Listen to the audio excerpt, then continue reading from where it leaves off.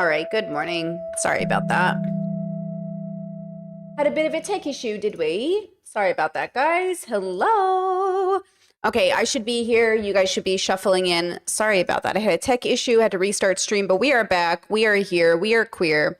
We're all the things that we love, you know. Hello. Hi. Okay, so today we've got a lineup of videos I'm very excited to go over with you today. I'm sure some of you heard the news about Bernie Sanders and people's reaction to that. Some of you requested the Tim Dillon interview. We'll get to that.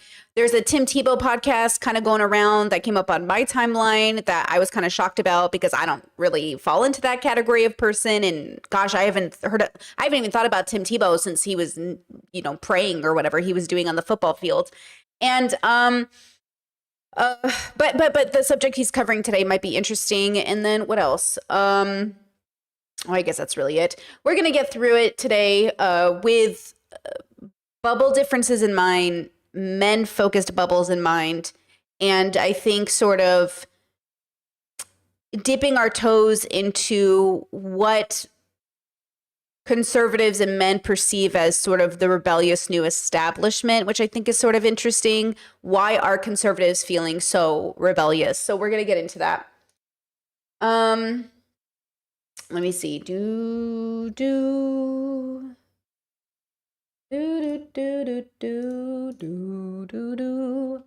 let me see. I've got to do this, don't I? Hold on. Give me a second. Just give me a freaky second. Da da da da da da da da. Oh yeah, and in case you guys did not hear, if you weren't here yesterday, this is officially going to be, everything on this channel will stay the same, but I've moved my podcast over to its own channel, so please go subscribe to the channel. I saw like over 100 of you subscribed, which I really appreciate. So come join us if you haven't already. Newest podcast up Monday will be up on this channel. I'm taking the advice from my elder YouTube peers who do suggest doing this. So I'm excited to hopefully grow my channel and expose it to more people, because I think doing philosophy through pop culture is desperately needed. And I would love to see more philosophical perspectives on these podcasts and collaboration channels and just general commentary channels. I saw a recent video with Adam, you know, I forget his last name, the blonde guy with glasses who used to have a series about like Adam exposes or Adam tells the truth. It's been so long since I've watched it, but I've been subscribing to his podcast lately because he's been having on really interesting guests. And one of the guests he just had on, I just watched the podcast this morning, was a philosophical look at fat phobia, which I desperately want to cover on my podcast channel because it was so good. And so I'm gonna cover that. I have a video coming out about that because it just, oh man, it really hit me so deep. It's why I love philosophy so much. It is what separates a philosophical perspective from sort of a political one. And she goes on to just talk about, you know, the moralization of the body, and regardless of its status, how even body neutrality is a judgment on body. And I was like, oh, like, love her. Yes.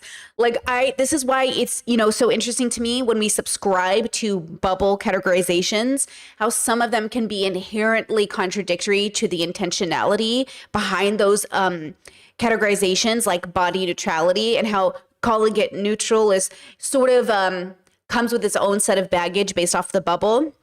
And so I'm really excited to sort of dive into those topics a lot more. I think the algorithm was getting confused though. And that's from my understanding what like FD Signifier and Michael Burns and all these people, like why they make so many channels, even Asmongold and all these people, like even the big streamers, like they all have like 7 or 6 channels because the algorithm punishes a channel.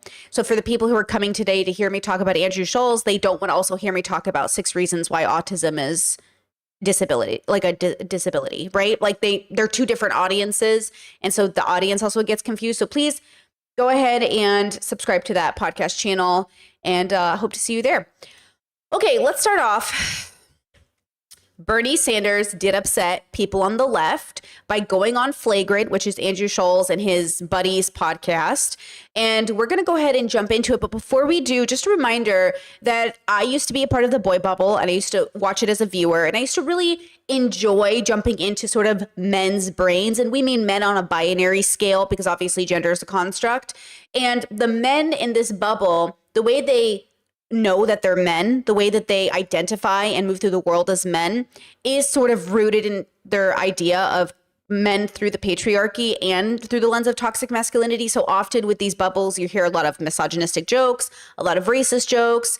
And Andrew is obviously somebody who's been under scrutiny for a while and has even recently been in the news for a lot of reasons in terms of his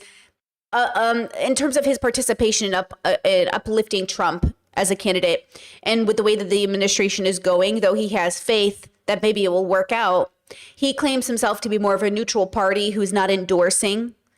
But, you know, what does that mean really at the end of the day? So he went on trigonometry. You guys know I don't like trigonometry as a channel. I think anyone who goes on trigonometry is a red flag.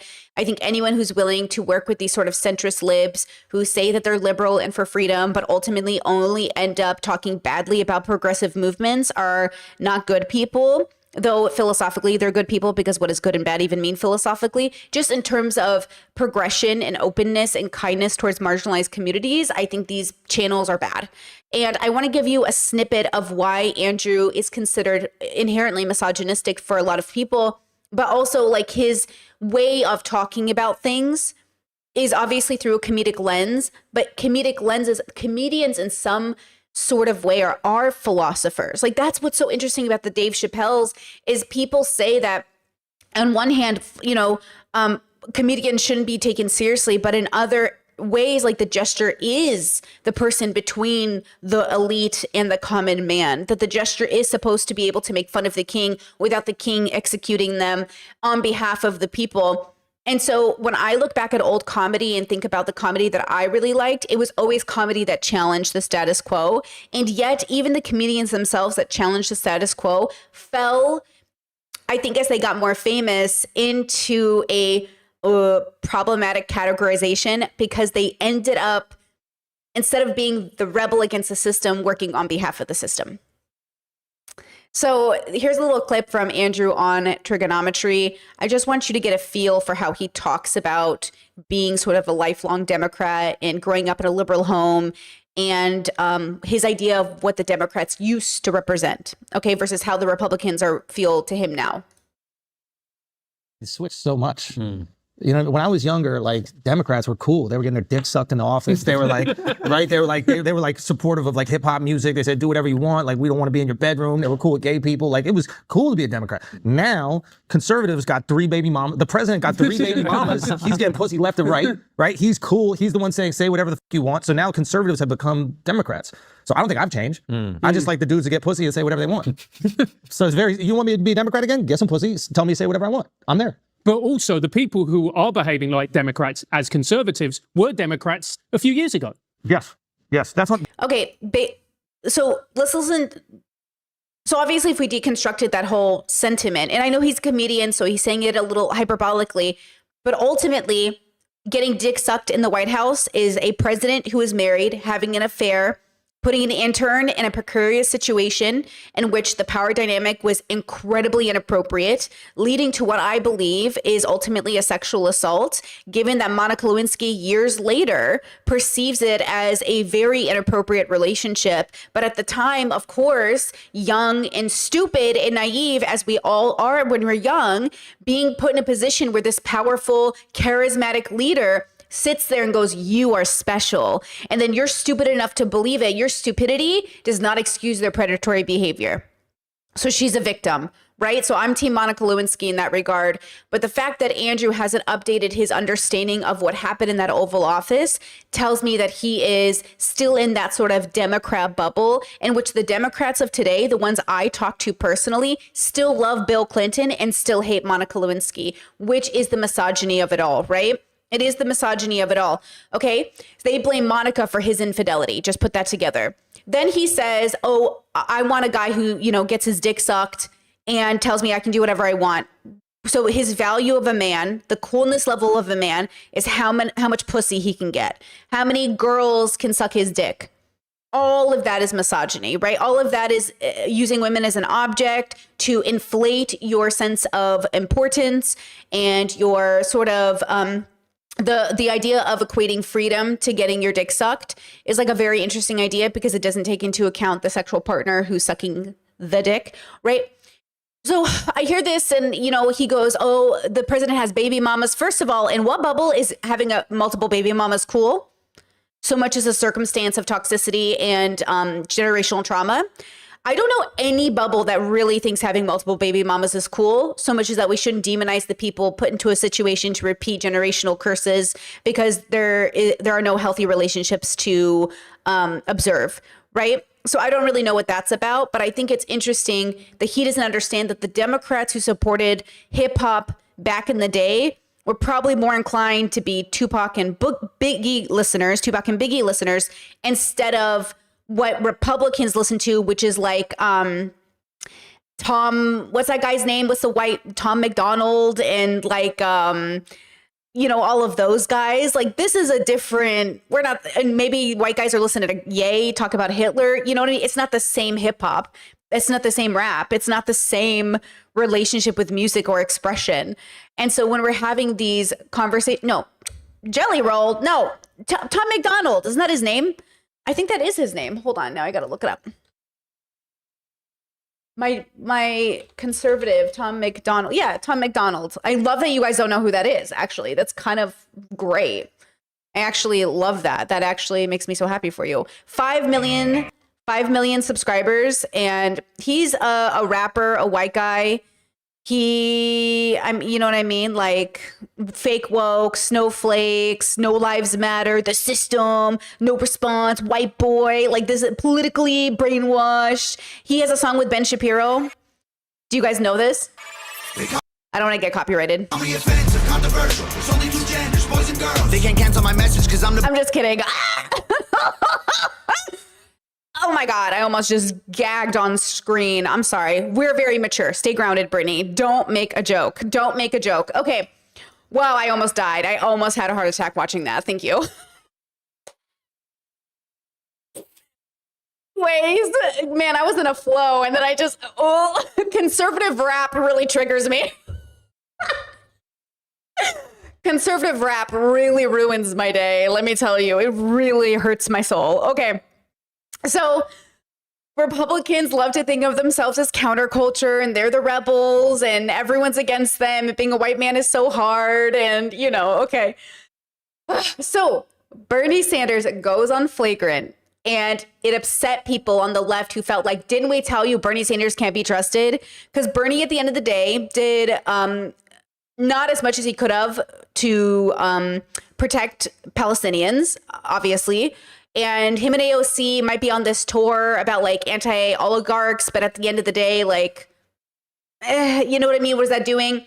And I also understand why people were critical of Hassan for talking to Bernie and AOC. And I also understand why Hassan, when playing the political game, is associating with those people. Because at the end of the day, again, politics isn't about truth. It's about winning. So Hassan wants to win. And I think that's fine. I do philosophy work because I want to know what the truth is. But I think these are different categories that tend to overlap. So everyone's critical for different reasons. Okay, let's watch this segment of Flagrant together. This is about 30 minutes in. I have to ask this. I'm sorry, I hate to interrupt you. We have a question we want to ask about what happened to you in 2016 with this Bernie Bros movement, where your followers are seeing they have a racism problem, a misogyny problem. Do you think that's a super PAC thing behind that? That was the Democratic establishment. That was the. Oh, wow. Okay. You know, that was just, they were sitting there. We had a lot of young people. We had people of color, and you know, they create this kind of myth with the help of the corporate media and all that stuff. You know, it's kind of interesting to that note is during this election, the podcast space, which the Democrats largely avoided, they feel had some influence in the election. And they started to label us the podcast bros and said that we were sexist and we were racist and bigoted. It's almost like it's the exact same strategy to get you out of there. Yeah, that's what the liberal elite China does. They run away. Look, again, I would hope that everybody who's watching the program is that we as a nation have got to end all forms of bigotry, right? Yes. That I start off as a basic assumption. Unless it's to your close friends, right? Yeah, whether it's racism or sexism, homophobia, or xenophobia, whatever it is. But, and liberal Democrats talk about that all the time. And then you get to what we call identity politics. Yeah. That you're black, you're wonderful, you're tremendous, you're gay, you're the greatest human being on earth. Yeah, yeah. And rather than say, what do you stand for? Exactly. You're gay, that's fine, who cares? Yeah, yeah. But what do you stand for? Yeah. Is every gay person brilliant and wonderful and great? No, of course not. Everybody's a human being. Yeah. So the issue is what you stand for, which gets you back to what we discussed earlier, class politics, in the Yes. sense of which side are you on? Are you going to stand? Chad said, what led to this? Why is Bernie mad at the left? Probably because they're critical of him. Like, they're just critical of him. At his rallies, like, Palestinian flags were being taken down. People were being silenced. He's not doing everything he can to protect Palestinians. You know what I mean? So, yeah, like, of course. Now, listen, Chad says, what's going on? I thought Bernie was more progressive. He was progressive for the time. For the time. This is what I've been screaming at people. George Carlin was progressive for the time. You're no longer progressive. Like, for the time, yes, you are like the most progressive person. You're not anymore. Joe Rogan was progressive for the time. And then as we get more actually progressive, actual liberation occurs, yeah, you become more conservative. The reason I say all Republican policy is bad and we shouldn't be negotiating with terrorists, i.e. Republicans, is because in the future, in a progressive dominant world, we'll be arguing with liberals and liberals will be the new conservatives. Because they are ultimately very much the white people who are like, it's cool if people are trans, but not my kids. Or I love black people. They're so smart, actually. Yeah, I don't want to hang out with you, bro. Ultimately, it's good compared to people lynching people in the streets, but it's not so good next to actually what we want for liberation. So yeah, Bernie was good, but outdated. People say Carlin is still relevant today. Carlin is not as relevant as you think he is through a progressive lens. He is absolutely, he runs into the same problem all white men do. They think they really figured it out. You didn't figure it out. You're stating the obvious and everyone thinks you're a genius. Like, no offense to Carlin, he also had his own faults in terms of how he criticized the system or people. And maybe that's for another podcast or another stream one day. Maybe that would be a good podcast for me to do. And I say this as a person who used to love Carlin. I used to love all of these men. As a woman who suffered from internalized masculinity or toxic masculinity most of her life, I tell you the way I would snort up all of these white men and their bubbles who talk about liberation in the system. I'm telling you, once you deconstruct it all, you realize like, oh, yeah, they don't really get it the way you think they get it, but it feels really good at the time. Okay, it does feel good. Christopher Hitchens, Dawkins, Bernie, all of them. It feels really good at the time until you realize like, oh, we got to deconstruct this. This isn't good enough. They stop. They reach the ceiling of their bubble pop and then they stop. They don't actually keep going. And so they miss a lot of why being marginalized, like in this situation when Bernie says, oh, the left, they just think all black people are so great. All gay people are so great. No one on the left believes that. That is not a talking point. That's a reality in any of our bubbles. That is not a thing that is happening. We absolutely are very critical of other gay, black, people of color, queer people. Like, we're very critical of each other. It makes no sense for Bernie Sanders to go on this podcast and pretend like leftists are sitting here uplifting black people simply because they're black or gay people simply because they're gay. That's not happening. That's happening in Democrat bubbles. Yeah, Pete Buttigieg, he's gay. Good enough. Harris, she's brown. Good enough. Yeah, it's happening in the Democrat bubbles, but it is not happening in the leftist bubbles. Okay, do not put that on us because we are very critical. Don't we always get the criticism of like being too judgmental of our own side? So no, we're not doing that. Maybe some Midwest Democrat is doing it, but that's why people were upset with like, see, this is why Bernie, at the end of the day, it's over. It's over in that sense. Like, he's not the person everyone wanted him to be 10 years ago, right? With working families, are you going to raise the minimum wage to a living wage or not? Are you going to fight to guarantee health care to all people or not? Are you going to demand that the wealthiest people start paying their fair share of taxes or not? Those are the issues. And no one cares what color you are, you know, what your gender is, et cetera, et cetera. Yes, nobody cares. Of course, nobody cares if you're gay, if you're black. When has America ever cared if you were gay or black? You guys, honestly, I don't agree. This is sarcasm. Do not clip me. Why would he say that? Why would he say that out loud? I'm sorry. I do feel like vowing to stop taking super PAC money is a great first step, but also being an honest politician. You put up a bill to stop the sale of weapons to Israel, and there's no amount of money AIPAC can spend to not get you reelected. And I feel if we had more honest politicians, then courageous ones. Yeah, you're raised. This is a very this is a good discussion. Why are you shocked? I'm shocked because I do a lot of media stuff. I don't ask you questions that are not often asked. This episode has been promoted by Walter O'Malley's Foundation. All right. It's a painful issue. I mean, because I deal with it every day in Washington. You're running for office. If you Also, good point. Chat says, I think people forget Bernie's also 82 years old. That's a good point. I mean, the man is old. You know, so even old people are going to struggle. I remember my favorite clip. If I can find it, I'll add it into this this segment because I'm going to clip this segment for everybody else who doesn't get to stream. And there's a hilarious clip of Hillary Clinton and Chelsea Clinton talking about trans people. And Chelsea said something and Hillary is so confused and she doesn't know how to react. And I just remember laughing at the difference of the generations because there was like an obvious clear divide. And this is why we look to the youth for progressive values, because the youth, they're in the know. Like the youth don't have the wisdom and discernment of the old, but the old don't have the freshness of the new. We need each other. We need to know how old people establish things, and we need young people to bring in the new ideas. Because young people, I'm getting into the old person bubble now, but like when I was younger, I know that I was ahead of the older people in my communities, and I'm still trying to be ahead of them now. But at the end of the day, the youth know something. They're sort of like a premonition of the next 10 years in a sense. Like they know what's going to happen. So again, like I think we have to work together, these two communities. But anyways, if I find that clip, I will share it because it is so funny. in your heart, understand what's going on in Gaza right now. And again, it's almost painful to talk about it. The United States is complicit in the starvation of children as we speak right this moment. Okay. Mass malnutrition, etc. And you say, that's wrong, man. And I'm not going to give Netanyahu another nickel, but I know that the day I say that, AIPAC is going to pour a huge amount of money. So what's the choice you have? The choice you have is, okay, they're going to throw a lot of money at me, but I'm going to make this a major campaign issue. Ooh. I ain't going to run away from it. Yeah. What do we stand for as a nation? And I'll tell you something, getting back to the Democratic Party. What the Democratic establishment people say, well, Gaza, yeah, it's an issue out there, but it's not the main issue. It's not the pocketbook issues, more important. Healthcare is more important. But you know what? I'll tell you this is my own view, is what people have a sense, consciously and unconsciously, if you are turning your back on starving children in Gaza, why the hell am I going to trust you on anything? It's a great point. Is that a fair point? I think it's a very fair point.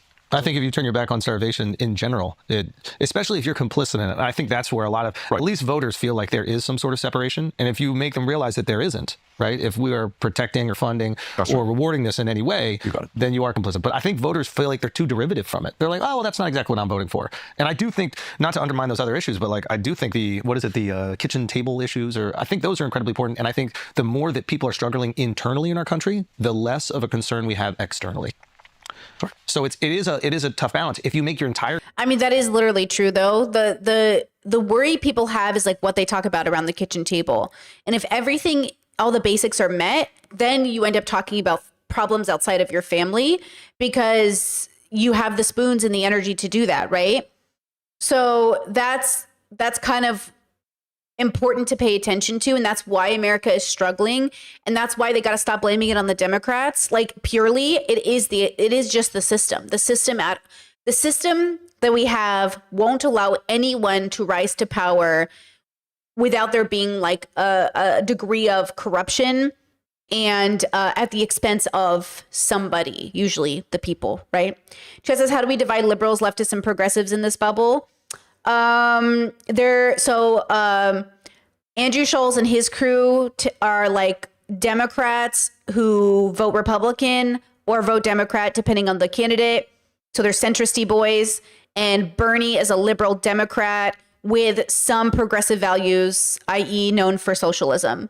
But nobody here is actually like a I don't know, like representing there's so many factions of the left, but nobody is more left than that at this table here today.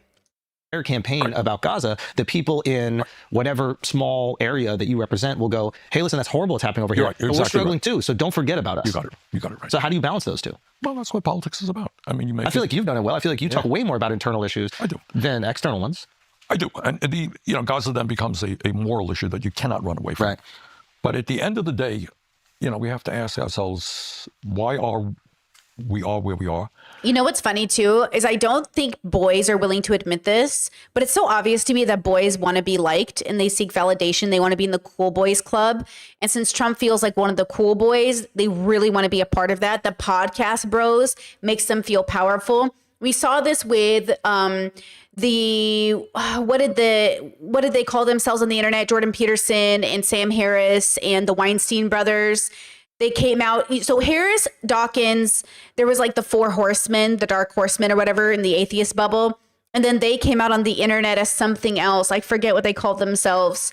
And now there's the podcast bros. So boys themselves, intellectual dark web. Thank you, chat. Intellectual dark web. And then Elon's like dark MAGA. Look, I'm only laughing because it's so human. But it's so human of them to deny that they're doing it, and they're not like nerdy boys who are all coming together like, we're the intellectual dark web, actually, So when we have these conversations, I think it'd be really great if the boys admitted that they also fall, they feel the pressure of wanting to be a part of the cool boys club, which is where the Theo Von stuff comes in. Even Philip DeFranco covered Theo, and I covered Theo too in the last podcast last week about Theo coming out, basically free Palestine.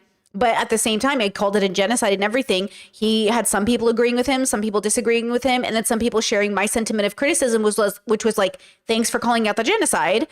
But also, why are you, doing opening acts for Trump, who wants to make it the Riviera of the Middle East? Why are you doing that then? And again, this is the battle that all of us have. You meet people, you see that they're cool, they're down to earth, you're getting along with them. There's a vibe, there's something wholesome happening. And then you realize, though, even though they have such a good, quote, personality, they're honestly enacting a lot of really horrible things at the expense of really innocent people, or just inappropriately at the expense of people. And so that's where we come to this complicated part of being a person. How do I know this person in such a beautiful way? And then I have to come to the realization that this person is also doing really horrible things, right? And it's a funny thing, I was talking to my staff when we were driving in today and reviewing, there was I think it was Pew, P-E-W, they do these polls? Yeah, they do things. And they asked the question, I may be a little bit wrong here, but they said they do it. They say, are you better off today than somebody in your situation, middle class, whatever you are, were 40 years ago? That's the question. Yeah. What do you think the answer was? This is an insane statistic. I've seen this research. They're like that people are making inflation adjusted the same wage that they were making 50 years ago. I don't mean that. I don't even mean statistically. I'm going Exactly, beyond emotionally. that. Are you better off than somebody? How do you feel? Do you think somebody in your condition was living better 40 years ago, or are you living better today? I think the average person would say no. That's right. That's an astonishing. All right, let's go through the economics of it, then we'll go through the broader issue. Economics. This is an amazing fact. And again, it's something that people don't talk about because you got a lot of the Republicans want to make change. It's almost always the wrong kind of change. And the Democrats want to maintain the status quo, which is unsustainable. Yeah. That's what the choices that people have. Yeah. All right. But sometimes if the status quo is horrible, any change looks better. And I think which is why Donald Trump is the president. That's what I think a lot of Democrats don't understand. Like, you've been very critical. We're lifelong, I can't speak for everybody, but like I grew up in New York City, I'm a lifelong Democrat, and we were very critical of the Democratic establishment. And it was through the lens of, hey, you're not addressing the concerns of the people. But if Andrew voted for Trump, then being a lifelong Democrat doesn't mean anything. And also being a lifelong Democrat is not a brag. Being a lifelong Republican is not a brag. Do you know what I'm saying? So for Andrew to say, my parents are liberal, I grew up Democrat. Yeah, but you picking Trump now doesn't matter. Just because the Democrats are doing badly doesn't mean you vote Trump. Just because the Democrats suck doesn't mean you vote Trump. And again, I'm not saying he voted for Trump because I haven't heard him explicitly say he has, but it's assumed that he did. If anyone has any proof that he literally says I voted for Trump, let me know. But I haven't heard it with my own ears, so I don't want to say that I have. But that's the assumption. because he had him on and all that stuff. He talks highly of the administration. That's the dilemma. That's the dilemma. Is like, okay, but how do you justify then voting for Trump just because the Democrats suck? People, and by doing that, we were framed in a way that I think, and we continue to be framed in a way I think it was very unfair. Oh, you don't know nothing about being framed. It's I don't feel sorry for you. I'm sorry. But it's just a refusal to look in the mirror. That's exactly And it. yeah. All right, here's a fact. This is an astounding fact. Nobody talks about it. And this is the other thing. More important. Chad said as he says he did. I'm sure he did. I can't speak as a Bernie. I am a public figure and I don't want to spread misinformation. But I assume he did somewhere say he voted for Trump. Let me look it up. Anything else is people want to say, do you know what is going on in my life? Yeah. And if you don't talk about that reality, no one's going to trust you at all. Yeah. Yeah. All right, fact. But let's call people Latinx, Bernie. That's right. That's right. That's the issue. All right. Over the last 52 years, I may be off a little bit here, but more or less I'm right. Over the last 52 years, there's been an explosion in technology, right? This stuff that we're looking at did not exist. Every worker in America is more productive, correct? Absolutely. Okay, computers, etc. How much have real inflation accounted for wages increased in that 52-year time? Obviously, with all of that worker productivity increasing, Nothing. He said in an interview with Variety that the comedian interviewing Trump was not an endorsement, and I don't believe in endorsing candidates. I'm a comedian, and I didn't want to go to the inauguration either. They were very kind to invite me, but it wasn't for me. Which is true. He said that on Trigonometry too, that he didn't want to go. But let's see.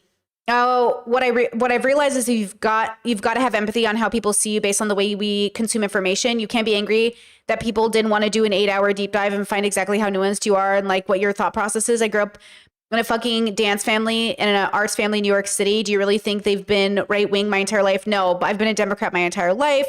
Charles says also does not believe that having Trump on his podcast impacted the election, although it wouldn't bother me if people thought it did. Not at all, but I don't think we did. I think America had the right to make up their mind. I think a lot of people assumed that the vote for Trump was because okay, this is so fucking like not true though. We know that influencers influence. I know that when I came out on my stream saying like I've registered to vote, I'm voting from Croatia. I know people in my audience told me, Brittany, I registered to vote. I signed up. You really inspired me to like vote this election season. So even me with absolutely very small YouTube audience was able to influence the few people in my audience to get out and vote. So for him to say that I don't think my podcast made a difference, well, that's a little that's, is like, it obviously did, my bro. Okay, let's see. I'm just trying to figure out, did he vote for Trump? Even though I do not do a political show, I've been very clear in my specials on podcasts that I believe and have believed for years. What is brewing in this country is an American fascist movement rooted in half in grievance and half in Jesus, enabled by tech oligarchs and an inundation of propaganda from many sources. Marin wrote at the time, I'm sorry, I'm skipping around this article just to find out who he voted for. Oh, Mac Marin. That's Mac Marin speaking on this. Okay. So this doesn't tell me where did he say he voted for Trump? I'm just trying to figure out, where did Andrew vote exactly for Trump? Not because I don't think he did. Again, I'm just trying to get my facts straight. Yeah, sorry, that was Mac Marin talking about that secondary quote about fascism. I was like, Andrew talking about fascism? I almost I did not prepare this part for stream today, so I'm going off the cuff here. But I was like confused. I was like, Andrew saying the F word? Wow. That's kind of amazing. Obviously he didn't. Okay, let's go back to this. Must be making a lot more money, right? Nothing. 0%. Zero. Yeah. In fact, there's an argument it's a little bit less in real housing costs, healthcare costs. Because TVs are cheaper, you think that you're living a more luxurious Right, but lifestyle. take a deep breath Yeah. about that fact. Yeah. What does it say? Meanwhile, during that same period of time, there was a massive, according to RAND Corporation, not a socialist organization, there was a massive transfer of wealth from the bottom 90% to the top 1%. But Bernie, surely they're paying taxes on all that new profits right. they're making, right? Right. Surely Right. But that is getting back to this important issue, which I kind of started, what is reality? So if you're the average worker out there, Yes, sir. you're seeing people on the top getting phenomenally rich, you're no better off. And by the way, the likelihood is your kid is going to be worse off than you are, right? Yeah. That's a tough reality. Why is that? Who the hell is even talking about? A, why is that? And B, what the hell do we do about And it? I think that was the appeal of Trump, is he appeared to be talking to us. Exactly. Whereas Democrats are kind of condescending and ignoring it. Right. Essentially, Democrats say, status quo is working okay. We're going to tinker around the edges, make a little bit of a change here. Trump says the whole It's goddamn horrible. system is broken. Yeah. But he said, I will fix it. Yeah. Well, his solutions will make it worse. But he at least acknowledged Yes. that the system is broken. Democrats often don't. They don't acknowledge. Honestly, sometimes all people need is for you to acknowledge and validate their feelings. And I don't know why people aren't getting this, except that sometimes we feel like it's not our job to do the emotional labor. But if you're a politician, you got to pay attention to these things. But people just want to feel validated. Every Nazi white supremacist who comes out of that bubble will tell you the only reason they got into it is somebody validated their feelings. Now, I'm not going to do that emotional work of validating some man who comes to me and says, because I'm white, I'm suffering. Like, girl, you can talk to a therapist about that, because I can't join you where you are in that regard. Now, if you come to me and say, I'm really struggling as a man and finding my place in the world, man, I can really feel that, but to say like, oh, as a white man, I'm struggling, like I have no way to relate to that personally. And I can't understand it. Like I can't process it as a reality for you, because I couldn't even imagine that to be true unless you're consuming very specific podcasts or news outlets, or reading certain things, or not doing your due diligence and research, or not looking at the statistics, right? So, wait, I lost my train of thought because I read chat. Chat, you're so beautiful and distracting.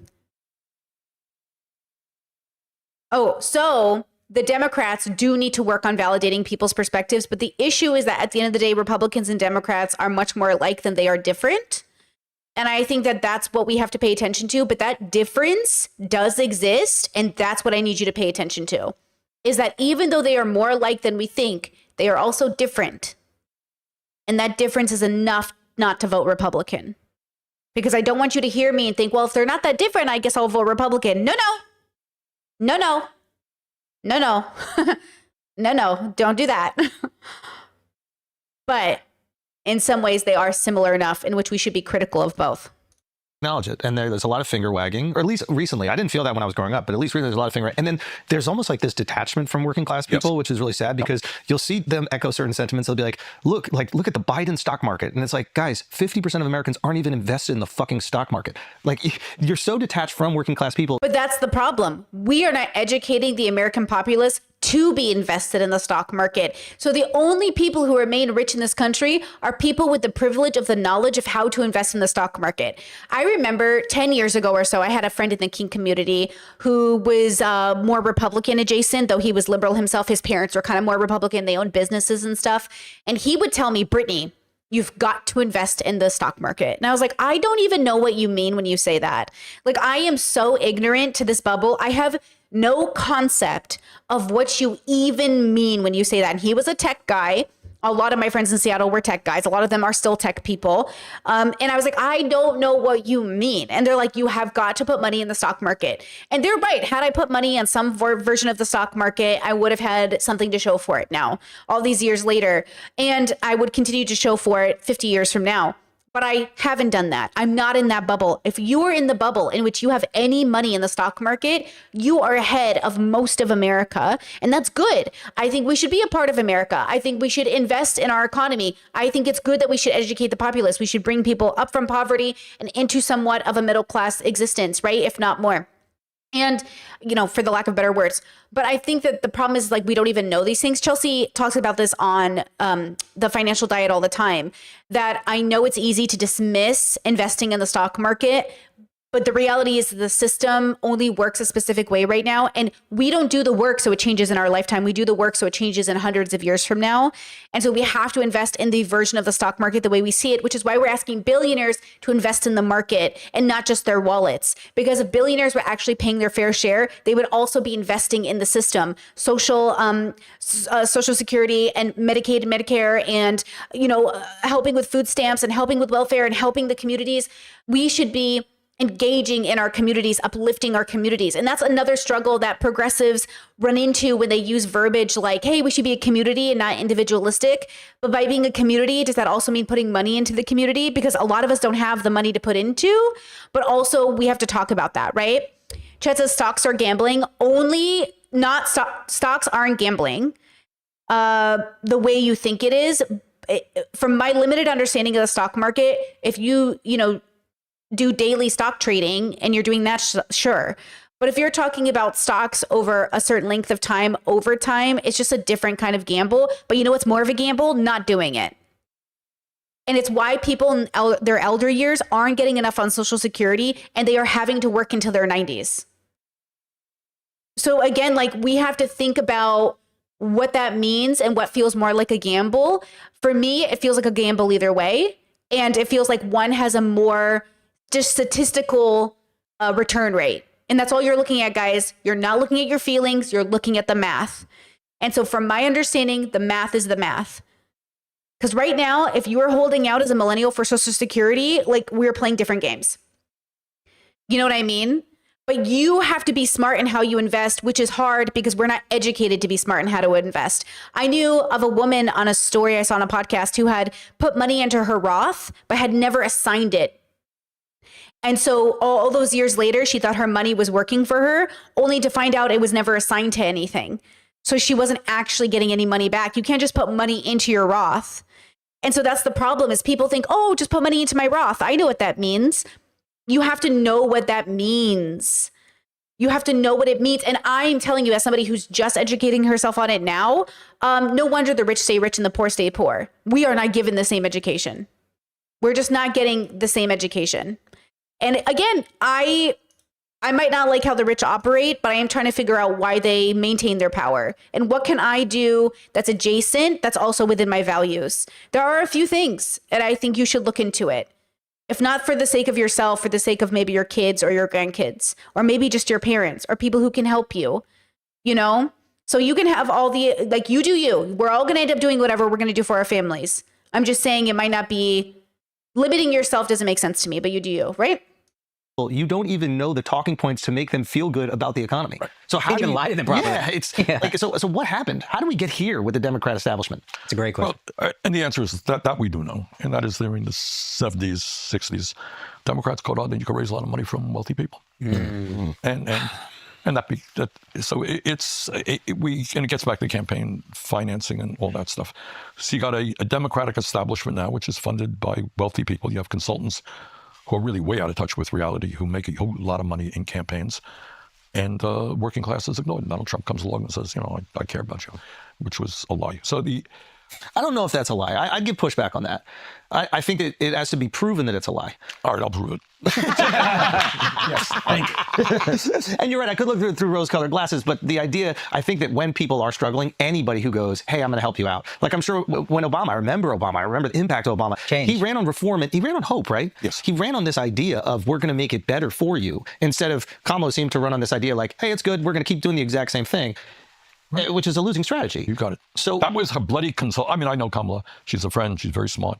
That was what her bloody consultants told her to say. I begged them. I'm just between you. why I mean, can't she push back? Like at a certain, like, That's right. You're right. Look, there's no argument. and this is the problem I think a lot of voters had is like they didn't even know if it was her. We didn't even know if Biden was president. We didn't even know if these were her talking points. And we felt that over the last 4 elections, Democrats, we felt that we didn't have a say on who could be president. We talk a lot about the Republicans being autocrats and oligarchs and taking over democracy, but from the Democrat perspective, and I'm a lifelong Democrat, I felt like the Democratic Party completely removed the democratic process from its.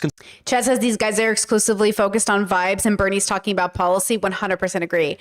That's why I showed that clip of Andrew on trigonometry talking about Democrats used to be cool. Now Republicans are cool and I just want to be cool. And I'm like, yeah, because you're not. Do you hear yourself? He just wants to be popular. He just wants to be in the popular kids club. The adult world is high school with money, y'all. High school with money and power. And he wants to be a part of the cool kids club. He doesn't want to be a nerd. He doesn't want to be in there in the corner with the weirdos. He wants to be in part of the cool kids club. And that's all he cares about. Constituents. And I think they need to have some accountability of that. No argument here. I donated for you. I mean, I wanted you to, like, 2016, I was like, this is going to happen. This guy's going to do it. And it felt like they stole it from me. And I'll be honest, it broke my heart when you supported them. Look, but you have, in the world that I live in, you got a choice.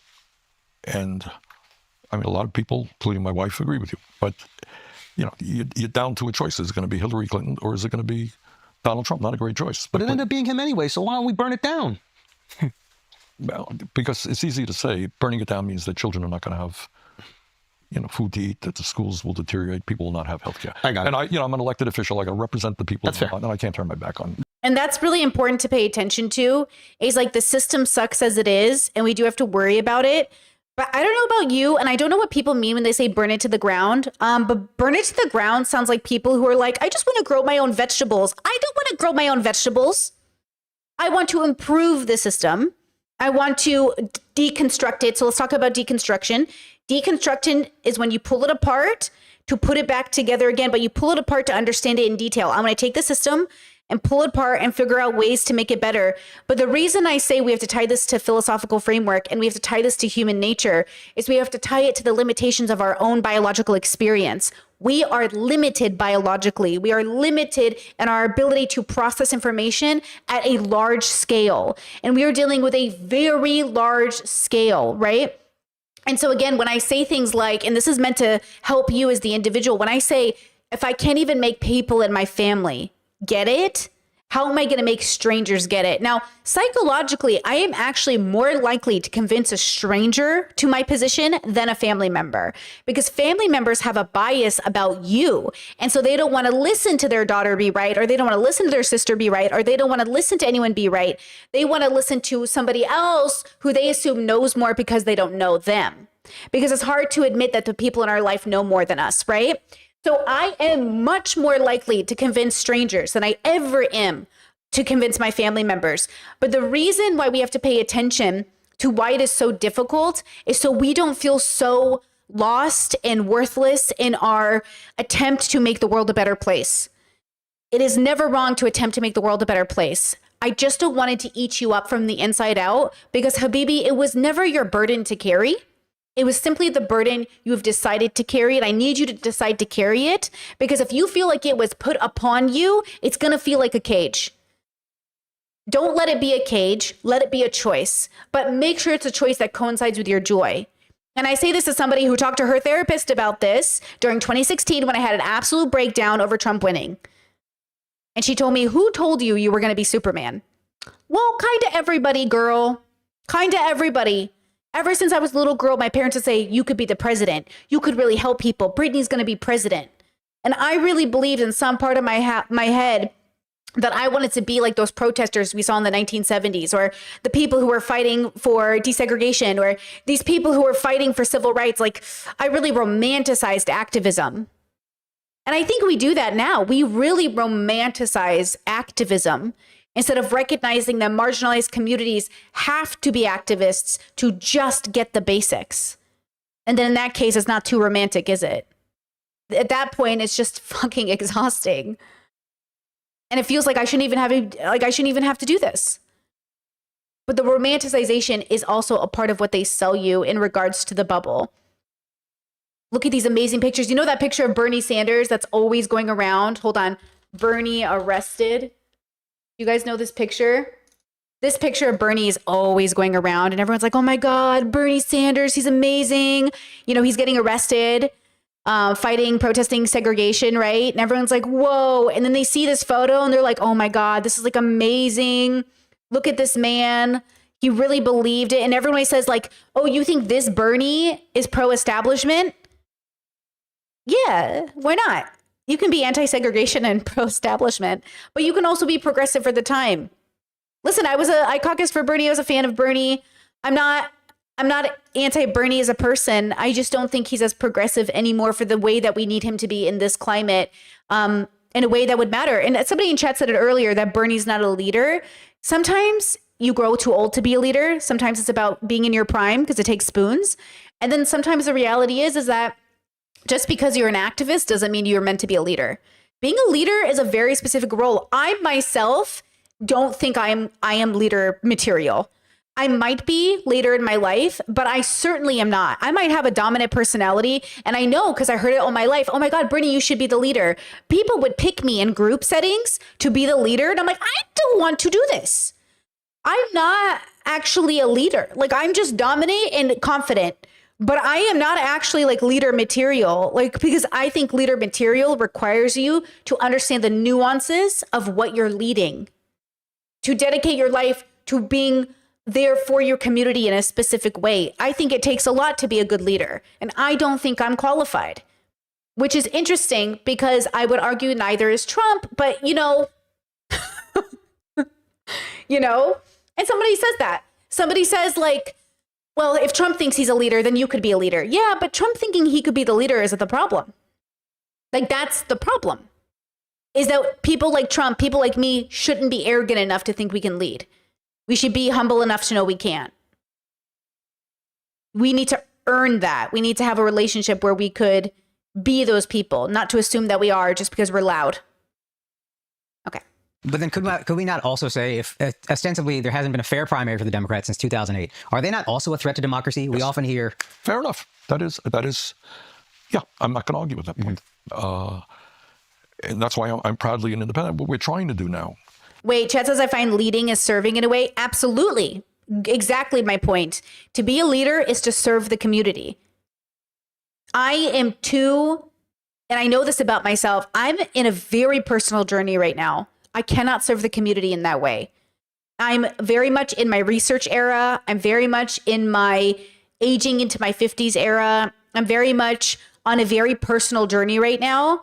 And you can't be on a personal journey and be a leader for a community, because when you're serving a community, there's a part of you that gets pushed to the side. And that's why you have to recognize that being a leader isn't about you. It's about the people you're leading. That's why it's a sacrifice.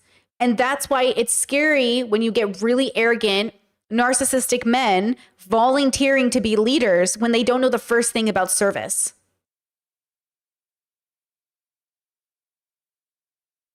And I will just reinforce the point both of you made.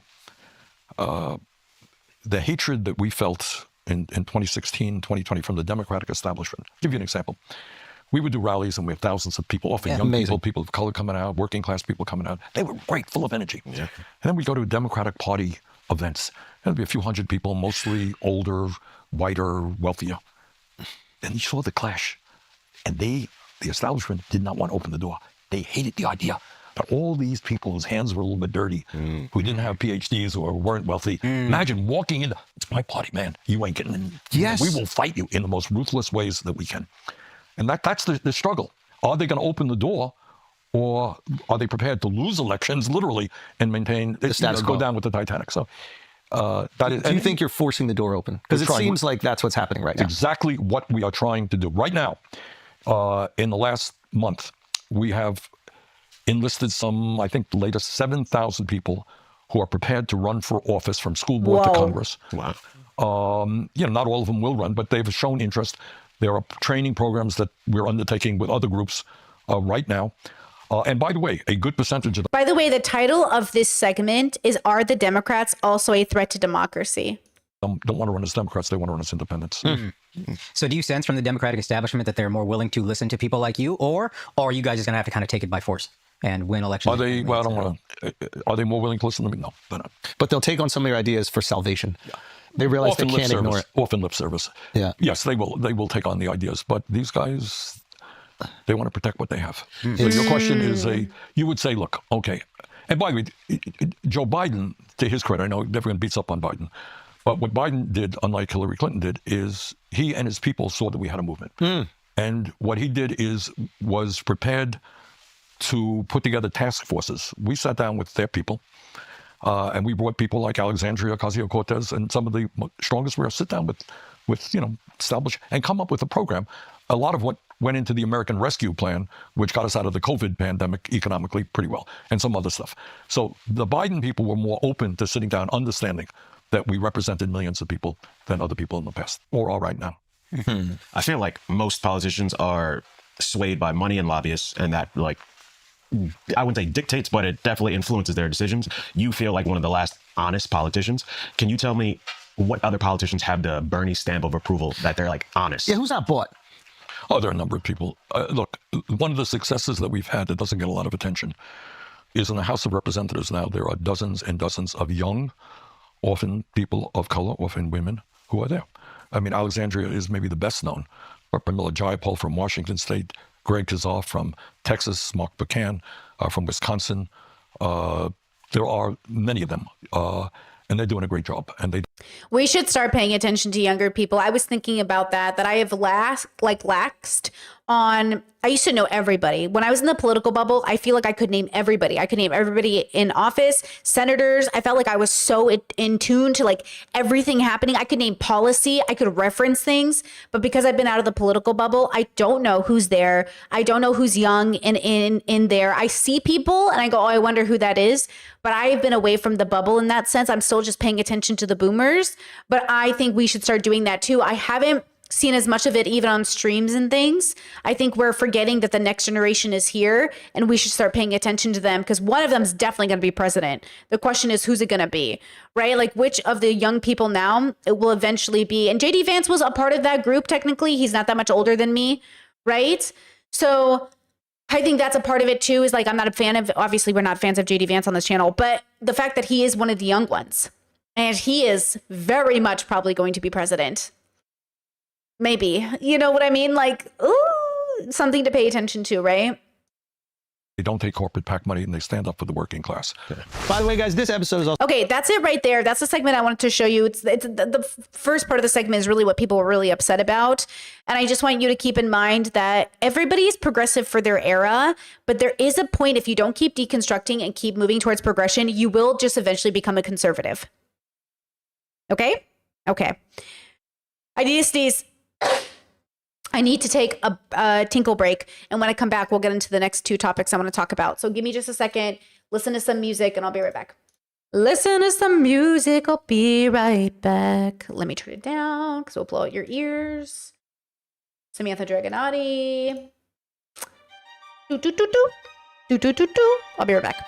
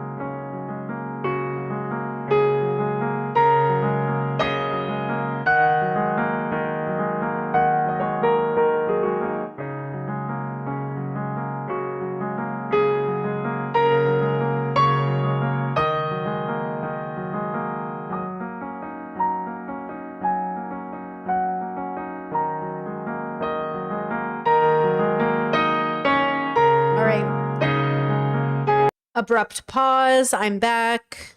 You're welcome. Okay. This is a crazy story, bro. Let me bring it up for us.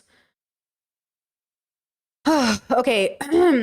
So Tim Tebow came across my feed on TikTok, and I don't know why, because like I said, have never really paid attention to the football bubble. And the last time I heard about Tim Tebow, he was going viral for kneeling. Okay. So it's been a very long time since he's even come up on my timeline, but he was on a podcast called Sean Ryan Show, and he's interviewed JD Vance and a bunch of mostly conservative people. So obviously it wouldn't come up on my timeline normally because I don't watch conservative media. But then the clip he showed really stood out to me about child exploitation and the number one offenders being biological fathers. And a lot of things really stood out to me about this conversation. And it actually kind of perfectly is time for the podcast. I have a podcast coming up about sort of breaking generational curses in relation to, you know, is it appropriate or not for fathers to change daughters' diapers? Because this is a very common conversation in a lot of traumatized bubbles. And it leads to a bigger conversation about men and if men are inherently predatory, which I do not personally believe, because I think gender is a construct. And I don't believe that men are biological predators. I think men are animals on a planet that have evolved over millions of years like the rest of us. And they are raised by culture and raised in patriarchy and raised in a system that makes them feel like they are better men when they are predators, even though they sit here and talk about, you know, how men are disgusting when they're predators. They also voted for one that ended up in the White House. So there's a cognitive dissonance that's happening between that word predator and what that looks like. So Tim Tebow came up on my timeline. Let's watch this segment here and just listen to the way he tells this story. And remember, he does it through the faith bubble because he's a Christian. And so the conversation is going to be a little weird in terms of language, but let's just listen and learn. See what we think about it. I love this conversation, man. So getting into what you're doing now, I mean, you are really kicking a lot of rocks over. How's the and volume, guys? Doing a lot of good things. And so what are some of the things that you're encountering? Well, I think our biggest heart as a ministry, as a foundation, as a team, like we call ourselves a family, is trying to go to dark places to bring light, trying to go to places of crisis, chaos, and conflict, and bring light to go to the hurting. We know that our God is near to the brokenhearted. So Scripture says, don't know exactly what that means, but I know if God's near to the brokenhearted, man, I want to be too. I want to be too. I want to be near and with the hurting so that we could share faith, hope, and love. We could protect them. We could defend them. We could stand up for them. And in this fight for the MVP, in this fight against trafficking and exploitation, it's, in my opinion, one of the greatest evils in the world, or maybe a better way to say it, one of the worst evils in the world. But specifically, our heart is to get to as many and leverage anything and everything we can so that they can get out of this evil. And as I mentioned earlier, you think that so much is done by all these groups and gangs, and yes, that does take place in a lot of areas.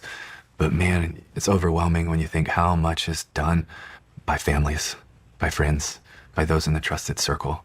And especially when we talk about the fight against child exploitation and child sexual abuse, it's off the charts of what is being done in the families. And you know what's I don't know if I want to say most disappointing, but maybe one of the most heartbreaking is, do you know the number one offender? Biological fathers. And it's not going to make your... So I just want to stop it there and say, as a person who grew up with the conservative bubble, if you guys are unaware of how he's using language, because it feels like chat is confused on the language bubble thing, it's just a bubble, guys. Most Christians talk like this. He's using, that's how, like, it's all just Christian bubble talk. It's kind of like, it's all very common. Nothing he's saying is that weird. So if you guys, it sounds like you guys are just not used to it or something, which is kind of interesting. As obviously I grew up Catholic. So it's like, yeah, he's just very basic right now. But if you're not used to it, it might sound a little weird. Remember that they give all their burdens to Christ. Remember that for them, everything is through the lens of the religion. Remember that everything for them when they're fighting on behalf of kids is to keep them away from the evil of the world. The word evil has a religious connotation in a lot of bubbles, otherworldly, metaphysical, connected to Satan, sin. So that's why I caution people to look at the word evil as sort of not a permanent state of being, but rather a relationship with self. One of the things that I really think is important here, though, and I think this is what's really fascinating, is that the conservative bubbles are finally having better conversations about how predatory behavior comes from within trusted circles, because that's what the problem is. That's what the problem has been all of my life, is that people kept saying it was the gays and the trans. It's your fathers. It's your brothers. It's your uncles. It's your teachers. It's your doctors. It's the people who see your kids every day that are more likely to harm your children. So as a queer person, I think I'm relieved that some of the conservative bubbles are finally having this conversation, because all of my life they refused to have it. You know, like all of my life they refused to have it, you know? Chet says, what is the attraction to child sex trafficking and abuse? Why is it always their issue? Because it haunts their life, because it haunts us, because conservatives, we know the stuff that happens in families. My whole life, I grew up knowing there were predators in the family. I knew at get-togethers which men not to talk to. Like, you have to remember, and I think this is the problem with some progressives or people who don't grow up religious. When you don't grow up truly religious and you see how people navigate, you don't understand that they're suffering like everybody else is. They're suffering from their own lack of deconstruction. Their kids are suffering because people don't want to talk about things. They're suffering because they don't actually want to do what's necessary for their kids by kicking people out of the family, because they are also burdened by the task of keeping the peace. How do you keep the peace and stop talking to your father? How do you keep the peace and stop talking to your brother? This is very hard for humans to conceptualize. And so I need you to be humbled in the face of billions of people's difficulty in a bubble.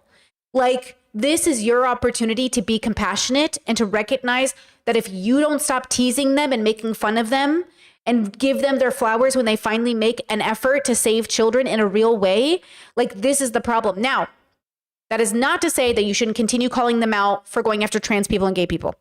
But the fact that for the first time, this is the first time in 36 years, I have heard conservatives actually start talking about family members, I'm going to say I'm pretty relieved. Now, again, there's a lot of problems with these bubbles. Remember that Tim Tebow told the story, we watched it on stream the other day, that his father was doing ministry work in a country in which Christianity was hidden, so they had to go underground. And he went underground with the ministry leaders only to find out they were sex trafficking girls.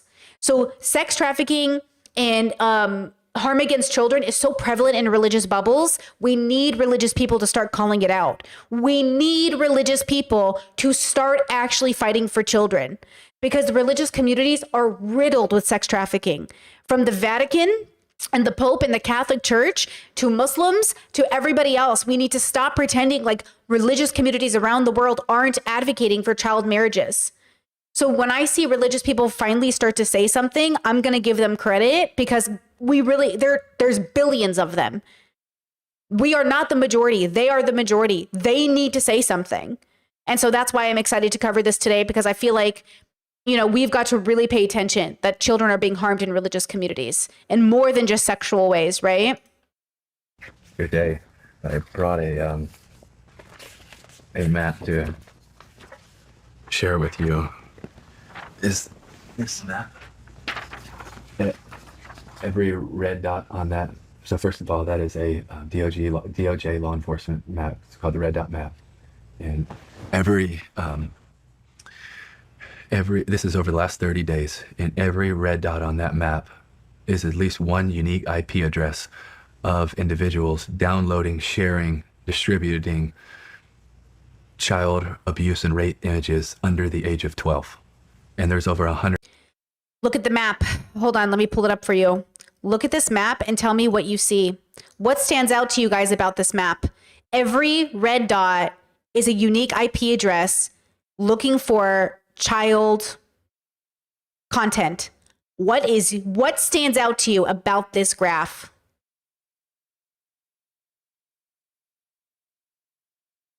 Because for me, it's not how many, it's where it's happening.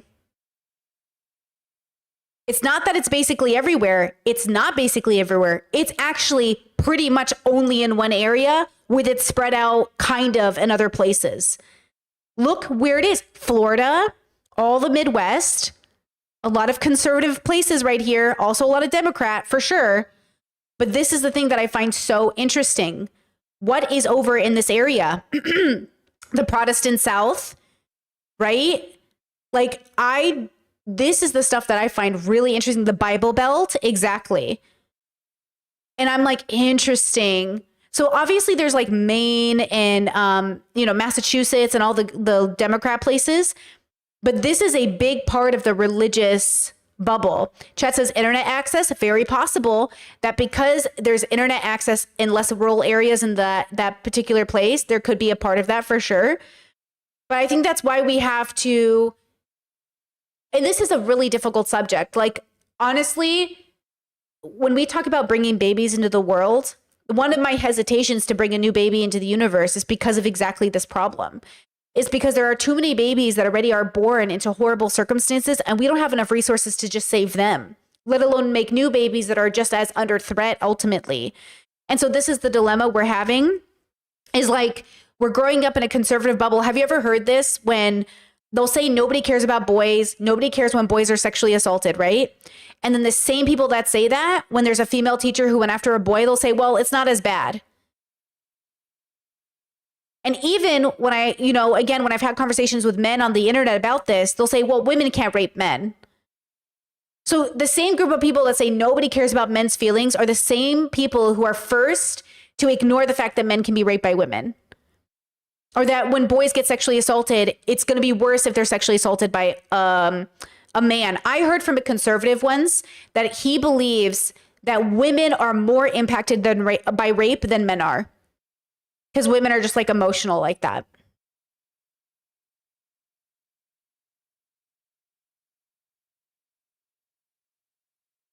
So there's so much at play there, right? There's so much at play there. But I think what's also important is to recognize, like, this is not a subject that can be fixed overnight or even fixed perfectly. And this is why I say sometimes breaking a generational curse is not having a kid at all. Oops, my lights went out again. I really got to figure out why that's happening. My bad. Sorry. Anyways. Okay. All right. 111,000 of them just in the US of the last 30 days. Wow. And I wanted to bring that because I think it brings to life so much of the evil that we're trying to face. And people will say, well, that's just over there and it's in those countries and it's all of those places. And it's not, Sean, it's right here in our backyard. It is right here. And out of everyone, and some people will say, okay, well they're just downloading and sharing it and distributing it, but they're not. 55 to 85% are also hands-on offenders. And your average offender has 13 victims in their lifetime. Whoa. 13 victims. Every one of those red dots is there's a boy or girl that is suffering on the other end of what they're sharing, downloading, or distributing. And I wanted to share that with you because I know that your heart breaks for them. And I think that map brings to life the evil that we're trying to fight. And it's why, one of our hearts is to get the Renewed Hope Act passed through Congress, because it takes the law enforcement officers right now and victim identification officers at C3, and they're amazing. Some of my favorite people in the world, but there's 7 of them right now at C3. There's how many? 7. 7 people to... Yes, and also ICACs are working on that. We love ICAC, and we need an... What is it called? Hold on, let's look it up and see if it's bad. C3, and they're amazing because it takes to fight, and it's why, one of our hearts is to get the Renewed Hope Act passed through Congress, because it takes the law enforcement officers right now and victim identification officers at C3, and they're amazing. Some of my favorite people in the world, but there's 7 of them right now at C3. There's how many? 7. 7 people to... Yes, and also ICACs are working on that. Renewed Hope Act is a piece of legislation designed to enhance the U.S. Department of Homeland Security's capabilities in combating child sexual exploitation and abuse. Specifically, it aims to better identify, rescue, and protect victims while bringing perpetrators to justice. Let me put it over here so I can read it straight. Hold on. This is a quick search, and I think this answer is just probably an AI result that's quickly given to me.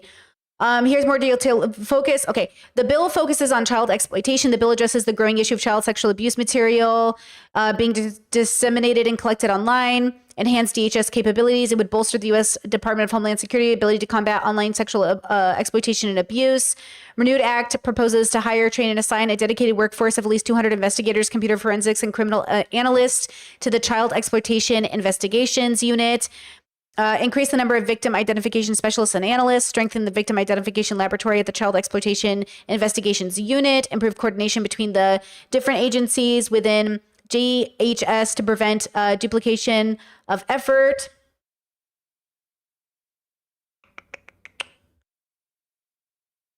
Okay, bipartisan group of lawmakers. Okay, is this the bill that everyone's talking about, my ban anime? Because of anime's fan service aspects? I'm not sure.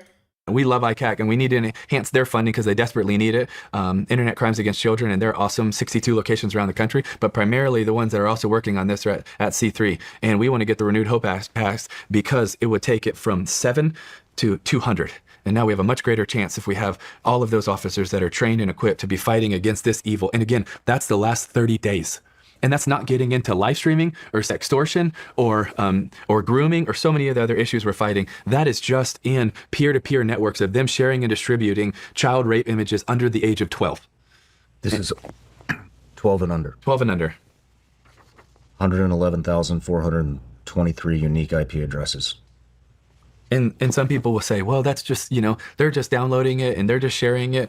And no, it's not just that easy. You have to go in, you have to download it, just, a peer-to-peer, and then you have to be able to download all of these images, and then you're sharing them. It's not like this just happens by accident. It's not like, oh, I just looked at a bad picture, and it's not like this is a photo of a baby in a bathtub. No, so many of these are brutal abuse of children. And when we go back to those 50,000 boys and girls that are... Yeah, so he's a football player, but he's also a Republican. He's spoken at the Republican National Convention in, I think, 2016. He is a Christian. He is pro-life. So he's all the other things that I have issues with in that sense. But at the same time, I think child exploitation is, a universal issue for everybody. And yet I do believe it is most prevalent in religious communities because religious communities are the majority of the world. And if the majority of the world says they believe in God, then a majority of God-believing people are hurting children. And so it is their job to get into their communities. They want to point fingers at all these secular communities, the gay communities, the trans communities. We're already working on, getting rid of our predators. And for the record, they do not even compare in numbers to yours. So y'all should work on that. But I think the issue is that we all agree that it's bad. The issue is that we're all defining it also differently. So if some religious communities are talking about marrying children, or in my own family, we have conservatives who talk about how gay people are predators, but won't talk about the child marriages we had in our own family. It's really difficult to have these conversations. It is. And I think that's the problem we're all having is like, we had child marriages in my family. And then we're all sitting there like, because there's a nuance to the fact that we knew these people and we knew they were like, I could tell you all the good things about these people who also ended up being married to children. And so we need to have like larger conversations about why child exploitation is dangerous and why people don't want to tackle it because they're afraid the people they love in their families will be picked on when they can't see them that way. Because they didn't harm a child in the way they're envisioning, they don't want to then put their family in that category. And the dilemma, and this is what I think is happening with rape as well, because people don't want to see sexual consent violation as adjacent to rape or even the cousin of rape in a way has consequences. And it's because their family and friends are committing those sexual assaults in a way that doesn't feel like what rape should feel like to people in quotation marks. And so I do think people have struggled to go after bad people because they're afraid the people they think are good are also going to get wrapped up in that. And that's the problem. And that's why you can't, in my opinion, I don't think systems help people the way you think. Systems are there to feed, clothe, and educate you and to give you resources. They're not there to make you a better person. I will never believe that the system could ever be reworked to make you a better person. I can only believe that a system can be there to encourage you to be a worse person. and that it is your job as an individual to ever attempt to be a better person. I do, just like, you can do group therapy at most, but most of us are doing individual therapy. So for me, when I think about making the world a better place, I don't think it's through systems. And it would be very hard to convince me, though I'm open-minded, of course. But it's hard for me to imagine that a system, and maybe that's the problem. Maybe the problem is that we keep thinking systems are going to be better. Systems are not going to make you better people morally. They're just going to give you the tools to maybe go on that journey. But they're going to give you the basics, as they should. And Republicans are afraid of systems giving you the basics because they do think they're there to change you morally, right? Chat says, do you think the education system can be reworked to promote good people? When I say good people, I don't mean helping old ladies across the road. I mean in the way that you see yourself on the planet in a philosophical sense, to ask yourself larger questions. Even in some of the greatest educational institutions, they are not really making people much better. Richard Dawkins and Jordan Peterson and all these people are very fucking educated and very fucking bigoted. So, you can rework the education system, but the system can't make an individual less bigoted. The individual still has to engage with the deconstruction. The system can only encourage, but it cannot make you. And so then it is up to the individual to be a less bigoted person. So, Are unknown in the ICSA database that we were talking about before. Out of those 57,000, over 3,000 of them were infants or toddlers. Oh, man. ugh. And so if you say what's on our heart, and these are boys and girls that can't fight for themselves. They can't defend themselves. And yet so many of us, myself for so long, did nothing to defend or stand up for them. And it is our heart that we would rally an army, and maybe we would even declare a national emergency to fight this evil. If this is happening in our backyard, and out of all those that have been rescued from, or out of all those that have been, safeguarded and rescued from Renewed Hope 1, 2, and 3, more than half of those boys and girls have been right here in the U.S. So we think it's over there, it's over there, it's over there. Which is true. Conservatives think it's over there, especially if you talk about brown versus white-skinned babies. Brown-skinned babies, obviously it's happening to them according to conservatives. White-skinned babies, oh no. There's a racism element to this, 100%. And that's the biggest dilemma. That is the biggest dilemma. It is about bigotry. Your bigotry is harming children. Your bigotry is allowing predators to stay in power. And then even the way you have empathy for children, there was a story out of Mexico, I don't know if you guys remember it, of a little girl panhandling on the street, white skin, blonde hair, blue eyes, and people thought she was a kidnapped white American. And so they rallied behind her to get her freed. She is Mexican born, Mexican little girl. But they only cared about the white girl with blonde hair and blue eyes. They wanted to get her off the street. All the other kids panhandling next to her didn't care about them.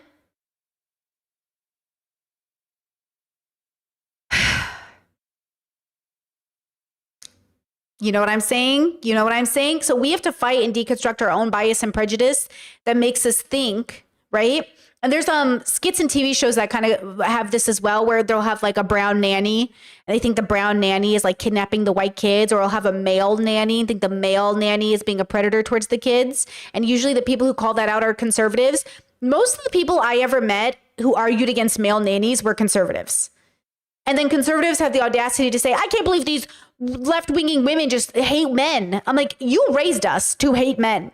You raised us with this idea that every single man was a predator, and then you're mad at us for being hesitant around men.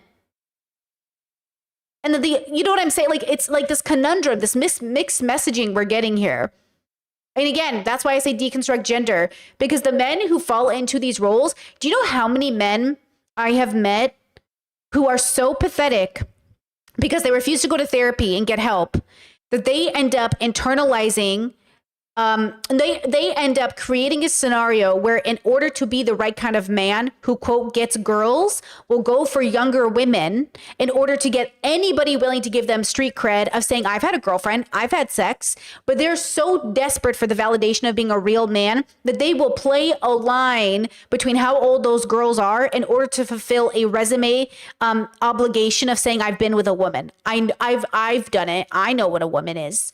And so we have to remember that the dilemma we're running into is that before you commit a crime or an immoral crime, you can go to therapy and get help.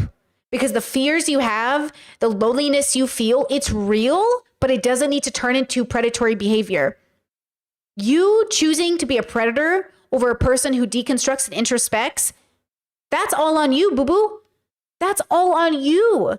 And you have resources. But see how toxic masculinity and patriarchy convinces you not to utilize those resources because therapy is for pussies and women and gays? So this patriarchy hurts everybody, but especially the people they claim to be fighting for, which is men. You make it so men would rather be predators than go to therapy. Good job, guys. No, yes, it is happening in other places, but it is happening in our country, right here, in our neighborhoods, in our backyards, in our families. And then we get into the fight against live streaming. And do you know the #1 payer of live stream rape of boys and girls around the world? U.S. U.S. Ugh. Not close. And in peer-to-peer sharing, we're third. China. That's crazy since China and India literally have so many other people than us. We're not even close to their population. They're literally like half the world. And America is the most. This is very important. This is the first time I've ever seen a conservative come out this hard against America in this regard. Because I am so impressed with Tim Tebow right now. And it's not, I'm not impressed by conservatives very often. Because this is the stuff I have never heard out of conservative mouths. Now, the question is, did he vote for Trump? The sexual assaulter Donald Trump. The man who hit women and has over 40 victims who have come out against Trump. And now I'm back to being disappointed. Russia, America. Man. Sorry, I do get... Wait, what did he say? Sharing, we're third. China, world. U.S. U.S. Okay. Not close. And in peer-to-peer sharing, we're third. China, Russia, America. Okay, China is #1. That makes sense. China is #1, Russia, us. Man. Sorry, I do get fired up about I it. do too, man. It's how are you combating this? Well, we're trying to do it in every area, in every way possible, whether that's with partnerships and nonprofits and law enforcement and rallying and task forces and legislation and lobbying, trying to get them to enhance the army per se in fighting this. And that's really what the Renewed Hope Act is for. But it's also getting the Renewed Hope operations more and more and more. And we're having more and more every day. But it's also, creating awareness. And I hate to use awareness because people say it all the time. And I don't want awareness for awareness' sake. I want people to be aware so we act to do something. I think we really have to change laws and legislation, and I believe there's a lot of people in Congress and in DC that want to change it, but we have to get it done. We have to protect these boys and girls, and I know we have to figure out budgets and balances and all these important things, but what does it matter if we figure out a budget but our boys and girls in our backyard are being raped and abused? Like, let's make the main thing the main thing. This should be a main thing. Like, this has to be a main thing. It's interesting. Chad says a lot of religious conservatives say porn addiction feeds the problem. What do you guys think? I hear it too a lot that no one's ready to have the conversation that porn is leading to abuse. I think the misuse and handling of porn will lead to people thinking fantasy is reality. They already do it now. I saw a TikTok that said, hey, just remember there are people who literally stalk and harass the actors who play roles and do things that in character that the audience is mad at. So they go and attack the actors for a character they play on TV. Humans are stupid. We're evolved animals over millions of years, and we are so fucking dumb. All of us, me too, you too. All of us are very stupid. We're so stupid that there is a part of our population that literally will attack actors for playing roles. Okay, we need to deconstruct ourselves. We need to examine ourselves. We need to be introspective, extrospective. We need to humble ourselves. We are the problem. That's why I say the world is a reflection of itself as a whole. You might think you're the exception, and maybe you are, but that's not saying much. So the world is a reflection of us as a whole. It's not the elites. It's not the minimal. It's not the minorities. It's not the trans. It's not the blacks. It's us, all of us. Pointing a finger at a specific group and blaming them for the world's problems is taking away the responsibility you had in the destruction of the planet. And we are all participants in the destruction of the planet. We have to be. You don't get to exist without impacting harm or without being harmful, okay? I had another thought, but I think it's lost me now. It is difficult. I fight this every day in my own personal family. I can't even get my relatives on board. It's very hard. People get very emotional. So again, I take a conservative stance about porn the way I feel about guns. I don't think guns kill people. I don't think porn hurts people. I think the way you use those tools can do those things. And I think they should be regulated. I think porn should be 18 plus. I think guns should be 18 plus. Heck, I'd even be open to moving it to 21 plus. But if we move it up to 21 plus, then we have to move a lot of things up to 21 plus. So you decide what you want to consider an adult, but you got to make it across the board. I don't really believe in like 18 is an adult and 21 is drinking. An adult is an adult is an adult. Make it all the same. Make it a specific age. Move forward. These are constructs. Let's pick a construct that makes sense. And so, for me, I think it's the tool and how you utilize the tool. And I think you should be aware of that. But this is the last 30 days, 111,423 unique IP addresses. I mean, how many kids does that amount to? It's hard to know. And by the way, this is only. Hold on. Chat says, Brittany, what do you think about the fact that conservatives making the argument that the reason why pedo stuff exists is due to the rise of porn in society? Mother Mary was a teenager. People love to go after Muslims for Muhammad having allegedly a 9-year-old wife. Okay. Religion literally is all about child marriage. I don't know what we're talking about here. Pedophilia is so rampant, y'all make saints out of it. So I don't know what we're talking about here. You think porn is they say prostitution's the oldest job, in the world, as a point to point that we just be fucking. I don't know why we keep pretending that humans have been fucking since day one. We're animals. Animals fuck things. They fuck couches. That's a J.D. Vance reference. Okay. They fuck animals. They fuck humans. They fuck babies. Animals. We're animals. We're gross. Humans are gross. And I don't know why everyone thinks they are exempt from being gross.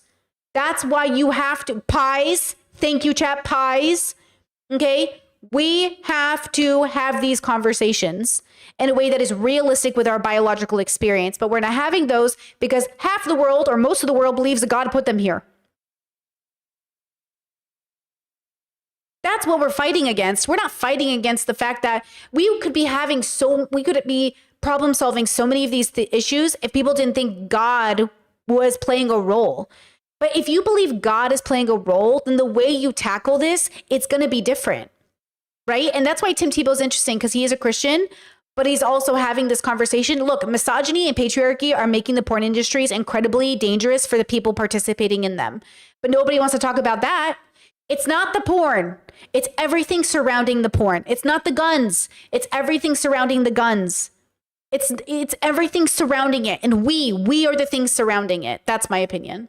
Only one database, and there are multiple databases, so it's not like this is all of them. But it's hard to know every life on the back end. But that's why we try to find as many studies and stats and databases to find it. But the clearest one we can go to is if you look at this, over 111,000, and then you know that 55 to 85% of these are hands-on offenders, and your average offender has 13. Now you add that up, 13 offenders in their life. How many boys and girls is that? So every time we take one of those offenders and we take them off the streets, how many boys and girls did we protect? How many boys and girls do we safeguard? One of the That's like it's a lot. over 1.5 million. It's a lot. And one of the Hold on. Chad says I'd still argue it's the guns. The country with the most guns has the most violence. If you're talking about America, our patients with schizophrenia have violent hallucinations, while other countries with patients with schizophrenia don't. It's the culture. America is a culture of violence. America is a culture of violence. We are a violent culture. We're so violent, our schizophrenics show up differently. That's how violent we are. I refuse to put that much responsibility on an inanimate object. I refuse, because it takes away the responsibility from the people using them. See how so when you blame guns, you're taking away people's responsibility in shooting and owning and in possessing that weapon. I refuse to take away the responsibility from the person pulling the trigger. And I feel like it's on them. I feel like it's on the system that makes them feel more manly by pointing that trigger or pointing that gun and shooting somebody. So for me, you know what I mean? Operations, one of the doors that got knocked down and men that got taken away actually led to 30 other children that he had been abusing. And I want to say this, and I think it's important. The number one offender type is biological fathers, but by far, it is being done by middle-aged Caucasian men. White men. White men. Take that, white men. White men. You know what I'm saying? I'm just saying this is the first time I've heard a Christian man call out white men and religious people and say, you are the problem. So, okay, Tebow. Thank you, Chad says, okay, Tebow. Do you know what I'm saying? He is calling it out. I have never heard a person in this bubble call it out. It's kind of crazy. So I'll give flowers where flowers are due because I've never heard somebody say that. They always blame everybody else. So major props. Many, over half of them, college graduates. Many of them are educated, good jobs. This isn't just who we're thinking about. Like they're technical savvy, and I think that it is time that we call them out. Like that, we can't stand by and stand back. Like we have to stand up and say, not only are we not doing our job as men, it's actually the opposite. Instead of being defenders and protectors of our families, we're hurting and abusing. We were in the office last week, and we were talking with someone that's amazing in this space, and we're going through a case to try to learn from this and do some more stuff. And the guy that has already been put away and convicted of his crime was abusing his 18-month-old and his 9-month-old. And I was sitting there and just horror, right? But then we're looking at what he was doing it on, and he was doing it on a Florida Gator blanket. And I was thinking, man, it's probably someone that was rooting for the Gators. Probably someone that maybe is a fan or likes the Gators, likes when I played. But no, this how personal this is. Maybe it's someone that's in the stadium watching us play, right? Like this isn't far off or far across around the world, because we always think, and even sometimes members of Congress will say to us, but we got to worry about our backyard. No, we're talking about our backyard. This is our backyard. This is right here. Mm-hmm. Like, somebody in chat said the call is coming from inside the house. He is really doing it. Like, I've never seen somebody stand up like this for the exploitation of children from this bubble, finally calling the bubble out. Because for years, it felt like progressives were trying to call out religious institutions and all these conservative bubbles that we were raised in. And everyone was saying, it's not us, it's the gays. It's not us, it's the trans. It's like, it's predators. It's predators regardless of how they look, but it's obviously so prevalent in these religious communities, these conservative communities. How many times is the Catholic Church going to pay out? Huh? How many times is the Catholic Church going to pay out before we start really pointing, but like taking accountability and really saying like, hey, it's you really got, the call is coming from inside the house, girl. I could tell you so many stories of our backyard in Jacksonville or in Florida or around our country of there's an operation last year that a task force, multidisciplinary task force came together in Jacksonville that were luring men that wanted to sleep with, I believe it was 8 and 13-year-olds, and lured them. And 27 men showed up and got arrested because they had the goal of sleeping with an 8-year-old or a 13-year-old. And so many of them work in places with kids. Yep. They one of them was a former professional athlete. That's what I came to realize is I grew up in a culture that praised people for working with kids. Cause working with children is like the most like beautiful thing you can do, except we forget, like, of course it's a great place for predators to be. And like, it's scary to think about that. It's scary to think about, I heard the youngest case of molestation, the umbilical cord was still attached.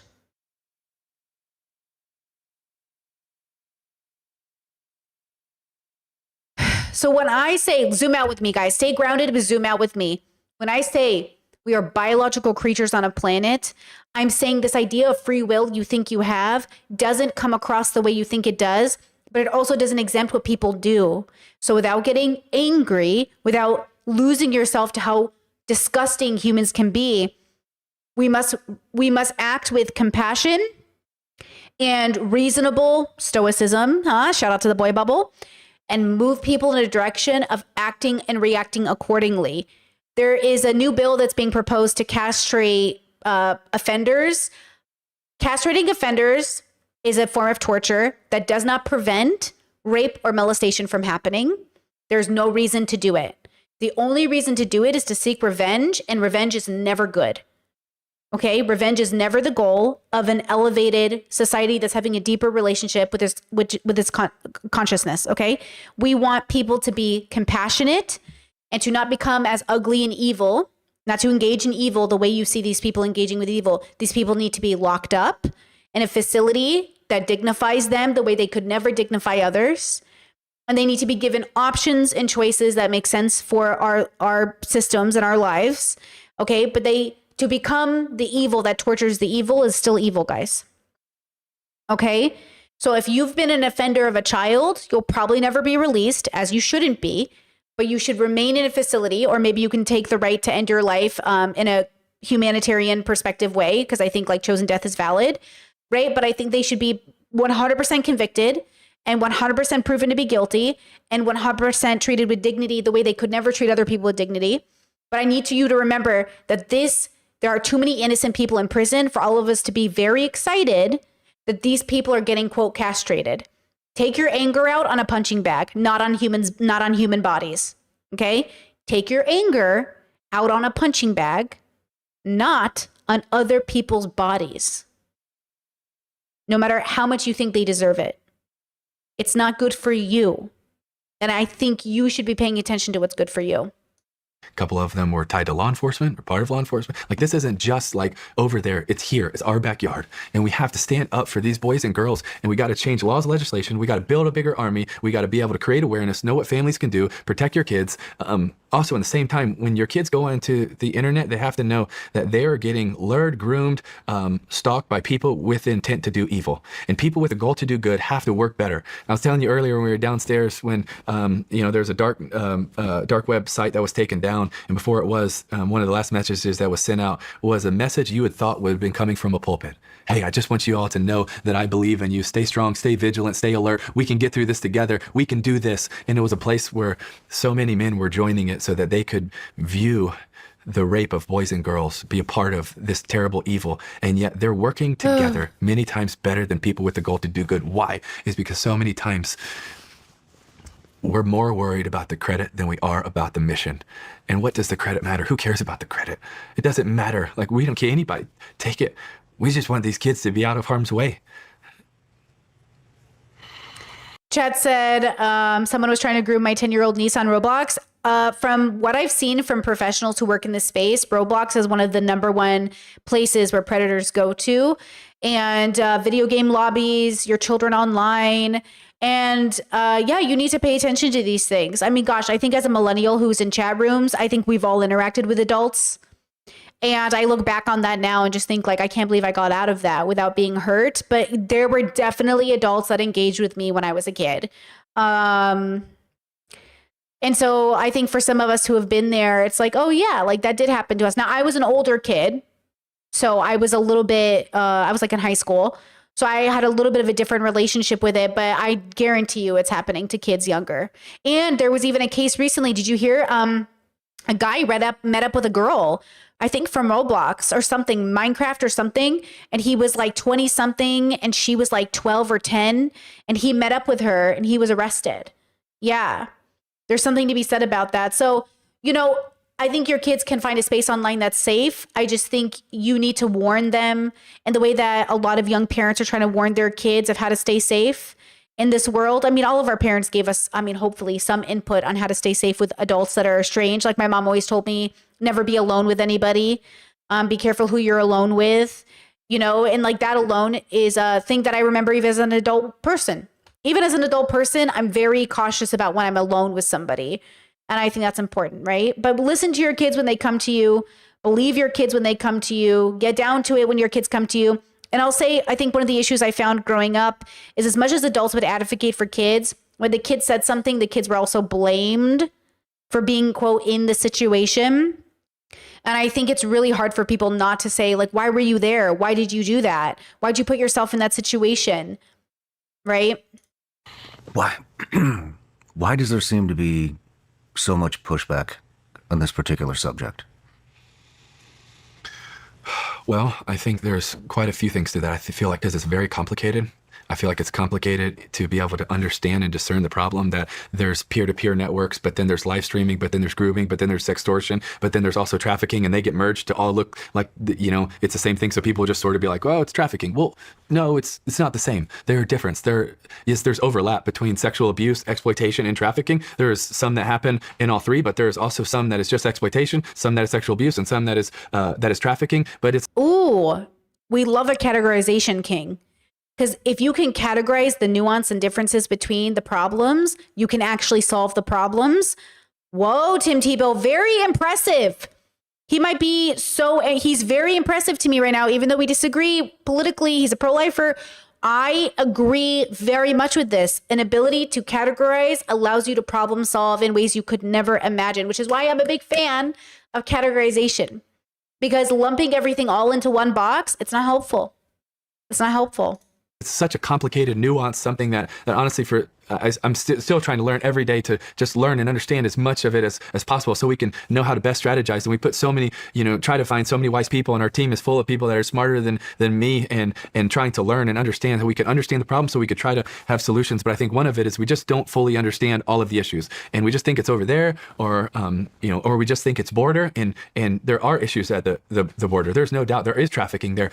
But one of the things that we have to understand is it's not just there on the border, it's not just overseas, it is here in our backyard. And we could go into that, but I think that's one of the bigger issues. It's nuance. It's hard to understand. It's hard to grasp. It's hard to figure out. Then you try to understand the why, and then and that's difficult. And I just think in other areas, maybe it's like, okay, selling drugs, this is it. And there's just little lanes that are maybe a little bit less nuanced. And this is very complicated, and it is. And honestly, there's even differencing of opinions on it. There's difference of approaches to it. But I feel like that's why we just have to get so many of the right players in the room, set out on a course, and fight together, not against each other, on the same team, and create strategies to defend our boys and girls here.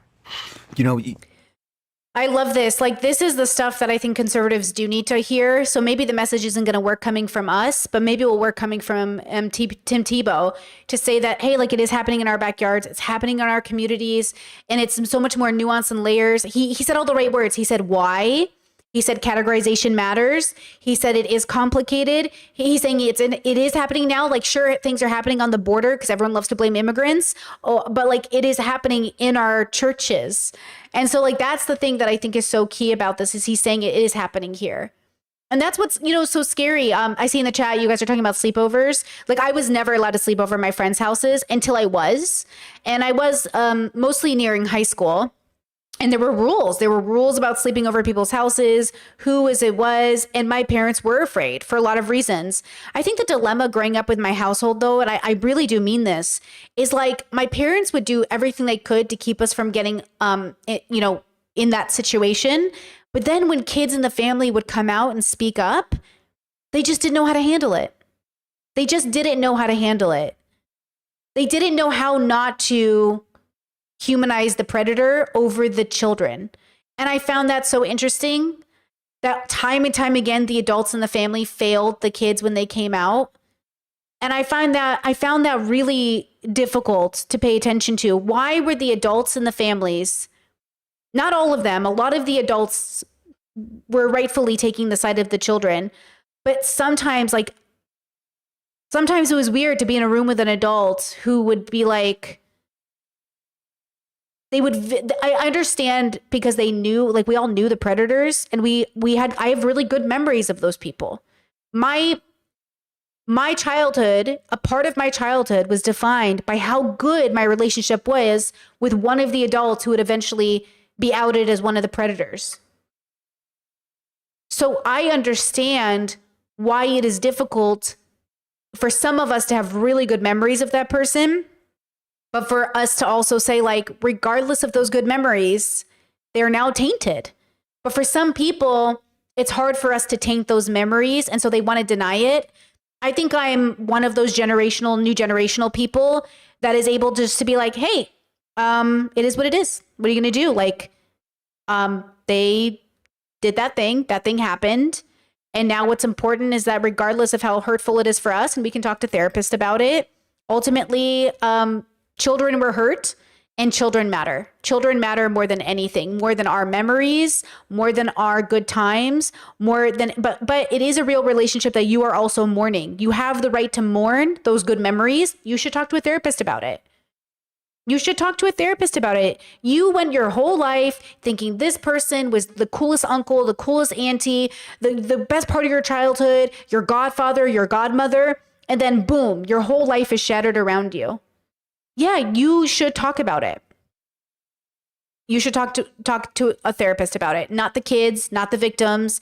You shouldn't talk about it in a way that harms those kids or those victims. You know what I mean? If they're adults now, like, and I think that's the dilemma. I think we're just having very human reactions and nobody has the tools to appropriately mourn their good memories, you know?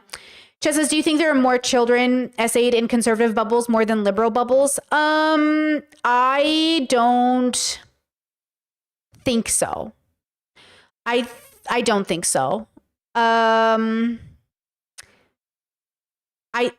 depends on how you look at it. I think that statistically, because most of the world is conservative, you would literally have that to be true. But I think liberals are also uplifting patriarchy and making excuses for sexual predatory behavior and might also talk a big game. But I don't think it's because somebody's conservative or somebody's liberal. I think it's because somebody hasn't deconstructed what consent looks like. So any bubble that isn't deconstructing or thinking about consent, that's what you have to think about. And this is why I say be careful of liberal men who talk about the value of women and the consent of women, because they are the ones who are violating consent but feel good about themselves. The good guy is a stereotype for a reason, right? So that's how I would look at it, right? I would say that it's statistically probably going to be more conservative, but that's just because of the population and how it works. But realistically, it's always a consent issue. How people have a relationship with the word consent. Right? And that's why I say what you call yourself doesn't matter. What matters is what you do when it counts. I don't care what you label yourself. I care what you do when it comes down to it. And when it comes down to it, if you are willing to violate someone's consent, that's really what you're now defined by. You know, I don't ever want, you to be defined by one thing in life, unless it's a violation of consent. And then we might have to identify you by that thing. Because that's kind of outweighs all the good you ever did, kind of does, even more than killing somebody. I would argue I could give you 10 million justifications for killing somebody and 0 justifications for rape or sexual assault. I could literally forgive somebody who killed somebody way faster and easier than somebody who raped somebody. Definitely. I could give you so many good reasons why you might have to kill somebody in self-defense over you never rape somebody in self-defense. Okay? So, yeah. Earlier, you had mentioned that you bring the subject up and they don't want to hear it. They don't want to hear it because it reminds them of their kids or whatever other bullshit excuse they have. I think it's important to, for lack of a better term, put some of this on display for people to hear. And you had mentioned a specific satanic cult that I'll let you finish it. Has to do with the story I was telling you earlier. Yeah. Yeah, that was just of a I am always a little hesitant when conservatives talk about satanic cults because I never really ever hear of a real satanic cult. It's always like something they made up. But there are cults out there that are sacrificing people and abusing people. So let's see what evidence this brings up. That was a story of a friend of ours that fights in this space maybe 3-4 weeks ago was telling us, and this is a story from Texas, and it was a 13-year-old girl that was being raped while someone would stand there and read the Bible to her. And then they would oh my God. Oh, so when he said satanic cult, he meant Bible satanic. rotate and somebody else would come in, read the Bible while she would be going through this horrible evil. And part of the reason that it was believed that they were doing this is so that the worst moment of her life would be associated with God's word. What? Well, that's just crazy. A cult is a cult is a cult. Amen, chat. A cult is a cult is a cult. And that's a lot of evil. Yeah. But you want to know like what these type of conversations and stuff are sharing too? You want to read something? It's interesting. So basically, because real Satanists don't really believe in like Satan or whatever. So that's kind of the irony. But I don't know though. I haven't really deep dived into the bubble, so I might misspeak. But what that is like torturing somebody. I've heard of like conversion therapy where they show you gay porn and then shock you. I don't know how true it is. I've just, heard things of like that happening. Some people do believe that like the association is what they're doing. So it's not that it's a satanic cult. It's just that it's a cult. I think we got to pay attention to the word cult here. That's really what's doing the heavy lifting. What is this? You have stuff for sharing too. You want to read something? It's okay to share those.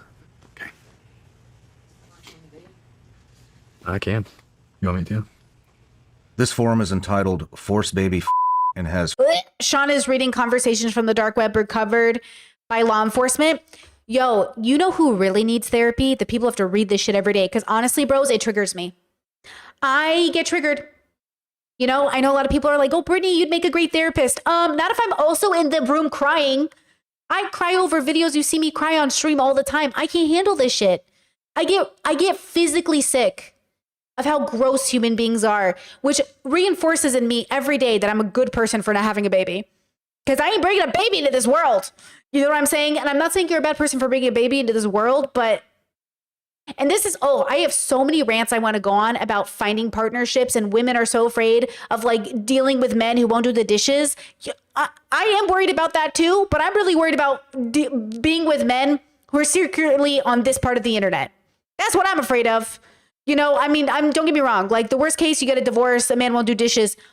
For me, this is the fear. Making a baby with somebody that's going to hurt that baby, the way I would see red, the way no amount of introspection would keep me from, ooh, girl. 50 members / contributors. The specific forum has been active for nearly 2 years. Offender 1, what are you into? Offender 2, mainly 5 to 9, but anything goes. Offender 3, I'm 60 and a very violent man. No isn't an option. Offender 4. Hello all. How are my fellow friends today? Offender 2. I have 20 terabytes. Oh my gosh. I have 20 terabytes of baby video new for 2023 vids available. DM me and I will give you a good price. Offender 3. So I do think there's no rehabilitation for these people. For the record, I am pro rehabilitation, but I don't think it's for these people. You're never coming out, girl.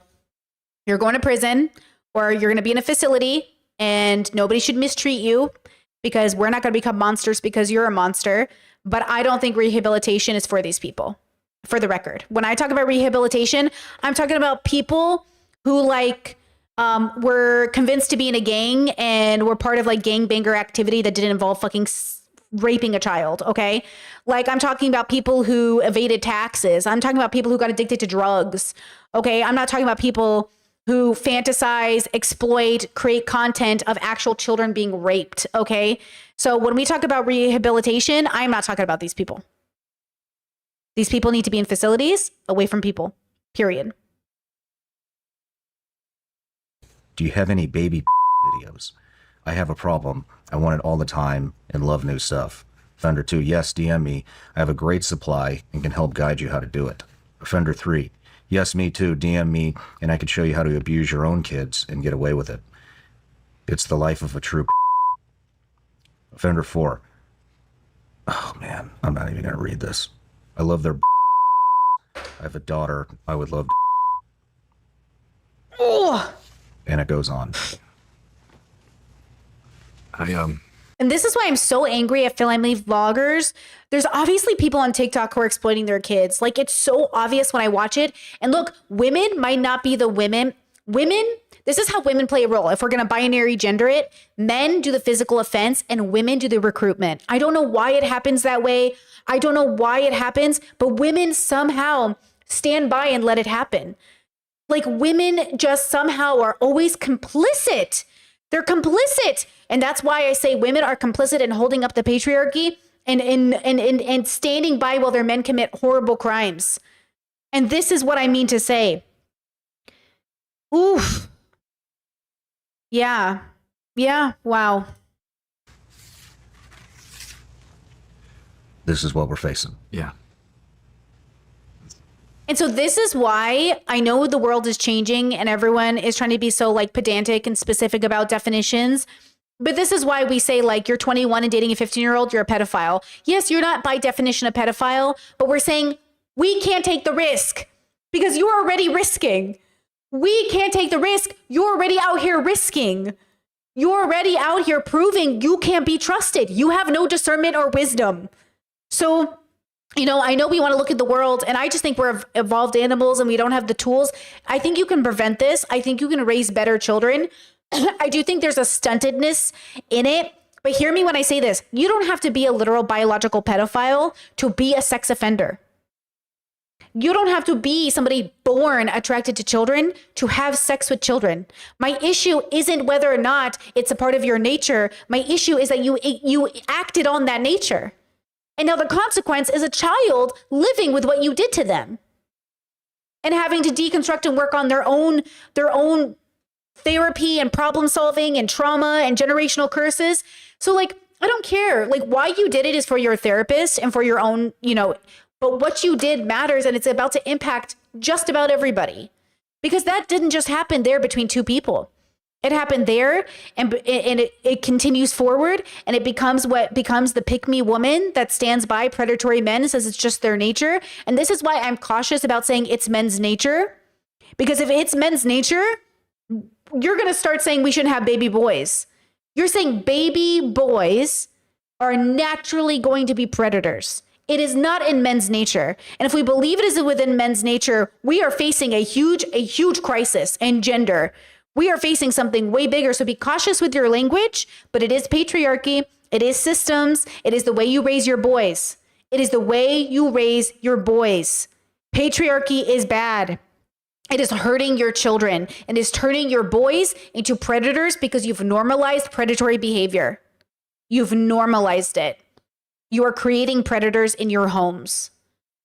I don't think they're naturally predatory. I think that's a very specific group of human beings who are having a biological experience where they're literally attracted to kids and have no choice.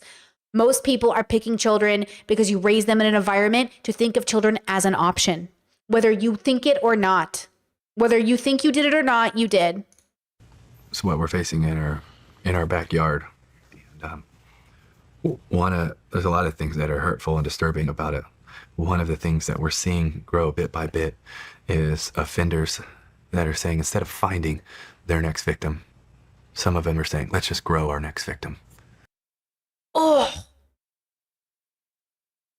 And when I say 90% of the population are bad parents, being a parent doesn't mean you're a good person or you care about your kids. Some people are becoming parents so they can predatorize those children. That's what I'm saying. I'm saying, excuse me for assuming your desire to have a child might not be good. If the number one predator seems to be biological fathers, then yeah, I might be a little eyebrow raised for anyone who says having a child is your greatest calling. I don't know about that. Meaning, have a child and grow them. Chad says, I wonder how many of these offenders were abused themselves. We got to break the cycle. Not as many as you think. They've already done studies on this. Not as many as you think. And that's the problem. There used to be an idea when I was being raised that predators were often victims, but it doesn't seem to be the case. And saying that a victim will be a predator is very dangerous because it makes people look at people who come out with their victimhood as potential predators when there's no data to back that up.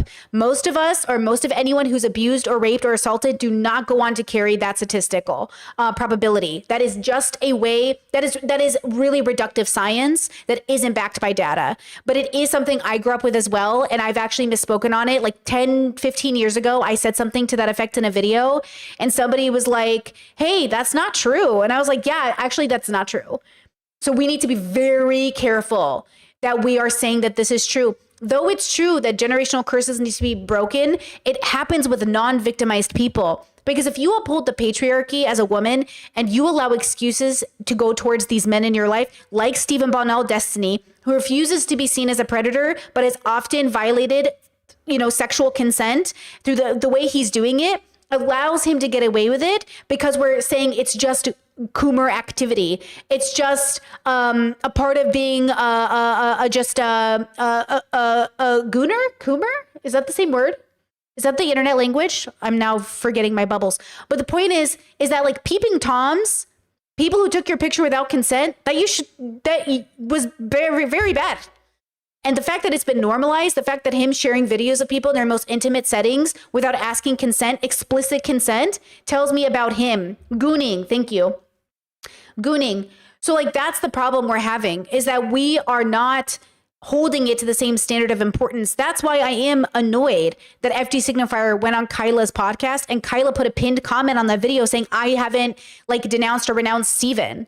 And I'm like, well, you kind of have to. Like family, friends, brothers, sisters, parents, are we kidding? Yeah, we have to be able to say with our chest, like, these people are unsafe. They're not safe. They're not safe. And the fact that you're sitting here being like, he's just a guy who was confused and his childhood trauma gone the way. We understand he was traumatized as a child. That doesn't justify him continuing to hurt somebody. And that's why you have to break the generational curse. You break the generational curse by not doing it, not by making excuses for why it happened. You don't make an excuse for why it happened. You explain why it happened and you're still responsible for doing what you did. Period. So it doesn't matter what happened to you. What matters is that you still continued the cycle. What does matter in therapy is what happened to you. So you can break the cycle within yourself, but you still need to be accountable for the people you hurt because you didn't break that cycle soon enough. And what we can do when we create preventative care is getting to children as quick as possible, getting to adults as quick as possible, okay, before they commit those crimes or those offenses. And yes, children on children crime is happening. And it's happening because they're being raised by bad people, bad parents, neglectful families. Yes, we've seen it. We've seen children abuse other children. I'm talking 7-year-olds, 3-year-olds and 7-year-olds. I'm talking about people, and it's because they saw something, they weren't regulated, they're not being raised in homes with attentive parents, and parents are being neglectful. But those children, okay, they need a lot of intervention. Even a child is not innocent because it's 7. It's innocent in a cognitive way, but it's not innocent in the crimes they've committed because those other children have the memory of it happening. So though we can be compassionate and recognize that they're kids hurting kids, one of the kids now has to live with the memory of what another kid did. So that kid, unless there's intervention, that kid will grow up and continue this behavior thinking it's perfectly fine because nobody intervention? Nobody made an intervention. You know what I'm trying to say. And so again, I've seen it. I know the stories. I'm related to a lot of people. My family's very, very big. There's lots of stories and all of it could have been prevented, but none of the parents wanted to make the effort, right? Intervened. Thank you guys. Intervened. And that's the dilemma with conservative bubbles as a whole, is they refuse to actually get to the bottom of the problem and they just blame the porn. The porn can be a contributing factor, but it cannot be the reason. The actual reason. It might be the reason for some people, but it's not the reason for as many people as is offending, right?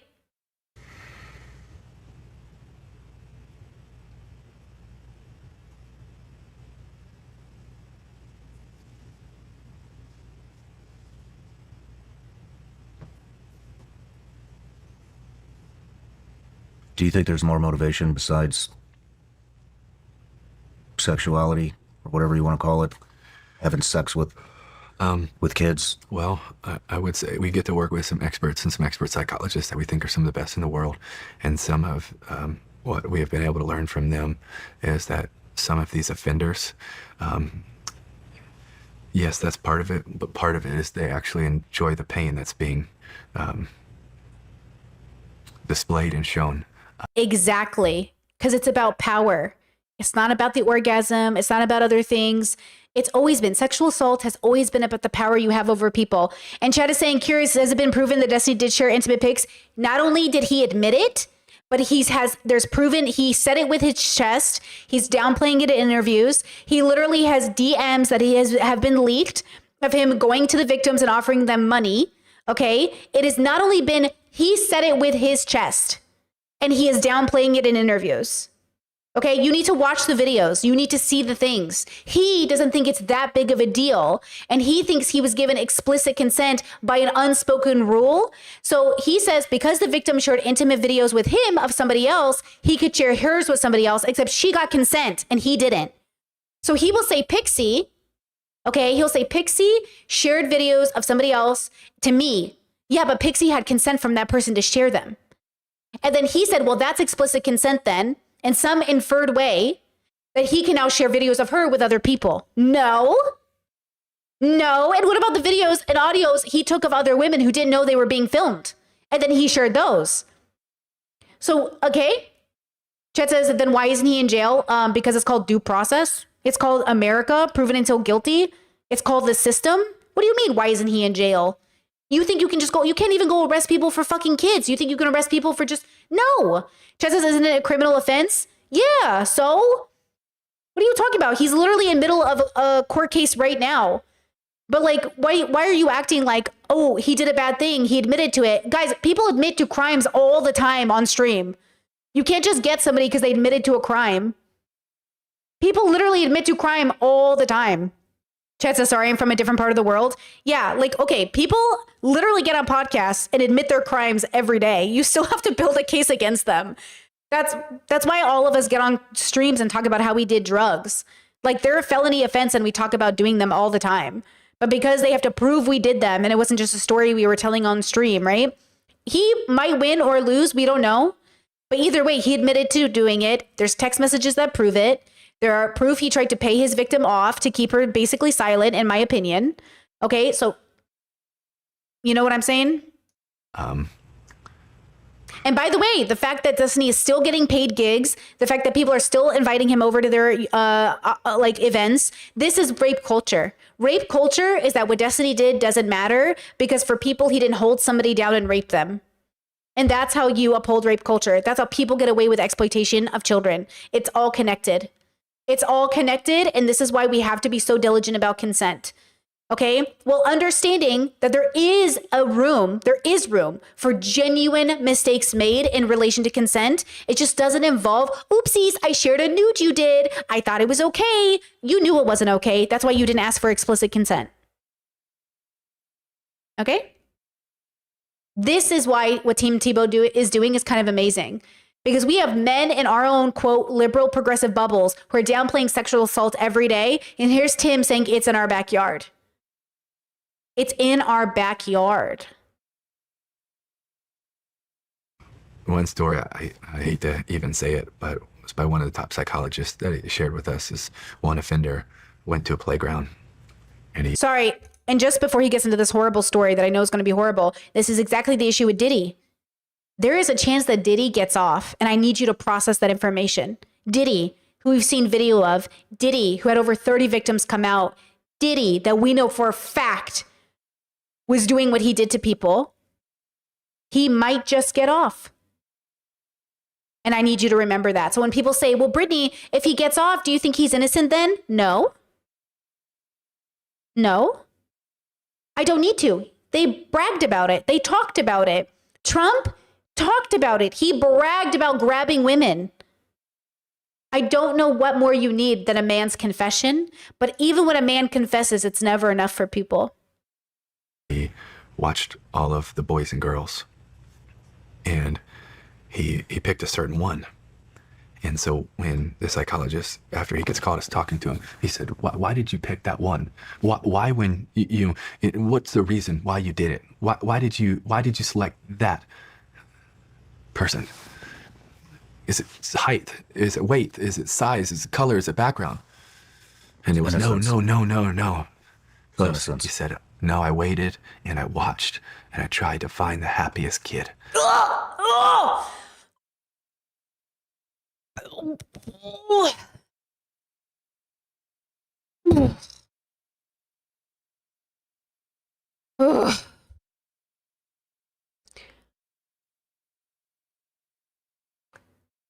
Oh, let's take a break. Okay, Chad says, kind of scary thinking about it. Didn't you spend space with him? Didn't you look back in those moments with terror?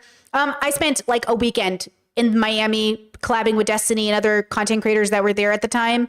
Honestly, I didn't feel fear because I didn't know, like none of us knew that he was doing these things, but I did feel a moment of fear when the rumor on the internet started that he might have been filming people in the bathroom. And I was like, oh my God, I used his bathroom. And yeah, a part of me was like, because like we were never intimate. We were purely professional. I did not go to I was going to Miami already engaged. Like anytime I met any of those YouTubers, I was already in a relationship.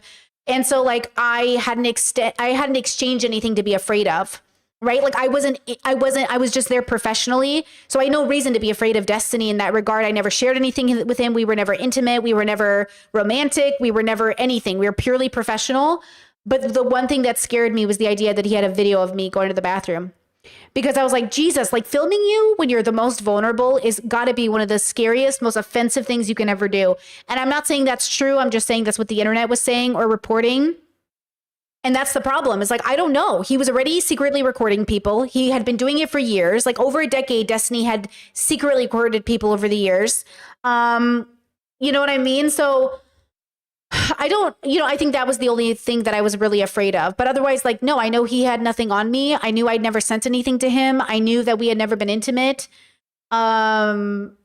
So no, I didn't think about it like at the time. It's not about me. Like I'm not one of the victims. It's about all the other victims he had though. You know? So it is what it is. So that I could steal her soul. And I hate even sharing that, but there unfortunately are people that have the goal of hurting people so badly that would be their intent. That's also why I believe God has created some of us to put us here so we could stand in the gap. So he said, I think God put me here so I could stand in the gap. I don't know if that's true because I don't believe in God, but I think everybody has a calling. And I think it's good if Tim Tebow is genuinely answering this calling, you know, answering this calling and, yeah. I think that's what's important is that somebody's got to do this work. It can't be me. I'm too sensitive. I am. I get so angry and grossed out. But I think somebody's got to do the work, and good people doing this work deserve all the therapy, all the resources, because God, reading these messages every day, watching the footage, they have to watch the footage to confirm the crime happened. Ugh. Oh, you know what I mean? Yeah. Like, somebody's got to do it, but man. Between that boy or girl, so that they would know that some people love them enough, but more importantly, that Heavenly Father loves them enough that has already stood in the gap for them. When I was younger, Dr. Laura was a very controversial radio host at the time. Horribly racist by the end of her career, said the N-word multiple times, very controversial. Anyways, she used to say, if you're a single mother, don't date because these men pick single mothers to get access to their kids. And though I don't think that it's universally true, I think a lot of families do. I think a lot of fathers do step up, right? That's what step up. I think that's a beautiful narrative. I think it is really important to know that not everyone with a mixed or, a joined family is a predator. I think that could be part of the reasoning, but I also think the issue is that, and this is the greatest thing you can do as an individual, and this is why I say you still have to pay attention to what you do individually, because you're the only one who chooses who you marry. And it's not your fault if you get deceived by the person you marry, but it is within your power to at least eliminate some of the worst liars and some of the easily spotted abusive people, and to try to do your best, but to know that you could still be a victim and that it's not your fault if you didn't realize that you made a baby with a horrible person. Because I've seen some devastating 911 calls or, catch a predator videos of like women being married for 35 years to a man they thought was wonderful, only to find out he was caught trying to meet up with a 13-year-old. Like, you can be a victim. And I ask you just to do your due diligence to knock all the losers out of the way before being with them. Because remember, even though Destiny is facing a felony, he still apparently, according to him, has a girlfriend right now. Just think about that. Who is the woman who is giving this man a chance? Who is the woman who knows he is facing a felony account for a consent violation, a sexual consent violation, and is like, yeah, you know who I think I'm going to date? That guy. Who are the women who are actively reaching out to Andrew Tate? Who are the people who actively reached out to men in prison who have committed horrible crimes? Who are the women, right, who romanticize serial killers and all of these horrible people? Because again, see how it's not about gender, truly? Any person, any individual who I think is having a specific relationship with their existence can end up just being bad regardless, right? Ugh. Yeah. This is why I say I love my family enough to visit them in prison, but not enough to allow them to get away with hurting people. I will never protect my family at the expense of innocent people. I will never protect my friends at the expense of innocent people. I'm sorry, values over loyalty. And we live in a world right now where people genuinely don't know how to do that. And I know Kyla's in that position. I know Kyla is in that position where she doesn't know how to support Destiny without ultimately supporting a predator. But that's what she's doing. She is supporting a predator. And I want to tell her, you can love him from a distance. I know this is like your first real adult friend and your first adult friend group. And I know this is like a big deal for you, but this isn't just about you. This is about his victims. And so I know they don't technically work together because Bridges is hers now, but that's not the point, is it? When on the Bridges podcast, she has a pinned comment justifying her association with Steven, saying in an ideal world, Steven and FD Signifier would sit down together. In what ideal world would you need your predator friend to sit down with FD Signifier? It's a cognitive dissonance women have when dealing with predator friends who happen to be men, or the men in their lives, is they want to believe that the person, the good part of that they know is more than the bad part they're showing. But it's not. It's not. It's not. It doesn't matter. And I say this as somebody who, again, isn't talking to multiple men in her life right now because they refuse to get the help they need. And so they will continue creating more victims because they refuse to acknowledge that they are being predatory in their own way because they refuse to engage with it. And I can't do anything about it except put my foot down. Because at the end of the day, like, they will make any excuse possible to not engage in any deconstruction for preventable harm because they're afraid to see themselves as the bad guy. They cannot see themselves as the bad guy. They cannot see how they are taking advantage of very young people because they think it's the young people who are making the choice. They seduced me. They came into my life. They want to be here.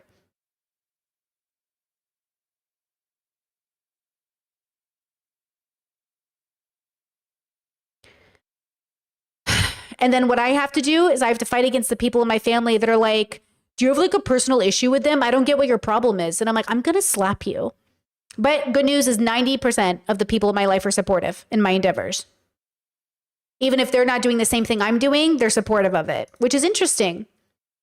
See how hard it is to even get your family on board? It can't be a group activity. They're not ready to face it. But if Brittany's doing it, they're not going to stop me, but they can't join me in it either.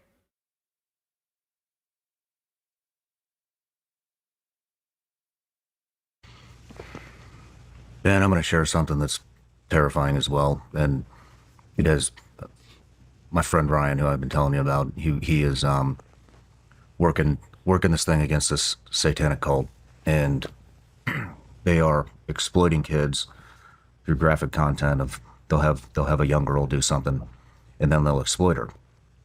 And it's not for money or anything like that. They've started off, they would have these girls after they got the videos or the photos or whatever it is. They wanted them to carve SLUT into their skin with a razor. Oh my God. God. Then that developed into, now this happened to a 14-year-old girl. We're going to have you swallow razor blades. And all the way up to having them commit suicide, which they've been successful. And this cult continues to grow, and Ryan's combating it. But, I mean, it's just, I don't like talking about this, but I think it's important for, especially for parents to hear this. Like, this is what's out there. And, you know, one thing that really sticks out in my memory about my interview with Ryan is he said, when you give your kid a phone, You're not giving your kid access to the world. You're giving access for the world to your Giving kid. the world Yeah. access to your kid. Yeah. And Same thing with TikTok families and people who put their kids on the internet. You're not giving your kid an opportunity or a chance at fame. You're giving the world a chance to exploit your kid. People steal your videos. They take your Facebook photos. They make AI generated explicit imagery of your kids and they give it to other people. you know, as time has gone by, like the more I hear about this, the more that sticks in my head with the cult that I'm just telling you about. And you know, Tim, I think chat says, I want to know about the evidence of calling them a satanic cult. As someone who's read a lot about satanic panic, I think the people that throw the accusation away way too easily. I agree with you. I am a little hesitant to take them literally, but the point is all I'm hearing is cult. I think Christians do think everything is a satanic cult, but I do think it's a cult all the same. And I do think cult behavior does this abuse, and that's all that matters. So I'm not going to fight them on this, given that they are literally helping to save children. So, you know. But I agree that my brain is like red bell is going off or red, you know, but I know for a fact that at the end of the day, it's just cult-like behavior. Cults are bad things. That's why cults are bad. And that's why they are different than religions. Even though religions and cults can have an overlap, cults are cults and religions are religions. And you've got to be able to categorize the difference because you're not going to help people. And there's abuse in both bubbles, but one is doing immense amount of harm for everybody involved.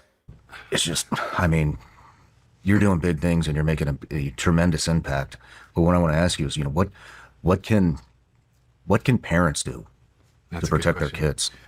First, I would say be careful about what they go on and what they look at. And so I give a little background to that. So one thing we haven't touched on is it ties to this is the sextortion and how many places around the world are trying that literally have organized groups that are trying to sextort boys and girls. Even boys more than girls right now. There have been over 30 right here in the States that have committed suicide from it. Wow. And they're I've been hearing about this, that teenagers are killing themselves because people are blackmailing them with their own nudes. Even other kids at their school, not even like big organizations, just kids at their school are threatening to bully them. And so kids are killing themselves over it, which is also a part of destigmatizing sex and nudity. We have to raise kids to be unashamed of their bodies, but also private about their bodies. And so we have to be careful. And that's, by the way, the big point of Destiny's case is that Pixie threatened to commit suicide because Pixie is like a real person who's in a very conservative, not a conservative bubble politically, but conservative in the sense that she doesn't have nude content on the internet. And so Destiny sharing this nude content with somebody who got hacked created a circumstance in which Pixie's career was threatened, her family relationships were threatened. And so she felt like she was spiraling because for a normie person on the internet, having your nudes leaked is like life ending. It's not like we're so degenerate on the internet. We forget that not everybody has a nude on the internet, guys, that other people in the world would never even think to have a nude on the internet. And having a nude on the internet is life shattering. It's life shattering. And so we just, you know, for him to downplay what he's done, for him to act like it's not that big of a deal, for him to blame the hacker instead of the fact that the hacker never would have had it had he not shared it with the person who got hacked. Like, that's the problem. It's like you shared the material. You shared the material. Okay? So I think that's the issue that we're not thinking about because we're so used to OnlyFans and everybody on the internet being naked, which I think is valid and fine, but not everybody is doing that. Like, I remember when Cutie Cinderella came out with her story, and I didn't understand why she was so upset about her image being used in that particular way.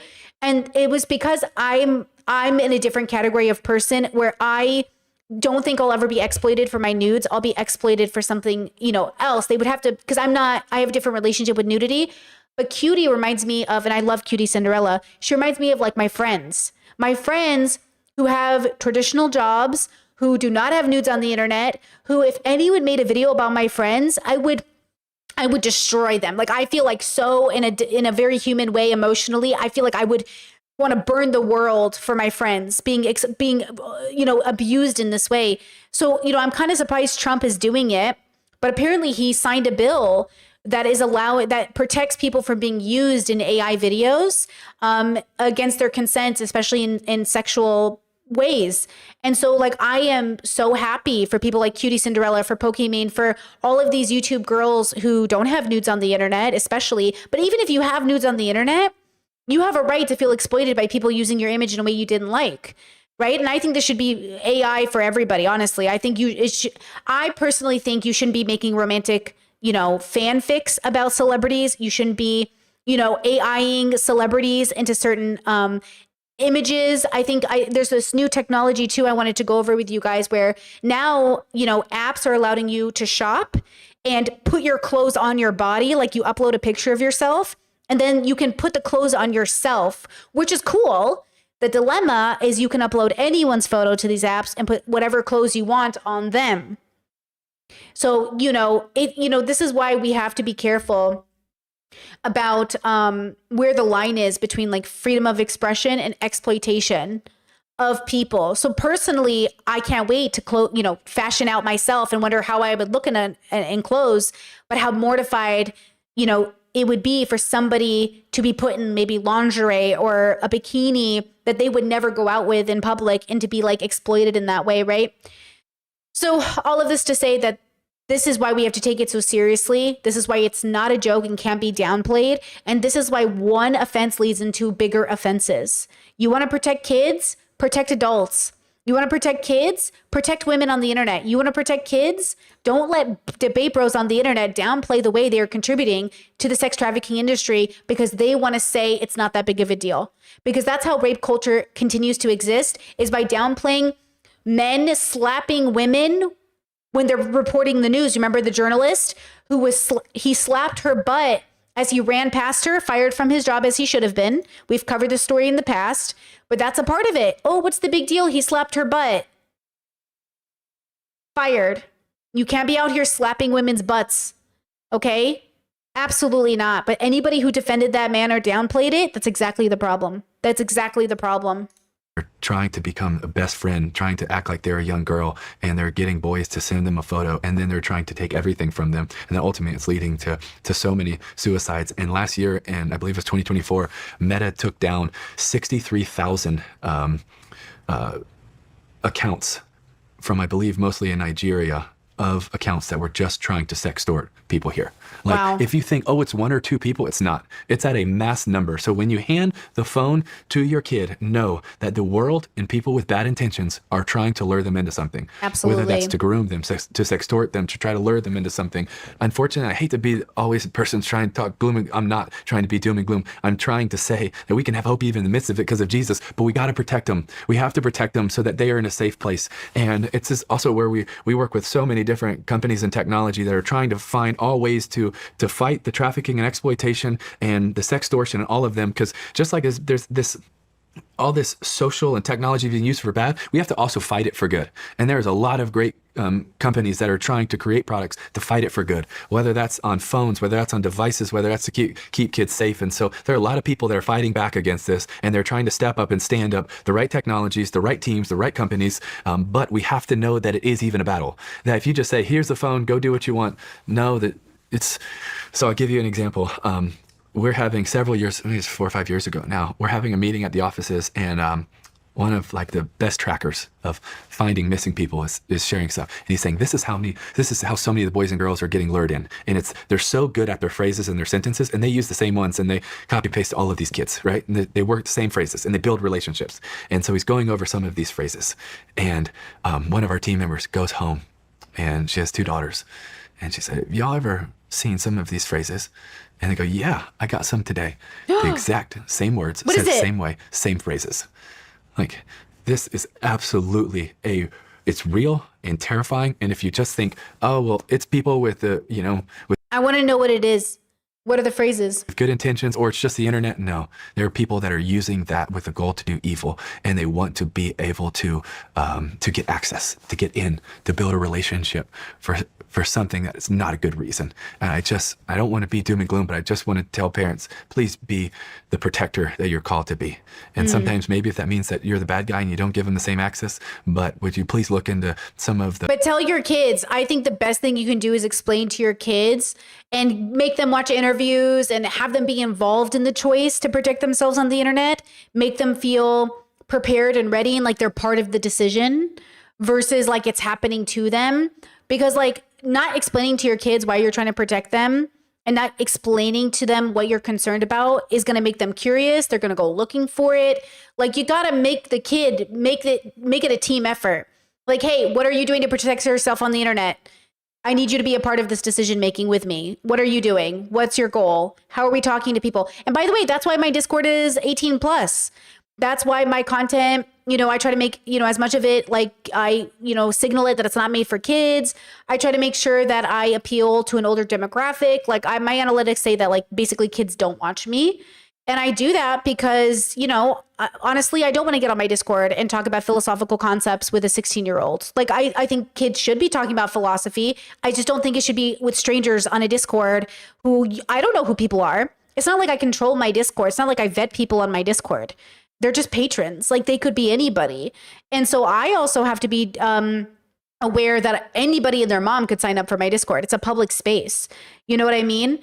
So it's just that kind of stuff where I don't want to assume that because I'm a good person, I'm only attracting good people. One person here got to be, you know, got to be a bad person, right?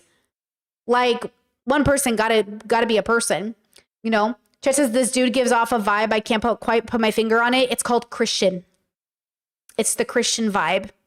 And even though it makes you feel icky because Christians are so cringe, as long as they're helping protect kids, I don't care. I'll move through the cringe, but he's a cringy Christian. Yeah, it's absolutely making me roll my eyes. I'm like, the Christian energy, like with the strength of Jesus, we do this. I'm like, I don't know, you know, whatever, sure. Whatever, if that makes you, whatever. Yeah, Christian glaze. He's just got that Christian vibe. And like, it does actually annoy me, but not enough to care because kids need to be protected. The more improving devices to help keep kids safe, to get them on safer platforms. And I don't feel like this. I really believe that it is a terrible evil that we have to fight back against. And that has to be as a whole. You know, I'm just going to make it even more apparent. I mean, we caught a guy in 5 seconds. Jesus, is there no end to how many horrible stories they're going to tell us? This is just so horrible. Horrible. When I interviewed Ryan, I can barely watch SVU. I get really annoyed. Like I watch it, but it pisses me off. him on here, and he was talking about this, and this was like my first interview on the subject. And I said, "You're a hacker. Get your laptop." Chet says, I forgot that he talks like he's out of breath all the time.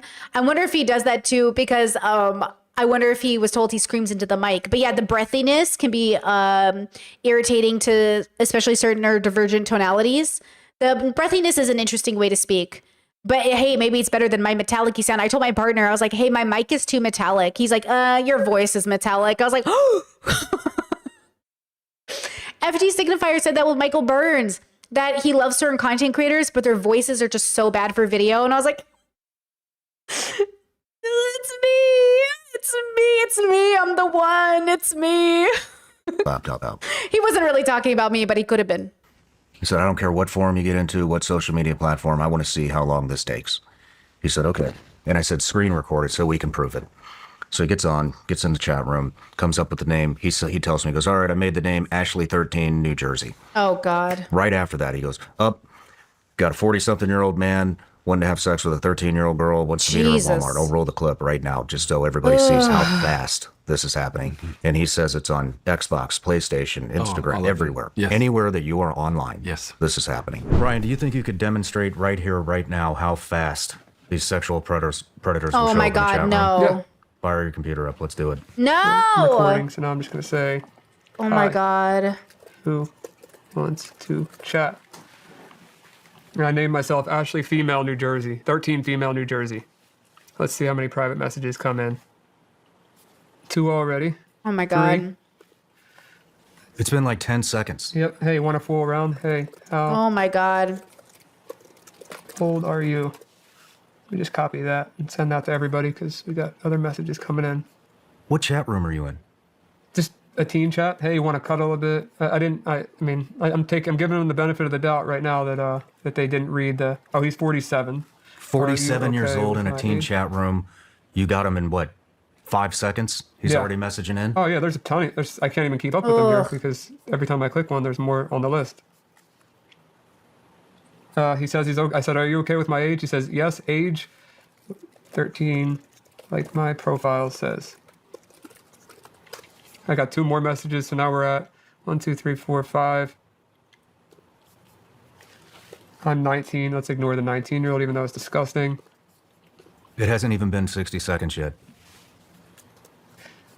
Okay, there's another guy. Now, here's the really dark part. The really dark part is somebody who's helping expose these predators is one themselves. I just know it. Somebody in this group of men who is helping them take down predators is one themselves. Definitely, without a doubt. The question is, which one? Which one? Here's the other guy. This guy's 15. Ignore him. That is a real teenager in a teen chat. The 47-year-old says, he said age. I said 13 like my profile says. He said name. Because think about it. If predators, just statistically it's going to happen, but here's my logic. If predators work with kids to get access to them, wouldn't predators also work in fighting against the exploitation of children to learn how to avoid getting caught?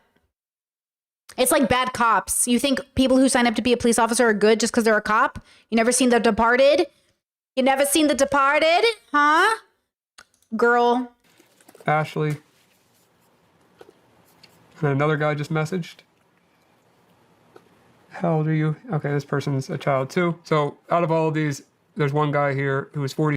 Chat says, do teens really use chat rooms? Because I feel like 90% are pedos. I did as a kid. I used Yahoo Chat. I played Yahoo Pool, Yahoo Poker, and I would chat with adults, and they'd be like ASL, age, sex, and location. And then I'd say, oh, I'm a teenager.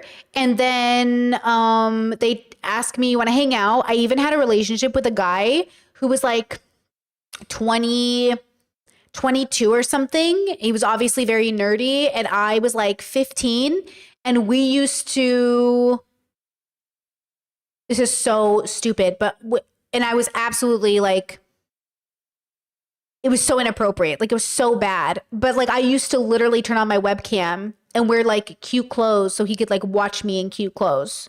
And I was a kid in my family's computer room, like with everyone walking past me, and nobody knew I was doing it. Nobody had clue. My parents put the computer in the computer room so they could keep an eye on us, and had no clue that I had a webcam on and I was in cute PJs, and this man would be watching me. Chet says, you're a millennial. Is that still happening? Girl, how is it not happening? Y'all, how would it not happen even more? Like, how would it not happen even? And he would ask, by the way. I didn't think to turn on the camera, obviously. He asked me. He's like, do you have any cute clothes? Do you have a camera? There's no way it's not happening more. It was not my idea. It was his idea. And I was like, well, he's older and he's mature and I want to impress him. You know what I mean? But it's definitely happening now. Like, things don't go out of style, you guys. Rape has been around since the beginning of time. It's not going to go out of fashion. You know, teenagers aren't going to start becoming like less interested and curious about being treated like they're grown-ups. That's the problem. I wanted to be treated like I was a grown-up. And that's why I say protect your kids, that you want to give them all this credit about saving the world. Well, if I'm old enough to save the world, I'm old enough to have an older boyfriend. If I'm old enough to save the world, then I must be old enough to do adult things. You know what I'm saying? 47 years old, less than a minute, who wants to talk to a child in a teen chat. And I only said hi in the chat room, nothing else. Holy shit, dude. Yeah, Omega's a great example. I'm always like so confused at Omegle because I like the videos, like they're funny, but also like it's so weird how many kids are just on the internet on video.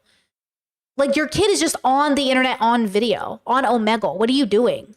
Pam, we're wrapping up the interview. Oh, and also remember, a lot of these parents aren't around. They're neglectful, or they're too busy, or they're all working 2 jobs so they can't be around their kids. You got a flight to catch. And okay, that's the end of the video. Honestly, shout out to Tim Tebow and the conservative bubble for finally calling out themselves, because man, we've been waiting. I've been waiting my whole life to hear somebody call out, you know, the call is coming from inside the house, and we've been saying it for years, and it's good to see it. I hope they continue to protect kids. And I don't know much else about this bubble, but I appreciate that. This content creator is called Sean Ryan Show, or I don't know if it's the Sean Ryan Show. I think that's what the name is. I don't think his last name is Show, but maybe just either way, that's where I got the video. I'll link it if you guys want to check it out, but I'm not a conservative, so I don't watch conservative content. So that's going to be it for me in this channel, but thank you for watching this segment with me. I know it was difficult. I honestly feel tired. I feel tired. So let's take a break and I'll come back and we'll watch Tim Dillon. Tim Dillon. We'll get a cleanser of my fellow gay. Oh, and I can't wait to talk to you about this, girls. What's the difference from Tim Dillon, who's a gay conspiracy theorist, and progressive queer political people? Exactly that. Exactly that. I love Tim Dillon. I love that he's gay, but he's certainly not queer. So I look forward to having this conversation when I get back. Okay? Little break, a little snack break, and then we'll keep watching. Dun,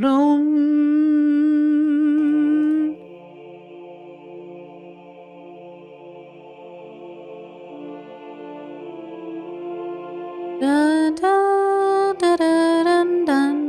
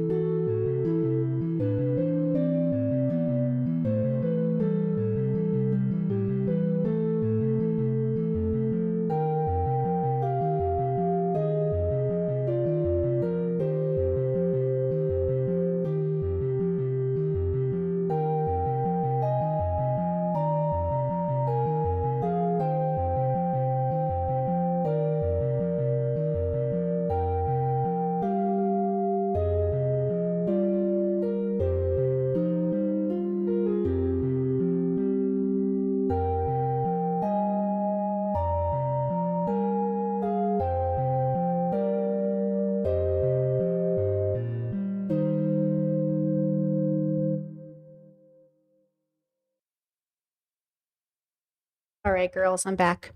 All right. I found these vegan-ish cookies.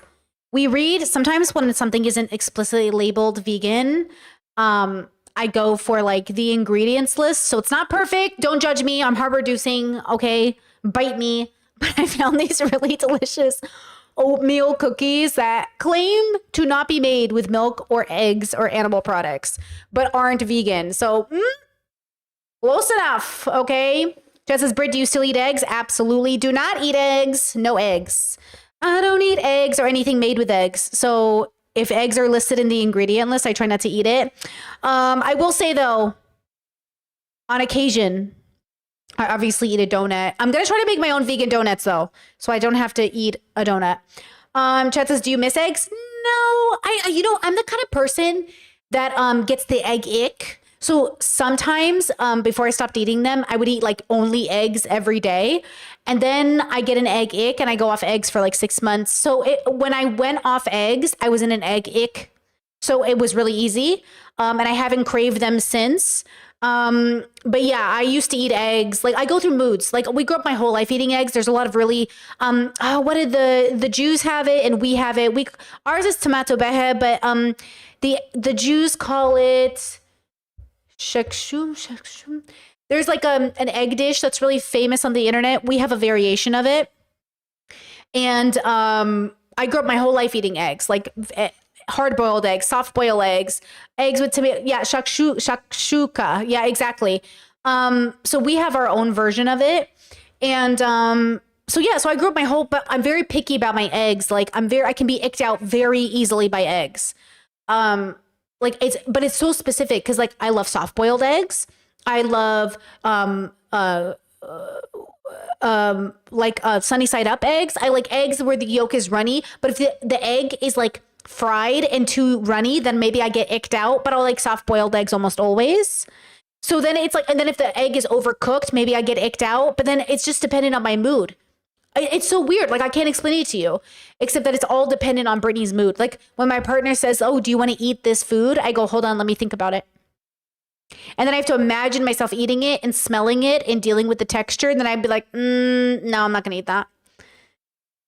Like I will buy a pack of cookies that will stay in the fridge for like 3 months, maybe 4 months, because I'm just like, I have to be in the mood to eat it versus if he eats a pack of cookies, they're gone in 24 hours.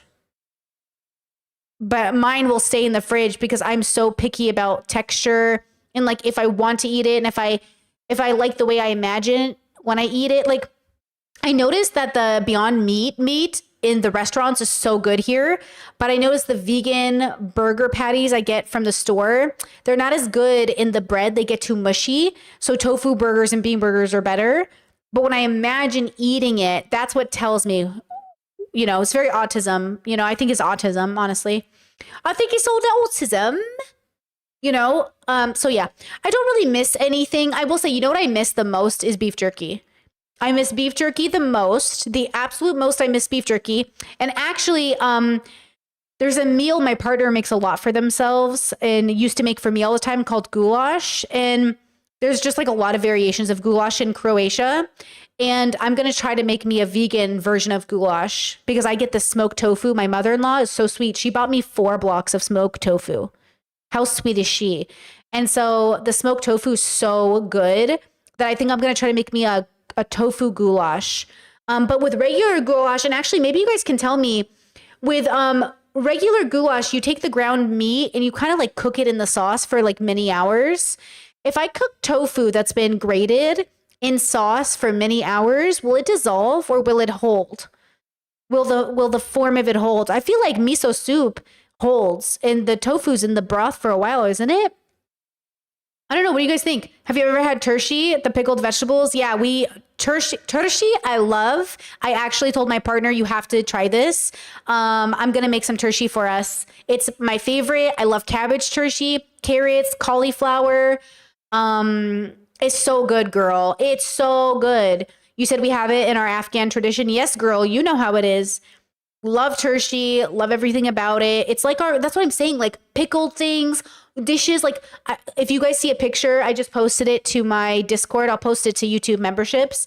of my breakfast this morning. It's just like, I love having all little dishes, and then you take from every little dish and you make like a meal. So I had like stuffed cabbage with smoked tofu today, and yogurt, all vegan, and all of it was just so good. And then you add like a little pickle at the end or some tershi. It's so good. It's so good. I think that's what I love about Middle Eastern cultures in general, is like a lot of our food is just like, it's just like an abundance of flavors and tartness and sour and just really good. It just, it hits you, you know? I just love being hit, you know? Chet says, how often are you cooking this stuff? We are a cooking family. We cook 99% of our meals. So, and I grew up in a cooking family. So is that what you mean?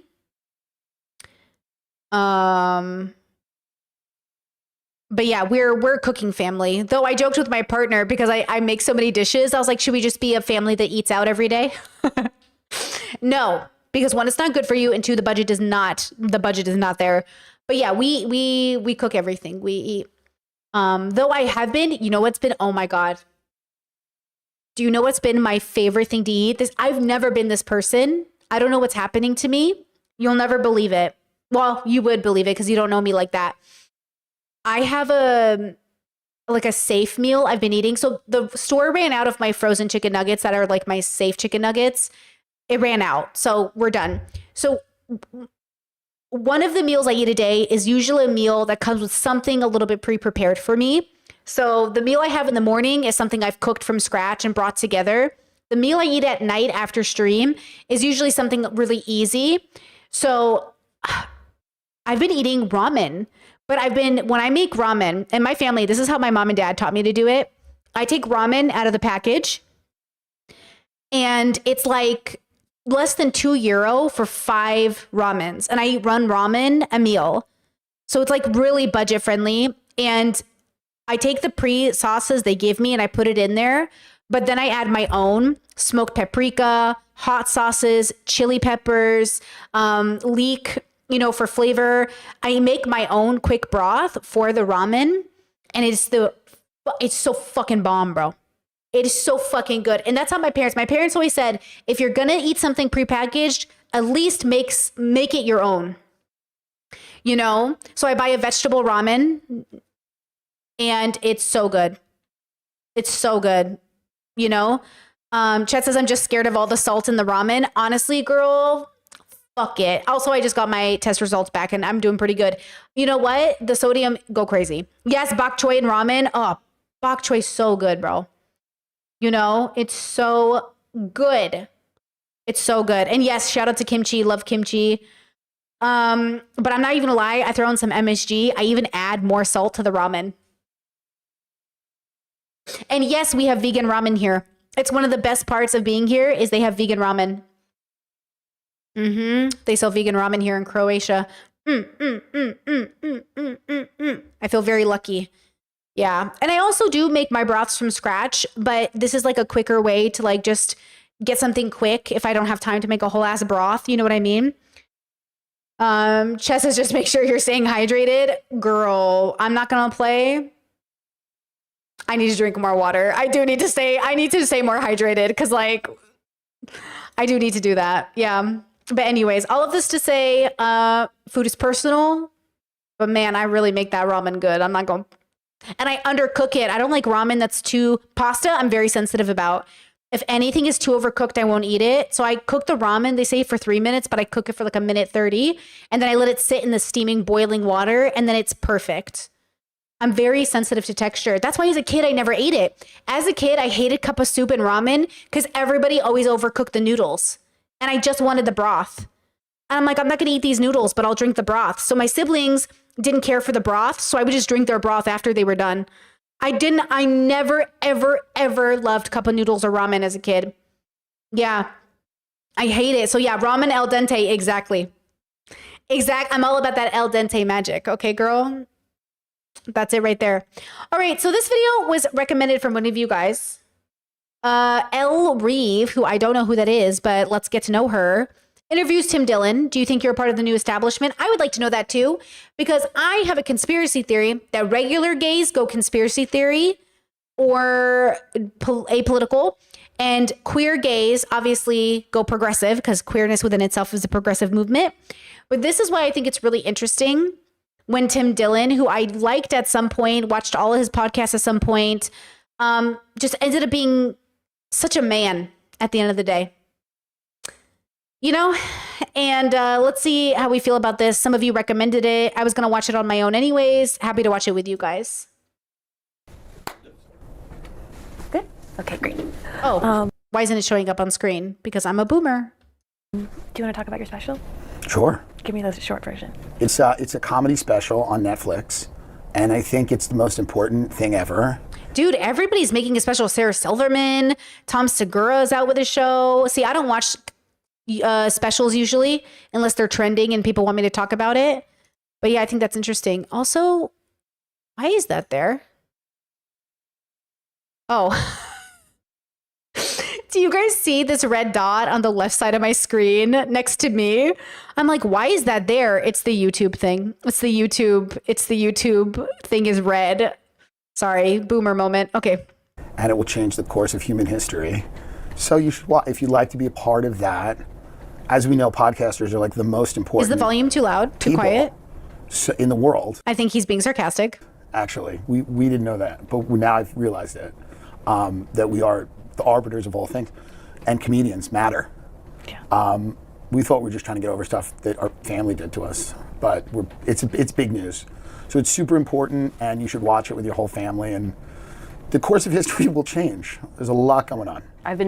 Okay, just a heads up for my autistics in the audience. He's a comedian. Assume everything he's saying is a joke. Researching comedy, essentially, the way comedy is now. Yes. So I've been talking to lots of people. And one of the comedians that I interviewed said that he thought more people were looking to people like you for their news and opinion because the news got a little dumber and comedians got a little smarter. Tell me what you think about that. Like, why is this happening? Well, I think that the news has said a variation of the same thing for a very long time. And I think people just tend to get bored, right? I mean, you had institutions like this, you had institutions like Fox, and largely they fell, on opposite sides of the same question. So I think just the idea that you have different emerging platforms and different voices, people are just, saying, all kinds of things. Some of them are crazy. I do think comedians and their podcasts started to sound like more nuanced compared to like people falling on either side. And it started to feel like fun. Like there was something fun. And I'm a boy, so I get it. But there is something fun about joking and making a pod and talking about current events. And just like all the boy podcasts were my dumb people podcasts. Like Ethan, you were my pastime. And now who am I going to listen to? Like there was just a time when I would listen to all the boy comedians, only their podcasts, never their specials, because I just needed something in the background. And it was nice to figure out what men were complaining about or venting about. And also I'm enough of a boy to enjoy parts of it, truly. Like really, I really like boy humor. Parts of boy humor. I don't like all boy humor, but there was a type of boy humor I would just like laugh at. Even my partner says it. We'll see a TikTok and they won't laugh and I will be dying. And it's like, this is too boy humor. And I was like, it's so funny to me. Like my brain just thinks it's so funny, but like my partner's brain doesn't think it's funny. And I'm like, and that's just like the different experiences we're all having, right? And so everyone's going to have a different relationship with what they think is funny or not funny. But there was something really feeling authentic, kind of like original YouTubers. There was almost an authenticity feeling, even though at the end of the day, what we really learned is nothing was really authentic. Everyone still knew they were in front of a camera, whether it was a comedian or a YouTuber. I think that's the real realization, is all of it feels authentic, but all of it is still a performer doing a job. Crazy. Some of them are the most insane things you've ever heard. Some of them have value. Some of them don't. I think it's just a lot more interesting to people, especially people who grew up online or are younger people, seem to gravitate towards that kind of media more than the kind of fake, stilted corporate speak of the kind of the traditional legacy media. But I don't know if it's that comedians have gotten smarter or media's gotten dumber. I think media's just kind of become predictable and boring, and the internet has kind of been an antidote to that.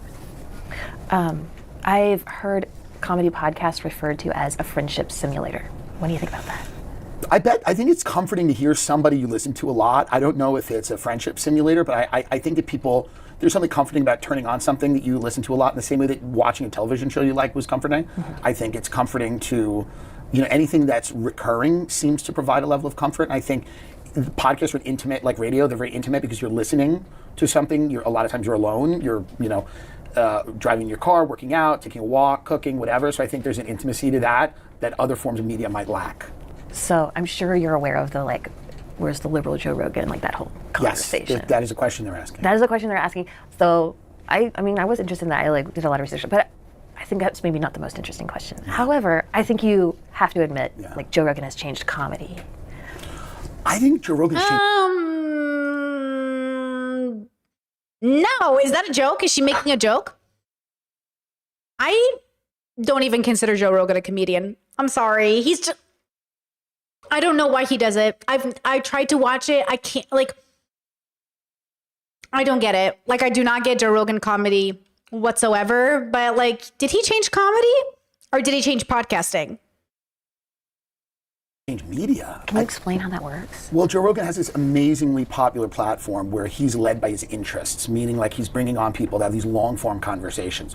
In a world where everything's consumed in 30-second clips or 60-second clips and 15-second clips, Joe Rogan is having 3-hour discussions with people on. And I do want to say, just because I don't think Joe Rogan is funny does not mean he's not a comedian, because he is a comedian. He has specials. It doesn't matter that I don't think he's funny. I think he's a better broadcaster than he is a comedian, but people like his shows and they go to them. So he is a comedian by trade, and that's good, just not for me. Anything from... And I don't think he changed comedy. I think he changed podcasting. Conspiracy theories to science to, paleontology. He's all over the map, and he's led by his interests, and he's accountable to himself and his audience, right? I mean, he's kind of blazed this trail of I'm interested in certain things and I'm going to talk about them with people who I find interesting. There's no real media that was structured like that ever, right? I mean, that's not how any of these companies were structured. It wasn't Actually, great point from chat too. He did change the landscape of comedian podcasters, because I think Joe might have been the first comedian podcaster I'd listened to. And then I started listening to all the rest of them as they came on his show. Come on in, what are you guys interested in? Let's talk about it. It was kind of these are the stories and here's how we're going to cover them and here's the angles. So I think the entire structure of what Rogan has done has changed everything, because it's opened up this idea that you could do that. You could pursue a strategy of talking to people that you find interesting and then growing a tremendously successful platform out of that. Rogan moved to Austin, opened a comedy club there, and now all these comedians have moved to Austin to be part of that world. Yeah. How does that work? What is that like? I think it's like any type of clubhouse that you have, right? So you have all... Hold on. Okay, I'm done eating, but Chet says this convo is funny to me because Joe Rogan was a liberal. Once upon a time, he endorsed Bernie. All of them are liberals. I need everyone to understand this. All of these men are liberals. I don't know why we think being a liberal has anything to do with being a progressive and nothing to do with being a conservative. All of these people are still liberals. But what it means to be a liberal has changed. Being a liberal never really meant what anyone thought it did in the 90s, because it changed in the 2025s. I want us to shift with the culture. As we shift more progressive, liberals will be more conservative. They're still liberals. And everyone who's conservative will be considered quite extreme in some aspect, right? So Joe was a liberal. All these comedian guys are liberal. They don't give a fuck about people being gay and fucking being trans and shit like that. They don't care about weed. They don't care about any of that shit. They don't even really care about socialism. What they care about is being a part of the cool boys club because they're boys. So yes, he did endorse Trump. He did vote for Trump. That doesn't make him a conservative.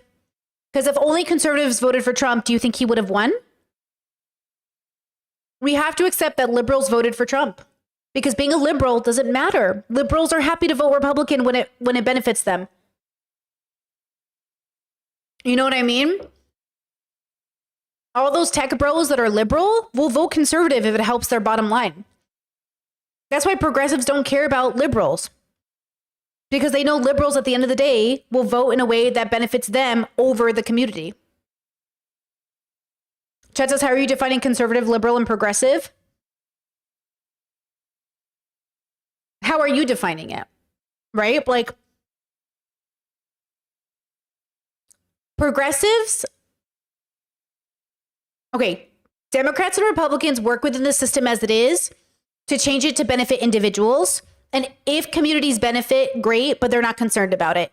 Progressives want to use the system to benefit communities at the expense of billionaires. Billionaires who are liberal or conservative want to rig the system to benefit them at the expense of other people. But if it helps other people, cool.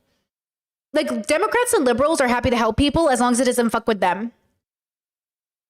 But progressives are saying, yeah, I'm willing to take a pay cut. I'm willing not to be a billionaire or even a millionaire if it helps the community. But only because of the way the system is set up, right?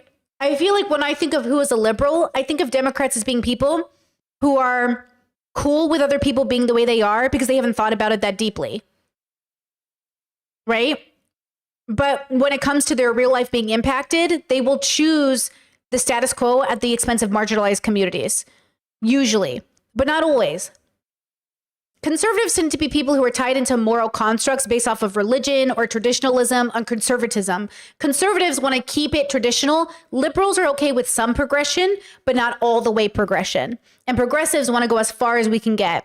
That's how I look at them. Something like that. Something like, because conservatives want to conserve. Liberals want to test the water and go a little bit crazy. But progressives are like, let's go all the way. And that's why liberals will say progressives went too far, demanding gender inclusivity or trans people, it's too far. Just, weed is okay, but being trans isn't okay. And conservatives will say none of them are okay. I think about it kind of like that. You said my bubble says that conservative is right Republican. Liberals are essentially establishment Dems and progressives want to move the country left. Yeah. Liberals are, these men are, like Andrew Schultz said, he's a lifelong Democrat, but he voted for Trump. Yeah.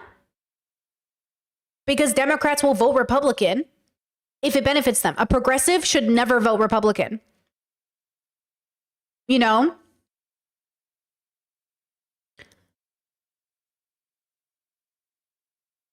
Yeah, chat says liberals want to be free to either conserve or go all the way. Exactly. Yeah, chat says, can you define what a fundamental difference in principle between libs and progressives?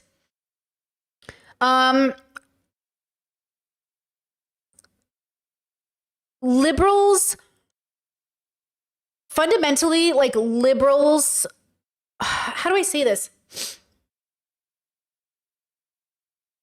Liberals don't need to dismantle the system to make it work for them, but progressives want to dismantle it to make it work for everybody. Liberals don't know why we need to deconstruct the system. They don't know why we need to fix it. They just think it needs to be slightly better. Like, progressives know the flaws of the system. Liberals think the system is fine. It just needs to be tweaked. And conservatives think the system is perfect. We don't need to change it. If anything, we need to regress more.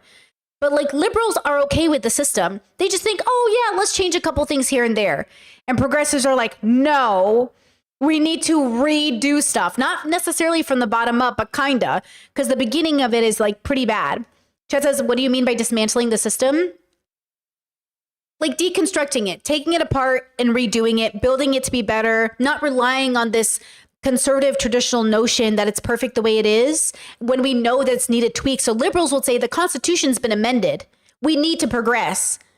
And progressives will say, yeah, let's keep amending. Let's keep moving it forward. And liberals are like, we already went far enough.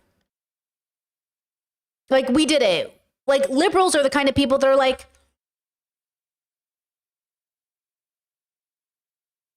I said, they're the kind of, this is a metaphor for how they work. They're the kind of people who are like, trans people are great, but not when it's my kids. Tess says, can you give me an example, like how you would be in your ideal world, apply this theory? In my ideal world, I don't care about systems. If you mean like, how would Britney change the system? I'm not in politics for a reason, because I don't think it works that way. Right? I'm supportive of progressives attempting to do it, but I don't think it works the way people think it works. So I don't know if I could answer that question. But in an ideal world, progressives would uphold institutions that actually did things on behalf of the people while deconstructing racism and prejudice and patriarchy. But that doesn't exist yet because the system is racism, patriarchy, and at the expense of minorities and everybody who's in it. It's like, have you seen the movie Robots? Like, we're living in that universe, and it's like, okay, get rid of all of it and start again. Or try to fix it within. You know what I mean? Chad says, wait, then how can you dismantle a system without providing an alternative?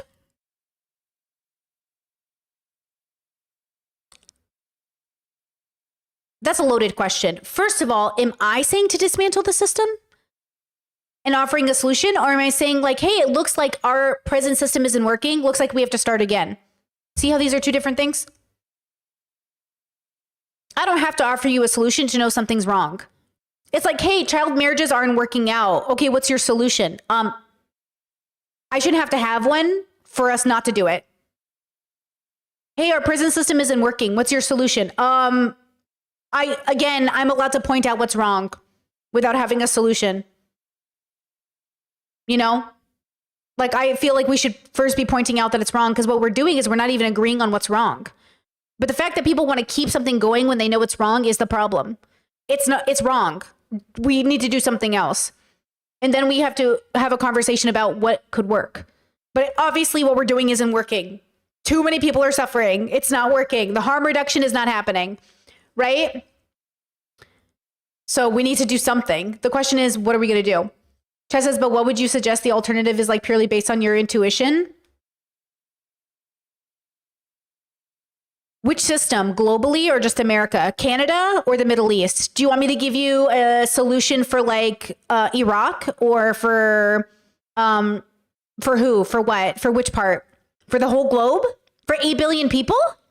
I'm being obnoxious because it's an obnoxious question. It's the arrogance of the human to think they could have an answer to this question. There is no answer to this question. There is only the question. That's philosophy, baby. There is no answer to this question. You know what I mean?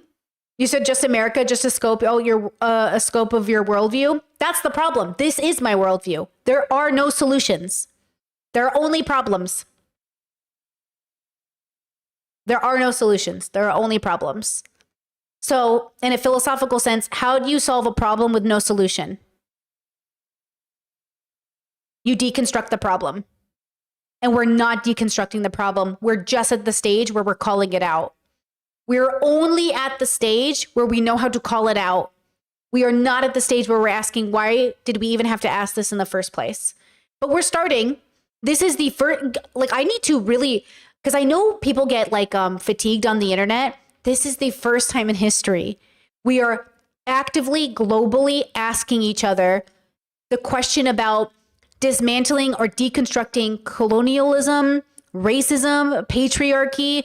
We've been doing it. This is the loudest and most aware the majority of the population has been.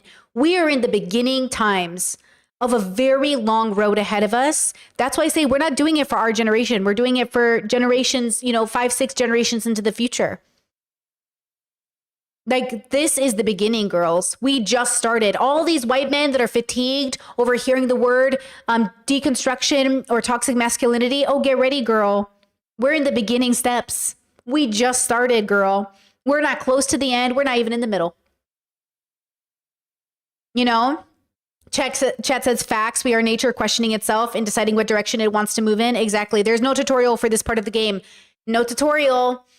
Ooh, isn't that exciting? Congratulations about being born in one of the most amazing turning points of human civilization. Congratulations. You are truly living in what will feel like the greatest shift in the global population, because it's not just impacting Americas, it's impacting the world. Yeah, it'll be really interesting to see what happens. All of these different great clubs, and you have a Comedy Cellar in New York and Comedy Store in LA. And, he's opened a great comedy club in Austin where we have a lot of people go there to perform, and there's a lot of comedy fans that go. So he's cultivated a lot of people that want to come, and he's made it kind of a destination for people that want to see comedy. You want to talk about influence? Joe Rogan convincing everyone to move to Austin? No, that's influence. A particular kind of comedy? I think in some cases, yes. Like, is it anti-woke or? I think you're far less likely to find that type. Like, the word woke is kind of a boring word, but like, I think you're absolutely more likely to find the type of comedy that Joe likes at his comedy club, which is like kind of edgy, no holds barred, in the sense that, like, you know, they're not policing anybody can say anything as long as there's a good faith effort to make it funny. So I think that there are people that believe, and they're well within their rights to believe this, that there are topics and words that are off limits. And I don't think Joe feels that way. I think he feels that, like, the people that come into the club, if they have a good faith effort to make a topic funny or an idea funny, that they should be allowed the space to do that. And there are people that disagree with him on that. And The dilemma is just like, they're not funny, but they can be funny. I do think like edgy humor has a place. I just think a lot of people are not funny. And listen, you can be funny in your room with your friends. Oh my God, my friends think I'm so funny. Like, my friends tell me all the time, you are so funny. I love that. I love being a funny friend. I love that. Do I think I could be a comedian? No. But I love that my friends think I'm the funny friend. That's great. Places that you're far less likely to see certain topics talked about in a funny way, because people just don't, they believe that they're off the table. And like, what's your relationship with Rogan? Like, you've been on his show. He's my father. Well, you've been on his show. He never talked about it. It's because I'm overweight, and he will not admit it. But he is my father. I've been on his show multiple. He's a great friend. I respect him, and he's been very nice and generous. Is this an interview about Tim Dillon, or is this an interview about Joe Rogan? How does going on his show affect your career? People, he shares his audience. He's got a massive audience. He allows you to come on and say what you want and be funny and be interesting or whatever you're going to be. And he shares his audience. It's a very generous thing to do. And there's not a lot of people who do that, by the way. There's not Tell me more about that. Well, there's just not tons of people at his level that give opportunities to people the way he does. Yeah. There are some. But does a young comedian have to shape his act to try to Not at all. Joe Rogan's it's a very big podcast, but it's one podcast in a world of podcasts, in a world of social media apps. There are comedians that have blown up on TikTok who are selling out theaters. That why would they need to shape their act? Me, I would never shape anything. Me and Joe see a lot of things in a similar way. Yeah. Even though we're very different on paper, we see a lot of things in a similar way. So I didn't have to shape it. I don't think people go in there shaping. It would be probably quite obvious if they did. Okay. 3 hours is a long time with someone. So if you're completely full of SHIT, it might be apparent. But do you ever look at some comedians who's doing a joke like DE? I don't think so. Yeah. And you're like, Okay. Sarah, welcome to the memberships. Chat says, Brittany, but don't you think that's bad? Like, if we believe racism and patriarchy is bad, but we don't offer an alternative as to what we should do about it? In Tao Te Ching, number 13, it said, avoid extremes. Flattery and disgrace are both to be feared, just as overeating and starvation are both harmful to the body. Flattery is fattening to the spirit. Disgrace is emaciating. Overconcern is just as harmful as disregard. Treat yourself well, but don't pamper yourself excessively. If rulers treat the people in this same way, neither too soft nor too hard, they are worthy to be trusted with authority.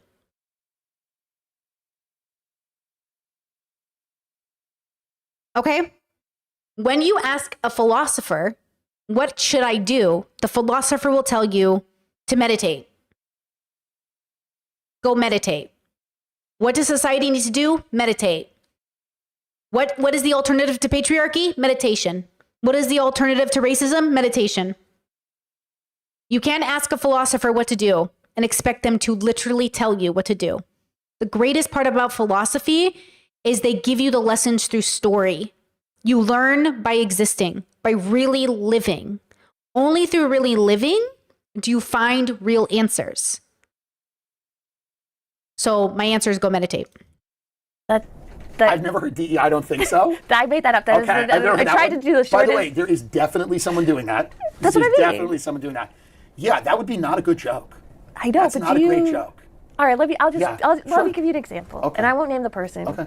But there's a comedian who lives near me. Okay. And he has this joke about how he walks all around New York and he sees all these flags from all these different countries, but he never sees the American flag. Yeah. Well, we live near each other, and I know he's talking about this little Caribbean grocery store that's got a little plastic streamer of Caribbean flags, and I'm like, what is this interview? What is their relationship? Are they friends? Are they cousins? Are they siblings? It feels like she's airing all of her frustrations with Tim, and Tim's like, okay, what is this interview? Like it feels a little phony to me, and I'm like, it feels like he's like trying to appeal to a certain audience. I'm not accusing you of that, by the way. No, I mean, I've I'm never been interested to in your that Caribbean analysis. grocery store. I don't live in your neighborhood. Do I think people exaggerate things for the benefit of comedy? Probably all the time. But like, are they pitching themselves to like a Fox audience, like I mean, comedians? I couldn't know that, but everyone's pitching themselves to somebody. So when I hear a comedian do something like that, or I hear a comedian talk about how terrible it was that they went home and their parents were like the most racist people ever, and they were so out of touch, and whatever. And it's usually like, my parents are trying to be liberal, but they're not, and here's why they're evil. And you're like, okay.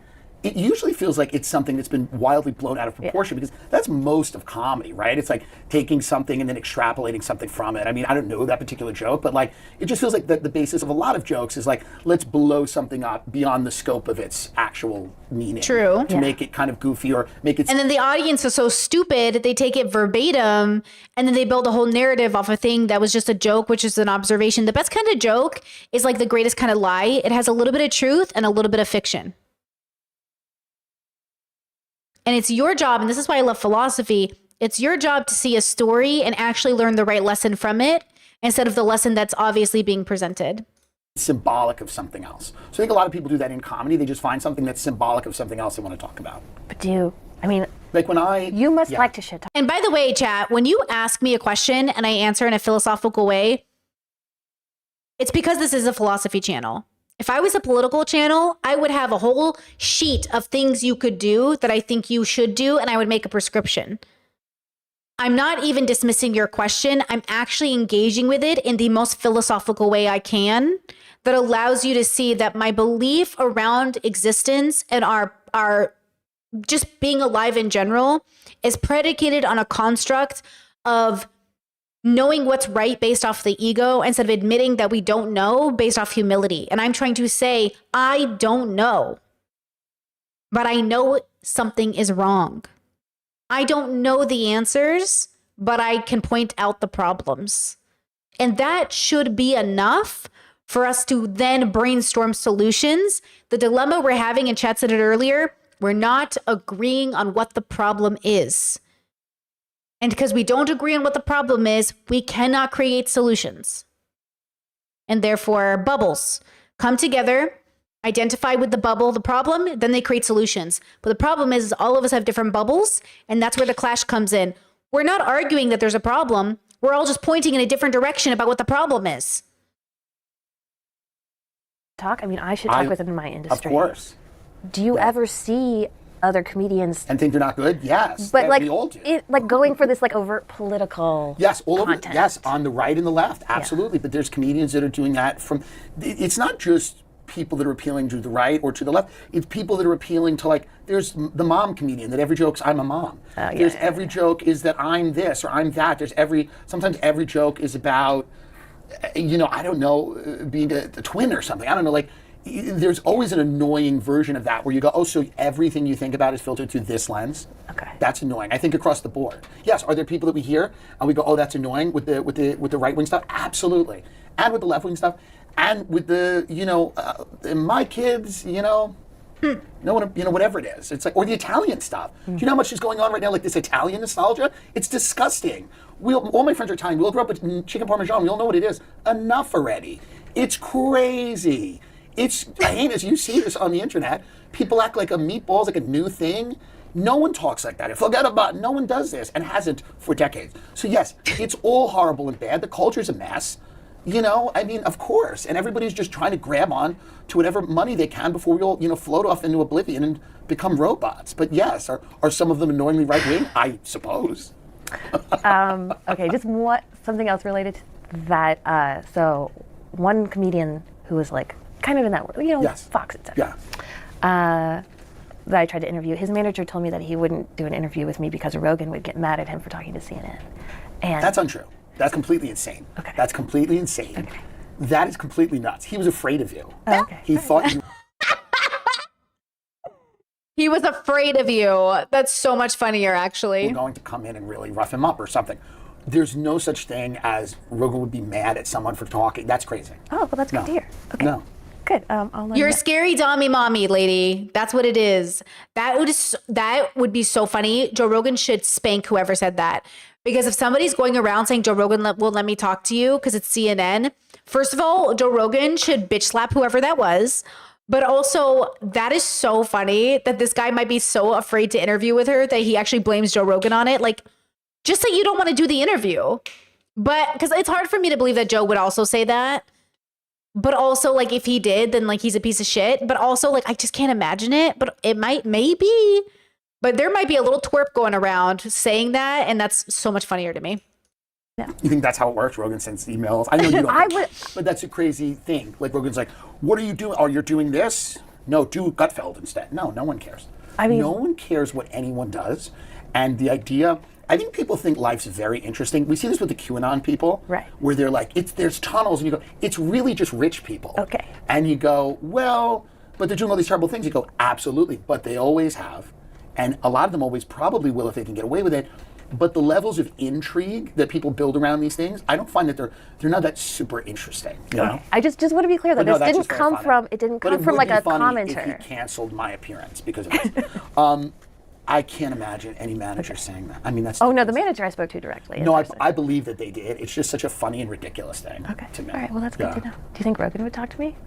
I don't know. You know, I mean, he's a big get. I know. He's a big get. So, I mean, you could try, you know?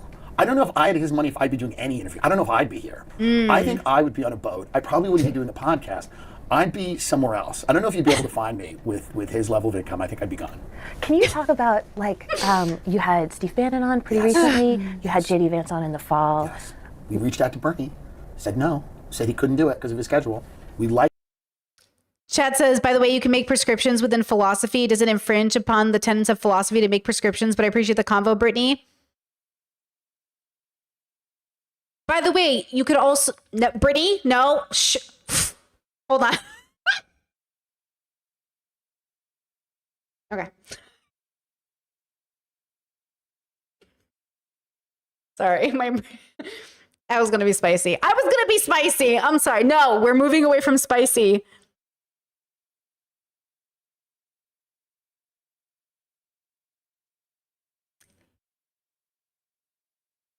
You're a very interesting chatter. And look, we welcomed you into the space, and I like having you here. But you don't really see me.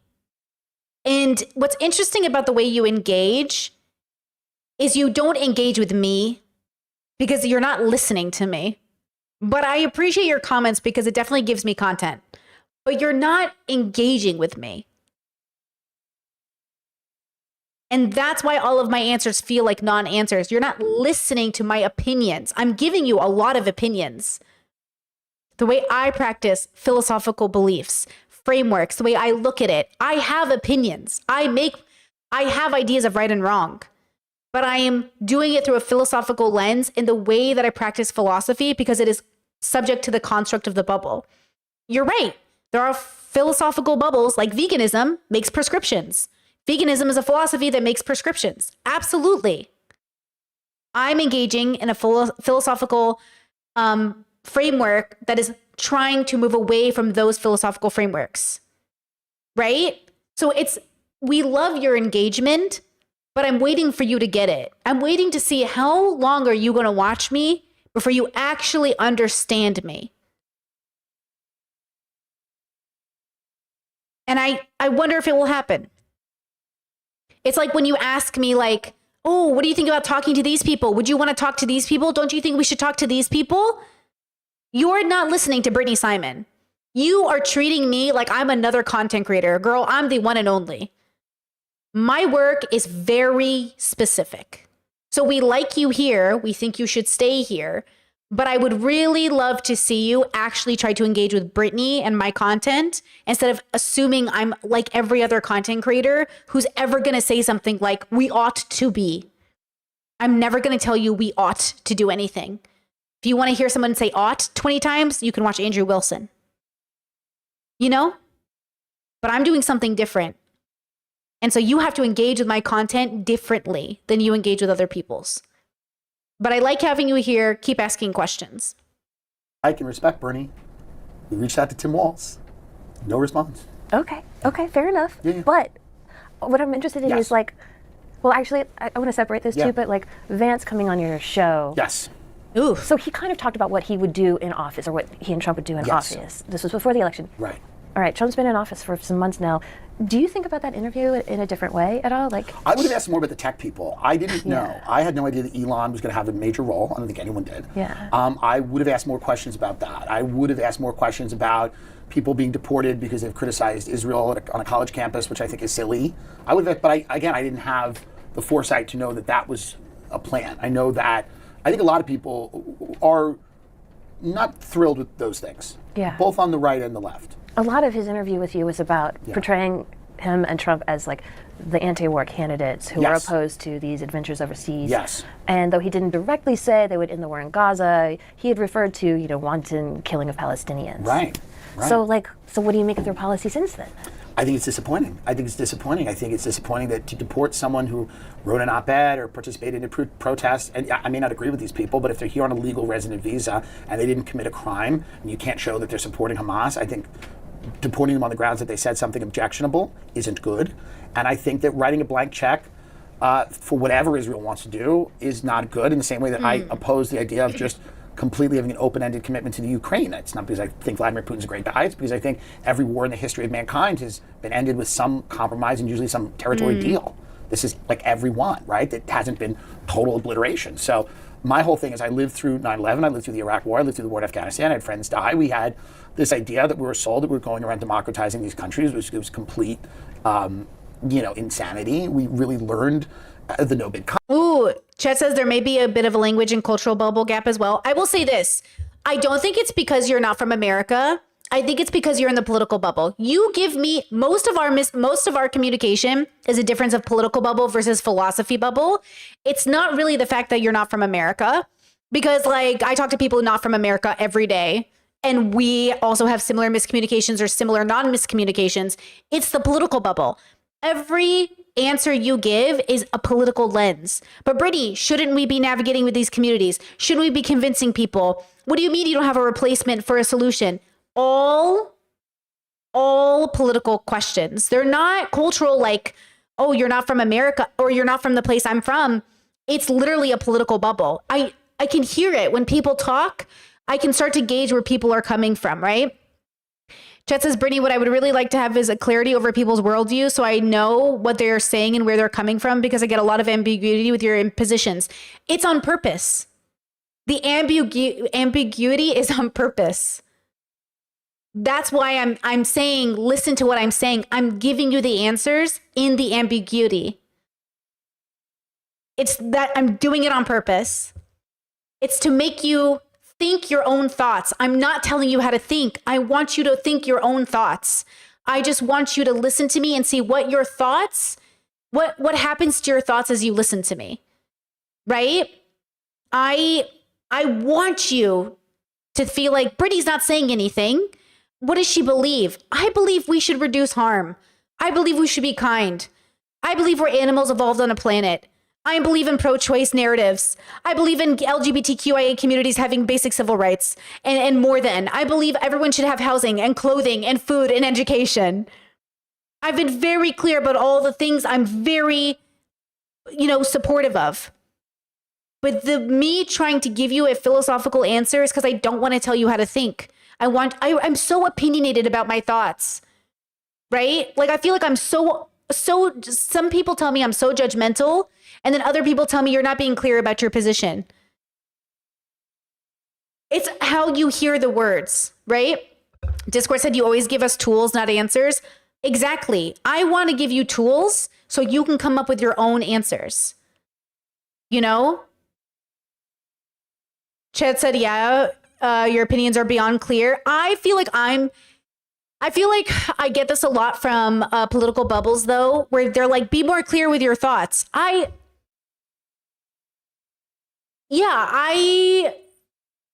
think that's why people hesitate to understand my work, is because they're afraid that they're going to be supporting someone they don't understand. But I would implore you to consider this an opportunity to understand it.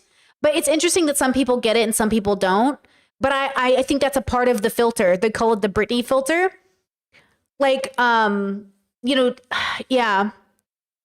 Ted says, okay, then Brittany, at least we got one prescription from you that we ought to harm reduce, that we can move into positions as to how to do it right. I think that's a reasonable question to have. Harm reduce if you want to harm reduce. I don't care. I'm not telling you to harm reduce. I'm saying I'm going to harm reduce. I think people should harm reduce, but I don't care what you do.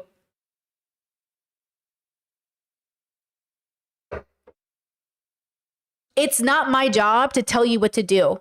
It's your responsibility to do the right thing. So do it.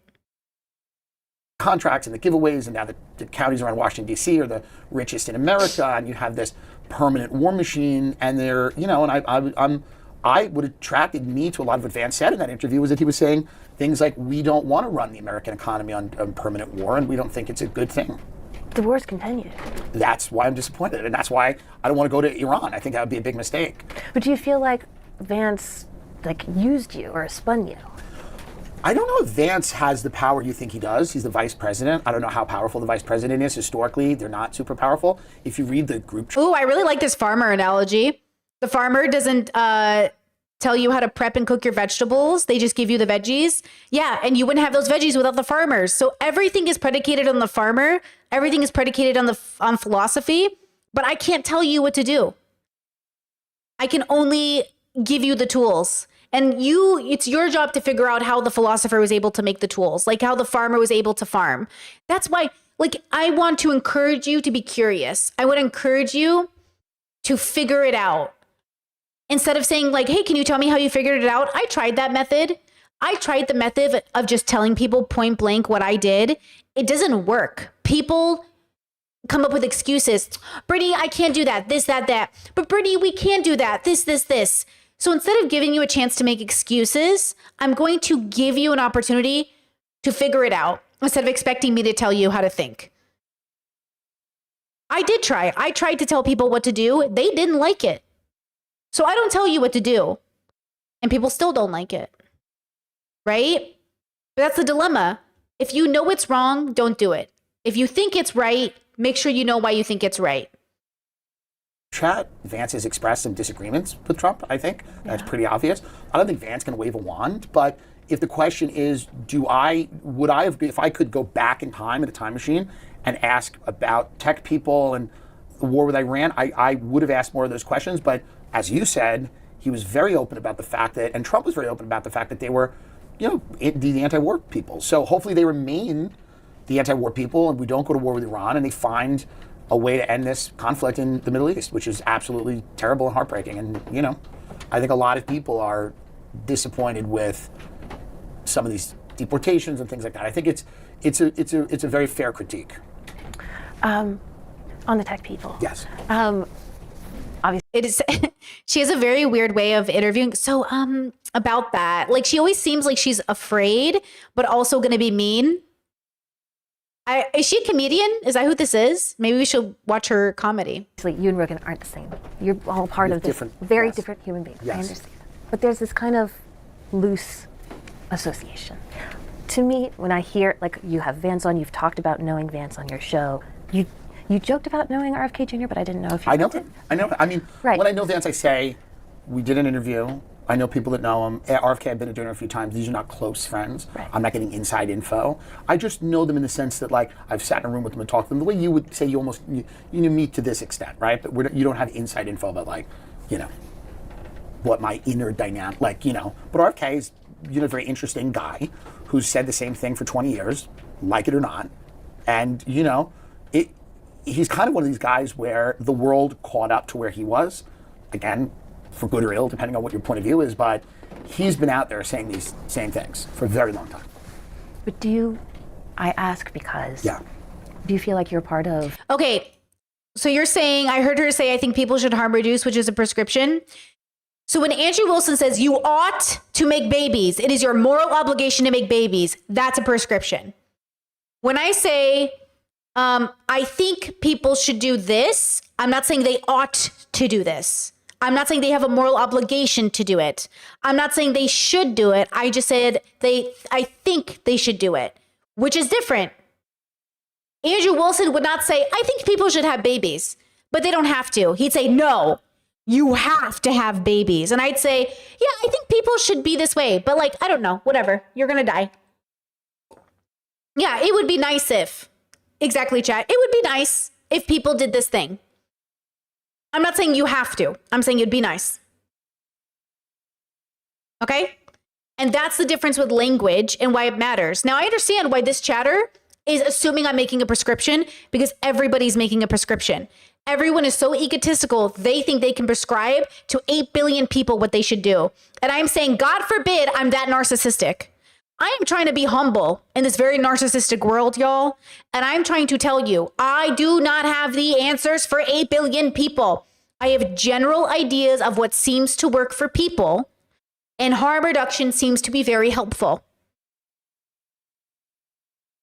I think it would be nice if people were nicer to each other. I think it would be nice if people stopped being so violent. I think it would be nice if we didn't litter. I think it would be nice if we stopped making prescriptions. I think it would be nice. But in the political bubble, they implore you. This is exact, and to be fair, this chatter is having the same exact issue that everyone who had me on panels had. They were so frustrated with me on panels because they were like, what's your prescription? I was like, I'm not going to make a prescription. They're like, you're not going to make a prescription? Then why are you here? Because they're saying, aren't you arguing for your side? Don't you want people to think more like you? No. Don't you think the world would be better if it was more like you? I don't know. I don't think it that way. I don't think the world would be better if it was more like Britney, because I don't think of myself as the arbiter of all things good. I don't know. Maybe if the world was like me, the world would be a worse place. I don't know that. I don't know how the world being more like Britney could impact it. So this chatter is not that different from every other bubble I've ever interacted with who's like, well, but what do you mean? You don't like, what? It's like that. It's like they don't know what to do with me. And I think that's interesting. You know? And the only thing I think is that it's a philosophical political difference. If you're a philosopher who's focused on politics, you're going to make a prescription. If you're a philosopher who's interested in the existence of humans outside of political constructs, that's the kind of philosophy I do. Like, call it moral philosophy, call it existential philosophy, call it like, you know, meaning philosophy. I'm not doing political philosophy. I'm doing why philosophy. So yes, there are philosophers that are politically focused philosophers, right? They study politics, they explore philosophy through a political lens. I explore humanity through a philosophical lens. I explore existence through a philosophical lens. I explore politics and pop culture through a philosophical lens. I don't explore the world through a political lens. I am literally one of the only YouTubers who covers politics the way that I do, and I constantly try to make it clear to you, I don't do politics. I engage in politics. My life is not, I exist outside of politics. I deeply believe you all exist outside of political constructs.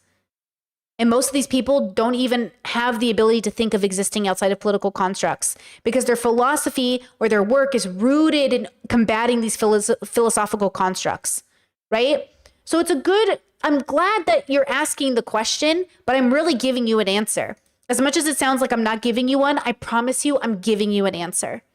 And one day it will sound like an answer. Even if right now it sounds like I'm not saying much, or if I'm evading, I promise you I'm not evading. I'm giving you an answer. It's a real answer. It's a really well thought out, I meditate on this all the time answer. And I'll continue to meditate on it. So I might answer it in the future a little differently, but I'm giving you an answer. A new establishment that's being created. I don't think I'm part of a new establishment. I think it would be pretty difficult to look at these podcasts. I know it's a popular thing right now, especially in certain media circles, to say that after running an incredibly unpopular candidate who was introduced very late in the race because an elderly man who could not be the president, who everyone told was functioning as the president for 4 years, decided to, this wind is wild, huh? Yeah. See? But this was a very specific circumstance in which Kamala Harris ran for the presidency. Yeah. She was somewhat unpopular, and she was not a star in Democratic politics before this at all. And her communication strategy was pretty weak. I think most people have admitted that. So to hang this defeat all on a few podcasts and to say that they were the problem, I just don't buy the narrative. So I don't think I'm a new establishment. If you weigh, again, a few comedians with podcasts versus all of the people that supported Kamala Harris, Democrat donors, billionaires. Ooh, I really like this example. It's the difference between a doctor saying you should walk more and versus prescribing you a medicine. Yeah, it's exactly like that energy. I'm telling you what you could do to improve your life, but you don't have to do it. You don't have to believe it. You don't have to utilize the tool. But I think I'm giving you tools to make life easier for you and others. But people don't have to listen to them. They never have. Philosophers have been around. People have been around. We've been learning the same lessons for thousands of years. And new babies are born into the universe every day that are relearning these lessons, which is why we're still debating what is love. If we cannot agree on what love is, how can you ask me to give you a solution for systems put in place by the very population that cannot agree on what love is?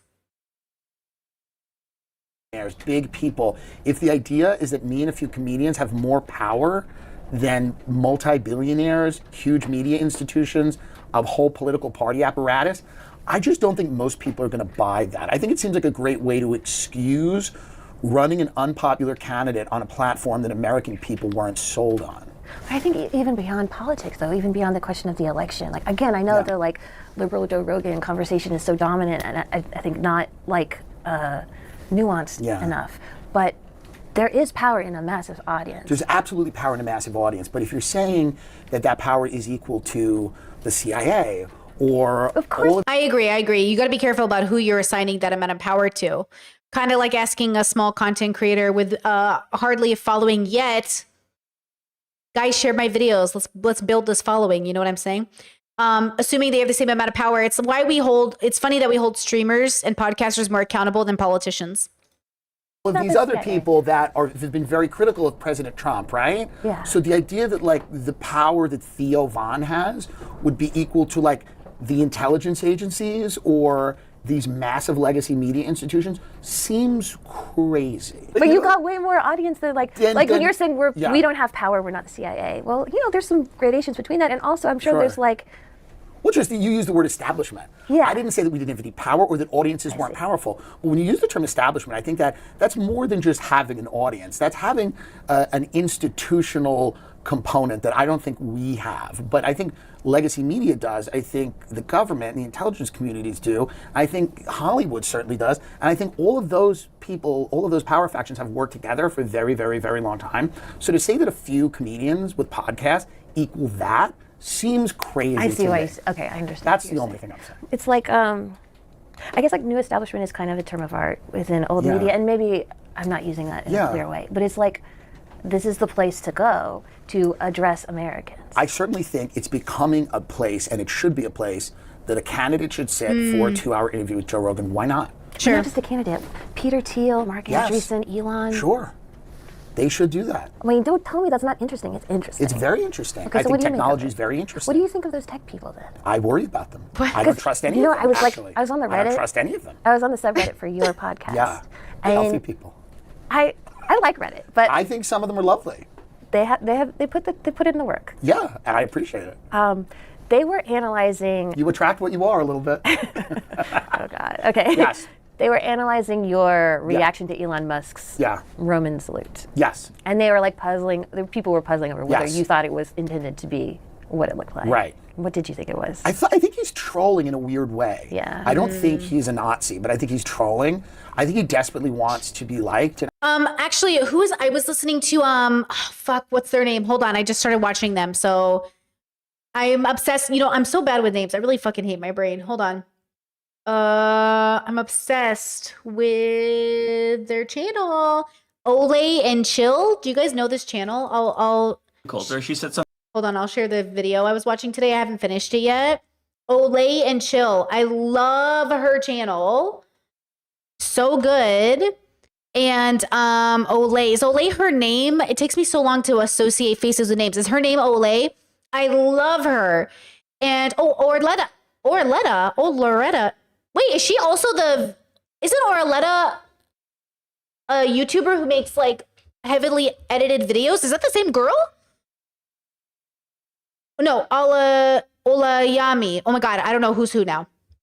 Is this different? Are these two different girls? I know these names, but I can't put faces to names. I think this is Ola. Okay, this is a different girl. So I've been watching her videos lately, and she was making a really good one today about how trolling at some point just becomes propaganda. And she has like 4 different channels. That's what I think is so interesting about trolling is like, when are you a troll and when has your edginess just become propaganda? And that's the thing that I think people are missing. Oh, okay, cool. Okay, got it. Thank you, chat. Oh, she's an attorney. She mentioned that today. I heard that today, and I was like, she was an attorney or is an attorney. She was talking about the medical system and how she's been sick. And as a chronically ill girly myself, like I was like, oh, I was really feeling her monologue this morning. So, okay, so and that's what I think is important is when do you become an edgy boy on the internet who wants to be funny and, you know, say F you to the system? And when do you become a person who then just creates propaganda for like really bad people? Because that's what I think they're doing. I think the white nationalists and the Nazis are using stupid boys on the internet to push racism. And I think the boys are so stupid, they're falling for it because boys are dumb. Because boys are convinced under patriarchy that they're all so smart. That's why they're 15-year-old edgelords who are like, I'm like Dr. House and Dexter, bro. I know what's really happening in the world. Ha, ha, frog. You know what I mean? I think I genuinely think boys are so stupid, and it's not their fault. They're literally boys, like young boys. And then they grow up to be young men who think they're still smart, but they haven't deconstructed or meditated or worked on anything. So I think these communities are really smart. You know, they're really going for the youth. But the irony is they're not the progressive ones. Like, they're always accusing progressives of targeting the youth. You ever been on 4chan, girl? You ever been on Reddit? They are absolutely targeting the youth, and they're targeting boys, and they're getting boys to do their dirty work, and they're using boys to downplay Nazi salutes. So when Elon does it or somebody does it for real, we can be like, oh, they're just edgy. They're just edgy. The problem is at some point, I can't tell which one is which, and we better cite on caution. And you can't be mad on us for citing on caution. Now, do we all remember? Oh my God, do you remember? Do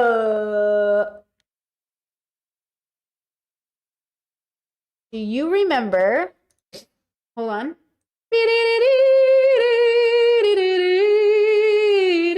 What?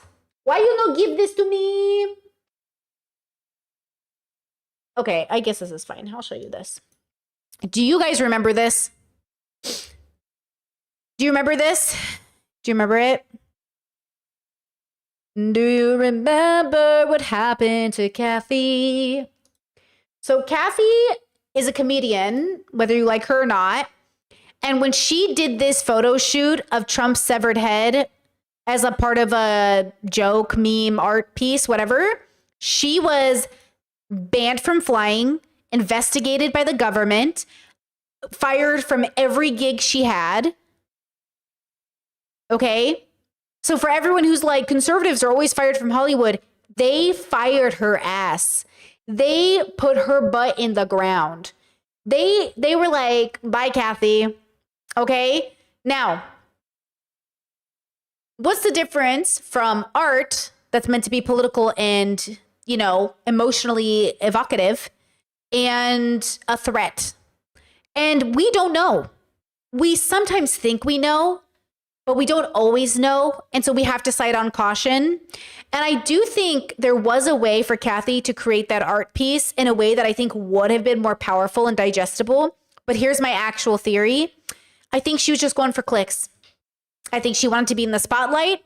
I think she created bad art that didn't hit. It just didn't hit. But I think if she had made a truly provocative piece, then the right people would have fought for her in the way that she would have deserved. And that's the difference between artists, in my opinion, and people looking for clicks and money.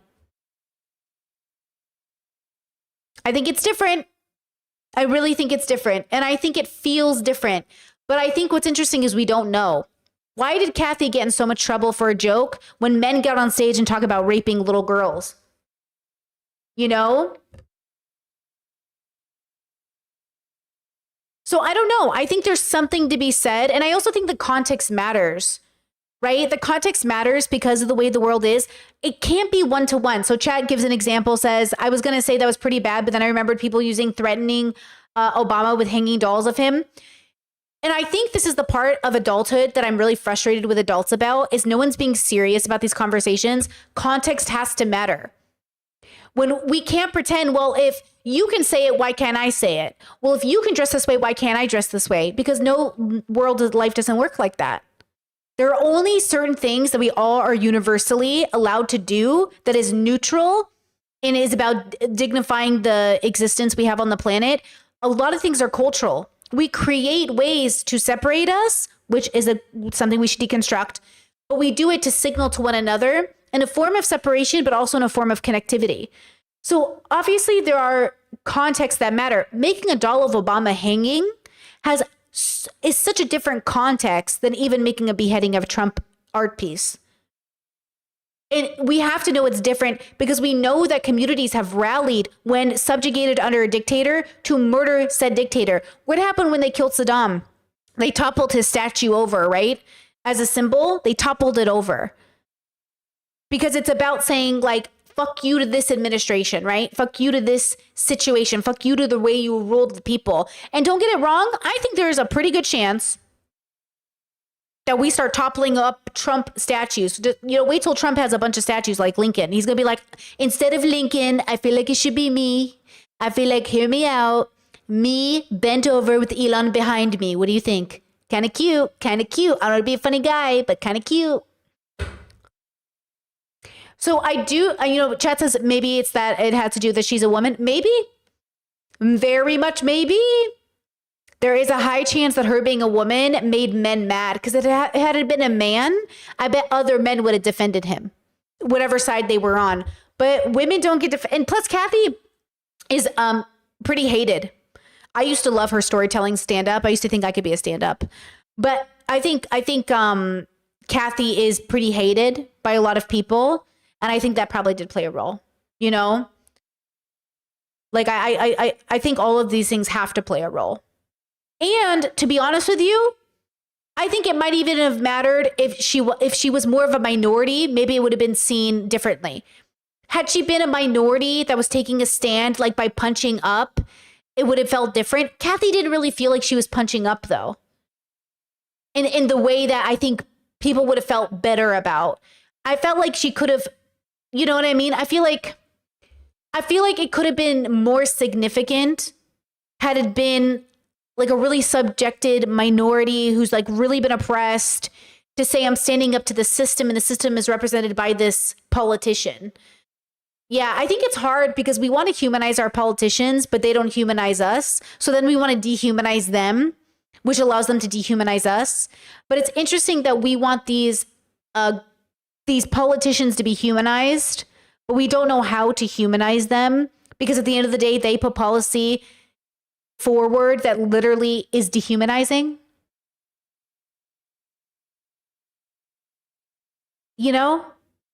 Like Biden he has a prostate cancer.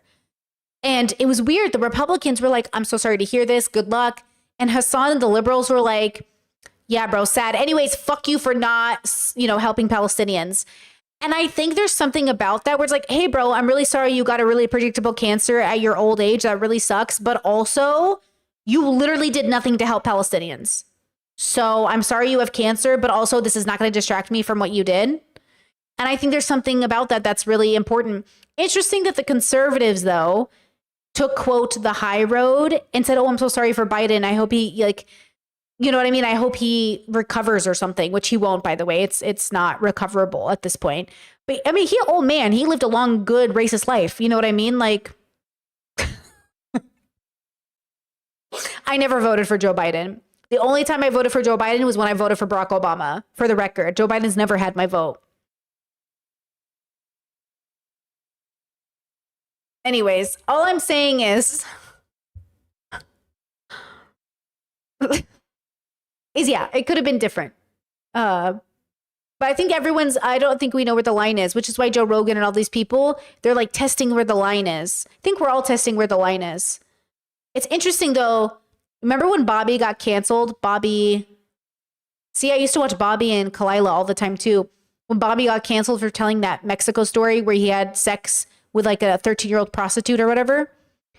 And then he got molested by his Down syndrome cousin. And then they had to come out and say a lot of those stories weren't even true. They were just funny. But that's the dilemma, is like when I watched a podcast by a comedian, I thought they were telling us something about their life. I genuinely thought it was so powerful that Bobby Lee came out with a story about being molested, because I was like, that's so brave. And then I realized like, oh, if that's not true, then why are you pooping in your car? Because I thought it was true because Bobby be pooping in his car. Bobby literally pooped in his Prius multiple times and would poop into a bag or into his hand.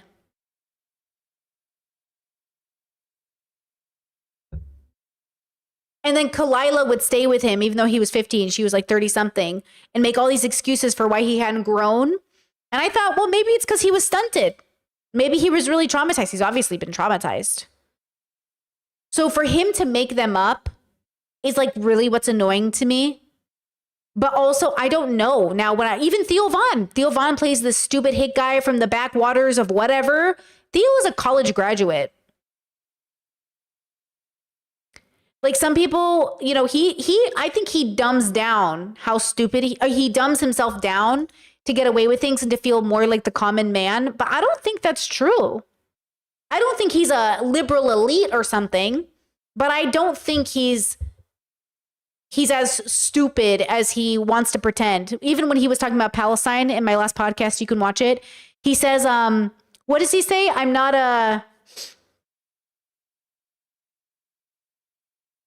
He says, like, I'm not a geographer, but before that, he says, I'm not a carpenter. I'm not there's a word he used, and everyone's like, that's obviously not the right word.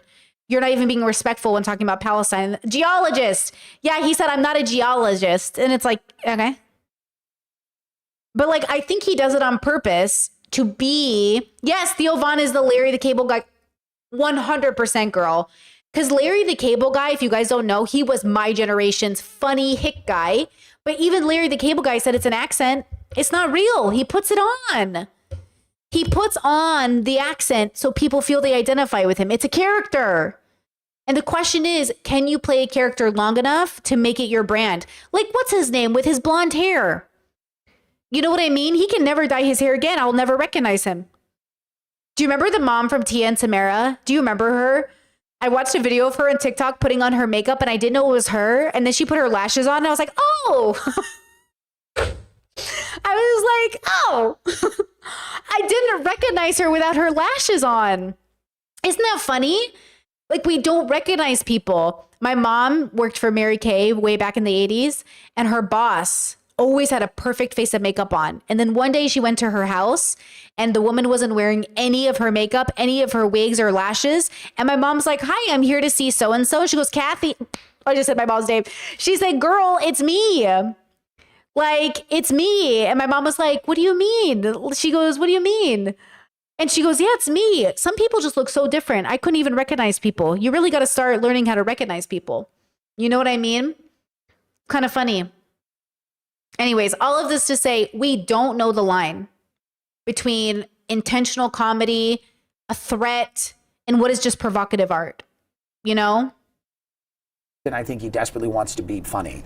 And I think people that want those two things can make grave errors, especially around weird. I think the Bannon thing was literally, he was just kind of weirdly waving. Steve Bannon's massively pro-Israel. He's a very, you know what I mean? Like, he's not, if you look at the politics behind it, he's incredibly pro, like, that's not, it wouldn't make any sense. And I just think Elon was probably trying to be funny and trying to troll. And I think, you know, I think that's probably what happened there. I think this is a very silly, ignorant downplaying of the impact, whether he was trolling or not. I don't think he's a Nazi, but I also think it was like a very stupid thing to do. Okay. And what do you make of like trolling internet culture, the culture of our youth being now? I mean, you cannot say that Elon Musk is not establishment. He's established. I think Elon Musk is a tech oligarch. I mean, in terms of the term establishment, it's just an interesting term. I think Elon Musk is a tech oligarch, was a relationship with our government, other governments. He's got an agenda, he's got a company, he wants things. So absolutely, I mean, he's one of the richest people in the world. But what do you make of like internet trolling culture, like seizing hold of a guy like that? It's inevitable. He's the most famous person. I mean, he's a loser who wants approval from boys on the internet, so he fakes gameplay in order for boys to be like, we love you, Elon. He's literally, that's what I'm telling you. I'm telling you, boys are so validation seeking, and they say it's only a girl's problem. It's a human problem. The way Elon validation seeks from the internet got me shook. This boy is the richest boy in the world, and he's still like, why doesn't anybody want to be my friend? And Joe's like, I'll be your friend. And Elon's like, not you, Joe. I want gamers on the internet to be my friend. And Joe's like, but I'll be your friend. He's like, it's not good enough. It's like when your mom says she'll be your friend. You know, I just see Elon throwing a fit about it, girl. One of the most famous people in the world. I think it's just an inevitability. He also kind of welcomes it and courts it a little bit. But he's acting it out. It's not Yeah, just... I mean, he's like an over-the-top crazy, like, you know, these guys now are like, they're flying their own spaceships around. It's supervillain behavior, you know? And I mean, of course, I mean, I think it's going to get all kinds of attention. What do you make of all those tech guys going on Rogan's podcast? Well, I think, like you said, it's a place where they're all making the rounds. But again, it's like, I think anybody who's a Democrat, then a Republican, then a Democrat. She's totally missing an opportunity to ask Tim Dillon, a conspiracy theorist, some really great questions.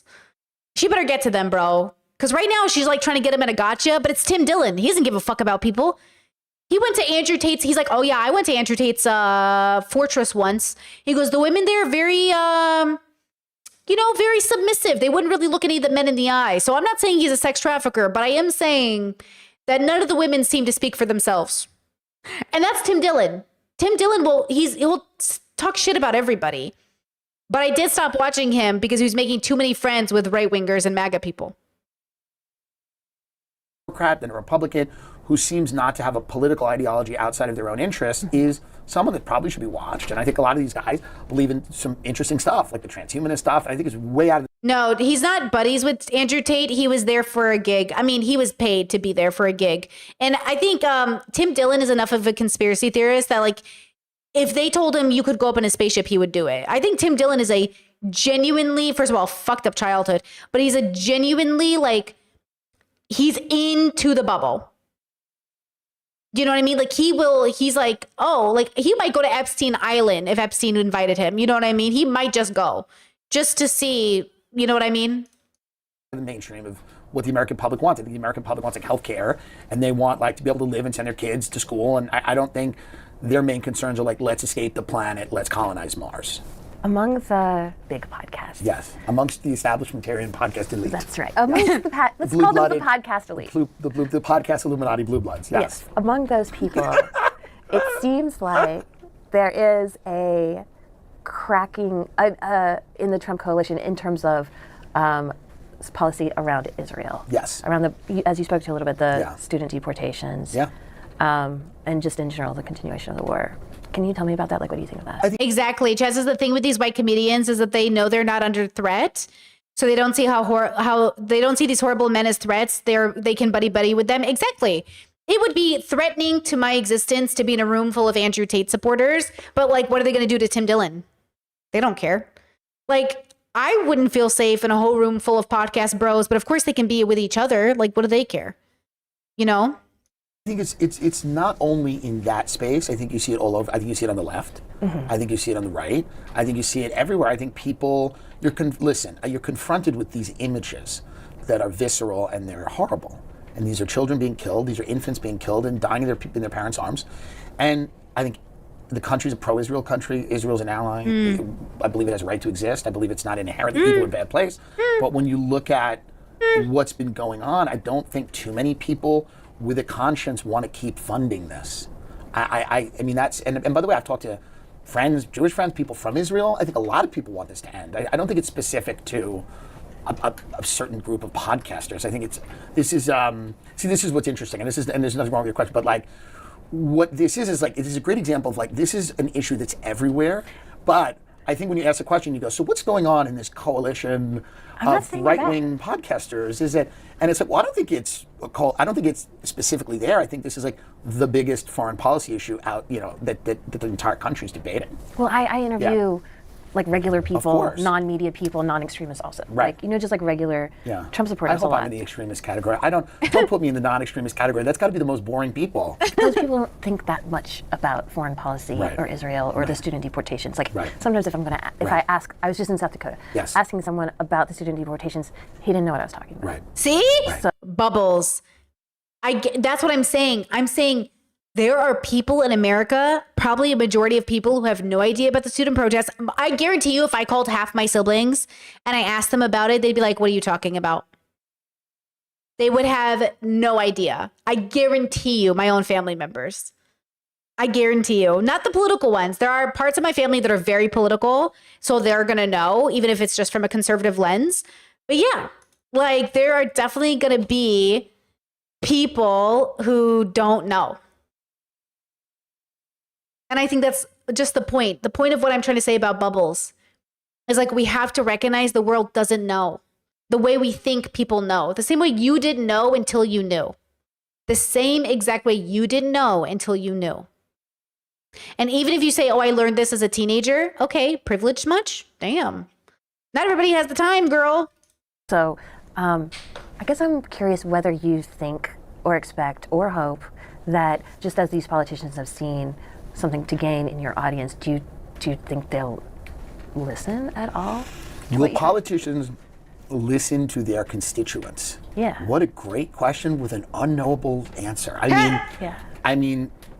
I think a lot of people elected Barack Obama not thinking that a lot of his cabinet was going to be directly drafted from Citigroup, right? I think a lot of people elected Donald Trump hoping that we were not going to continue foreign wars and spending American money for foreign wars.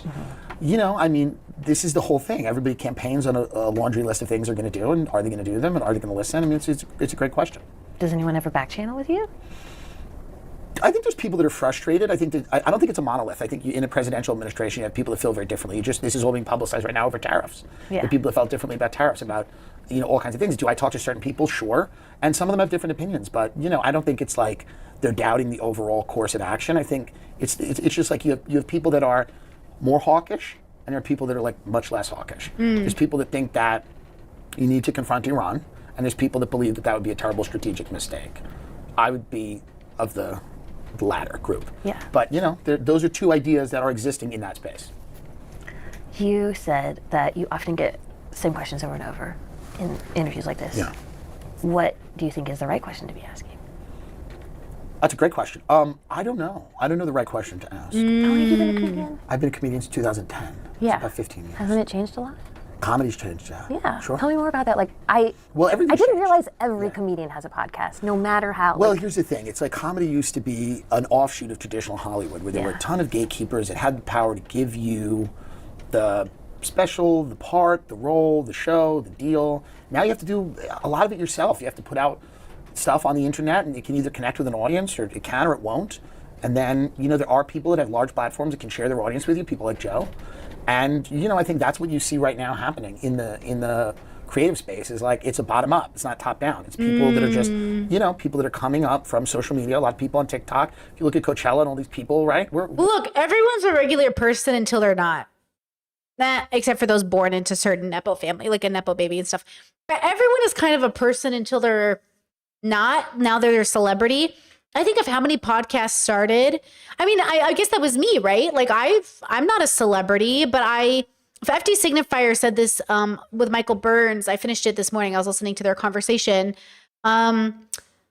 He basically said that we're like celebrities in a bubble that makes us like a big fish in a small pond kind of thing. And so we're just people who became like people, like once people recognize you in public, it changes how you feel about existing. Like I just remember like the few times I've been recognized in public, it's a different feeling. I mean, I think about it here all the time. Like in some ways I have anxiety over it, right? Being recognized, because I do want a private life in a way. It's a weird place to be in where you're like, hey, I want to be more popular so I can do this for a living, but also I want a private life and I want to be able to go to the store without being recognized or stalked or followed back home or you know, or my partner be taken, someone takes a picture of my partner and posts it on the internet. Like, you know what I mean? Like, you have all these weird fears, but then to be successful, you almost have to risk that reality.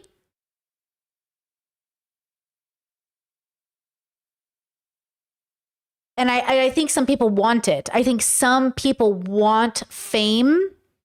They want to be recognized.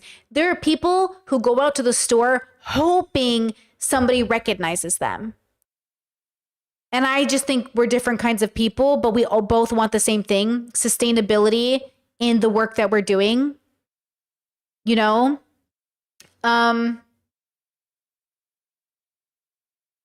I think the coolest thing about this world, like the current state of the world, is that you really can be. So I was thinking about it earlier about replacing your minimum wage income. Like, if you want to replace your $7 an hour minimum wage income, you can do it through the internet pretty easily, but pretty difficultly if you don't really know what you're doing or what focus you're going for. But replacing like minimum wage income, not that hard. Replacing 50K, 75K a year, replacing 150K a year consistently, reliably, very different. Replacing, you know what I'm saying? Like, replacing that income, different. But replacing pretty reliably, like minimum wage income. I was making, when I worked minimum wage 6 days a week, I was bringing home like $280, $300. Like, pretty easy to do that. But when I say easy, I mean accessible. I don't mean easy in another way. I mean accessible. Let me use that word. It's very accessible. But it might not be easy because you also have to be willing to do it. And some of the ways to do it are against your morals, as an example. I was watching Ludwig watch another guy talk about how he gets very popular on YouTube on shorts and how he makes a lot of money. And it's basically by stealing other people's content that wouldn't care if you stole it. So like your mom and dad on a road trip who post a video that they're not meant to be content creators. They don't care if you repost their video. They take videos and voice over them and change them and then post them as content. And they're just meant to be like reels or shorts that you make money on. And then they get like 50 million views because people globally are watching them. They're very like limited languaged videos. You don't need to speak a certain language to understand them.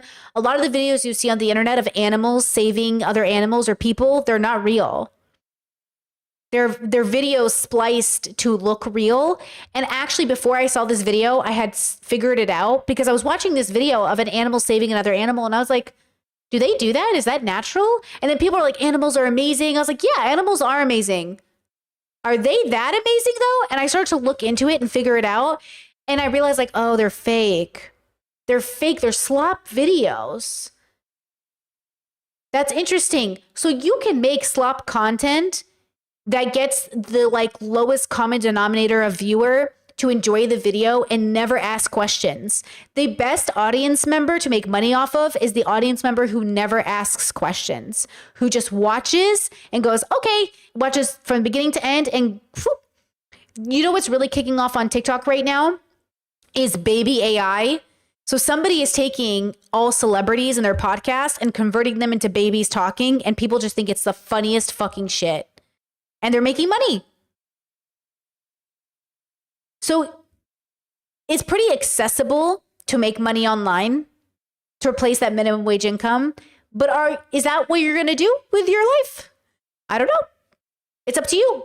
I mean, you could do a lot of things. You could just make feet videos that are really nice. You could just make AI videos. You can, empathy farming videos. Exactly. Make videos that evoke strong emotions in people that are 30 seconds long. Boom. Make ASMR sleeping videos that people actually watch and make them 10 hours long and let people fall asleep to them. Boom. Do you know what I mean? You could do all these things. The question is, do you want to do these things? You could also just be an editor for YouTubers. Listen to me when I say this. More than anything, content creators need reliable editors.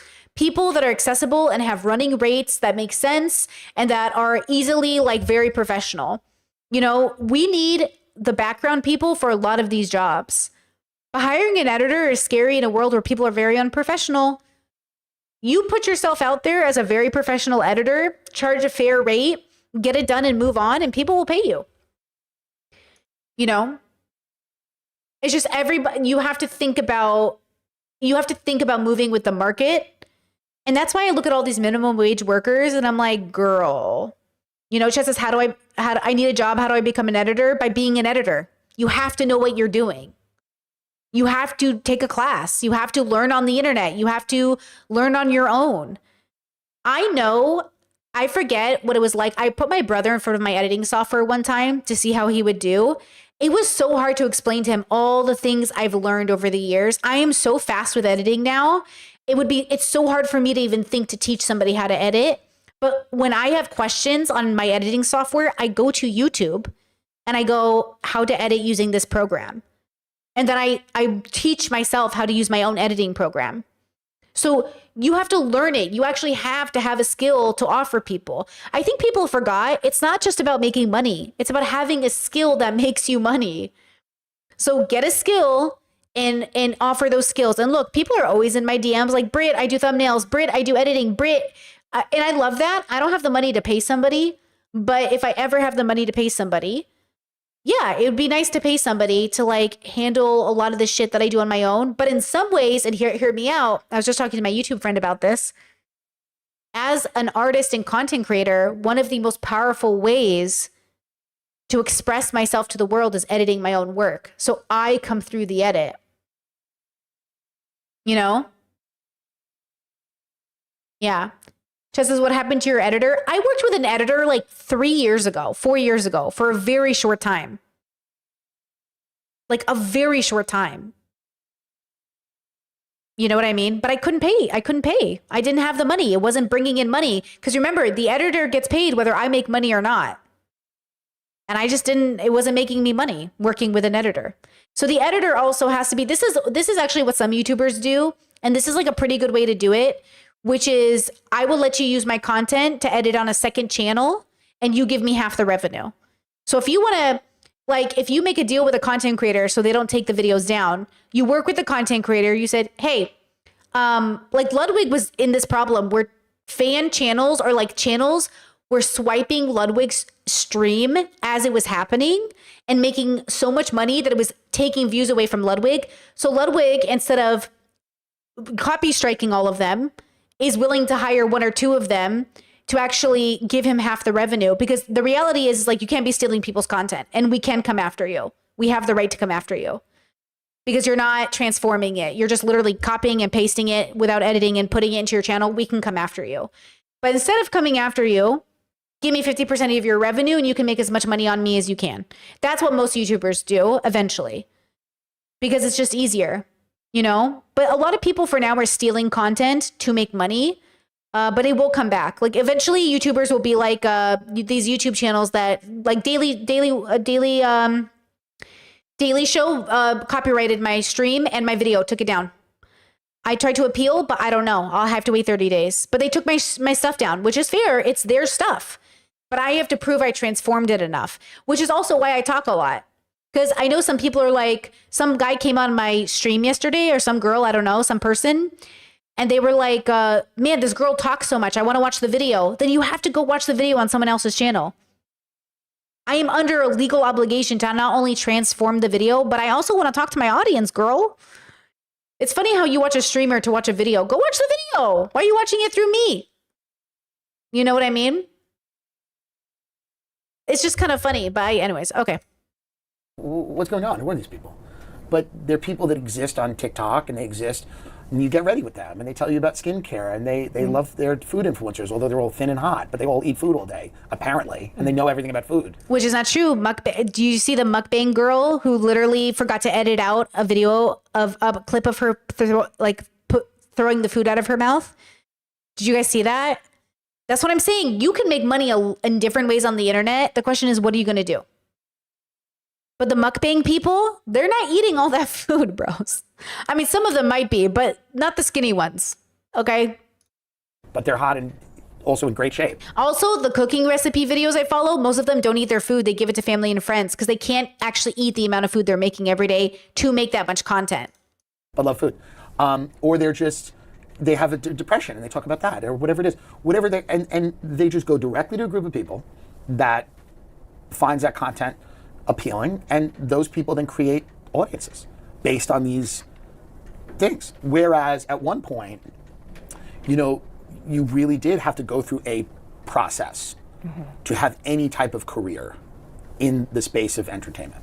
One comedian I spoke to said the decision maker used to be like a Hollywood executive. I think it's funny to say microphones and podcast equipment should be like, you should have a license. I think it's funny to make fun of podcast bros, but just a reminder that the queer small content creators also exist, marginalized communities also exist, and we also have microphones. It's just like, you know what I mean? We also want to be here. And so reminder that even though you might joke about making it like, making their, you know, needing a license to be a podcaster, just a reminder not to actually do that, because a lot of us only have a chance out of like poverty or our situations because it's so easy and accessible to become a podcaster.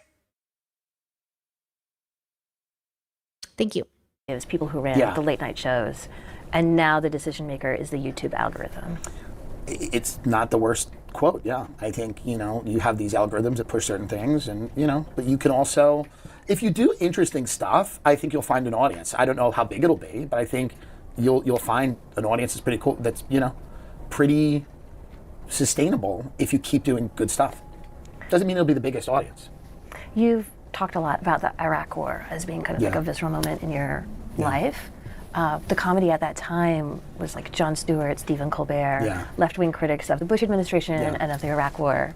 Why do you think that style of comedy has fallen away? Has it?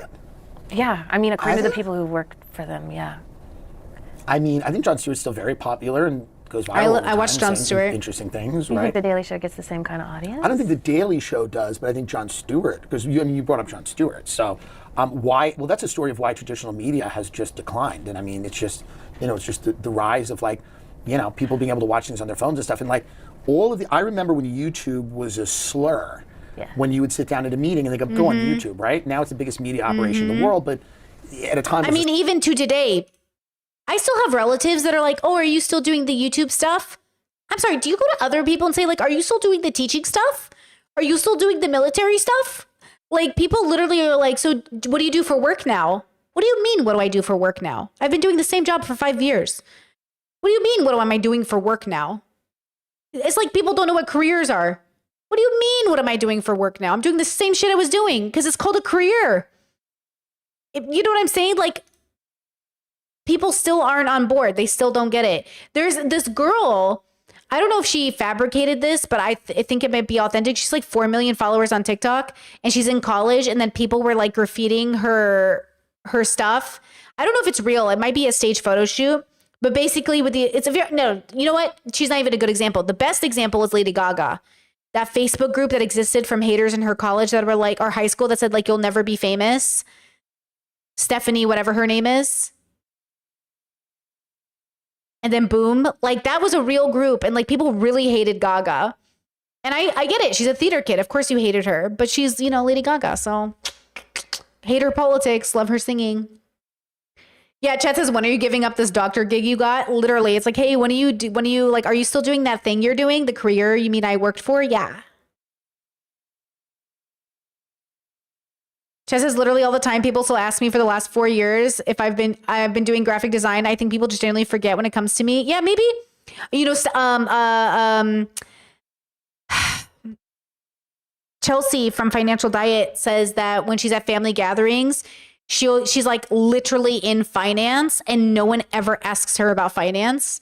And she's just like, I can't believe I've been doing finance all of these years and no one ever asks me about finance. She goes, no one ever looks at Chelsea and says, hey, can you help me with my portfolio? They will literally talk amongst each other, like the men, and no one ever asks her opinions on the stock market. And honestly, that could just be a family thing too. Sometimes it's really hard to believe, like for your family to believe you know what you're talking about. I just like, there's just those bubbles. They're just bubbles where families really struggle to believe their kids know what they're talking about. You know? Yeah, it's kind of funny. Chess says, is it a lonely career? YouTube content? Can I be honest with you? Sometimes I wish I wasn't married and I lived alone and I never had to talk to anybody in my life so I could work more. Sometimes I wish all I had to do was sleep and YouTube. Sometimes I wish none of my family or friends would talk to me for 5 years so I could just do this. Sometimes I think YouTube is that like monk in the mountains. Yeah, sometimes I wish I could do it. I really love this job. And if I could do it all the time, I would, but I could never do it without it being at the expense of everything else I love. And I love my partner and my family, and I need to have a work-life balance. But if I didn't want a work-life balance, I would do it. And sometimes I wish I could do it, but I can't. I can't sacrifice all of the amazing relationships and things I have in my life for this job. But man, sometimes I want to. Sometimes I really like being here. I wish I could do photo shoots every day. I wish I could just wake up and make content. I wish I could stream longer. I wish I could stream, take a nap, come back. I wish I could just like keep making videos every day, all day. I wish I didn't run out of energy. Yeah, I wish all these things. But you know, I'm in love and a bitch found her soulmate. So, you know, I can't, but the way I wish I could sometimes. A slur. You know, you sit in an ivory tower. You think that the big three are always going to be the big three. You think, you know, you're not afraid of streaming. You're not afraid of YouTube.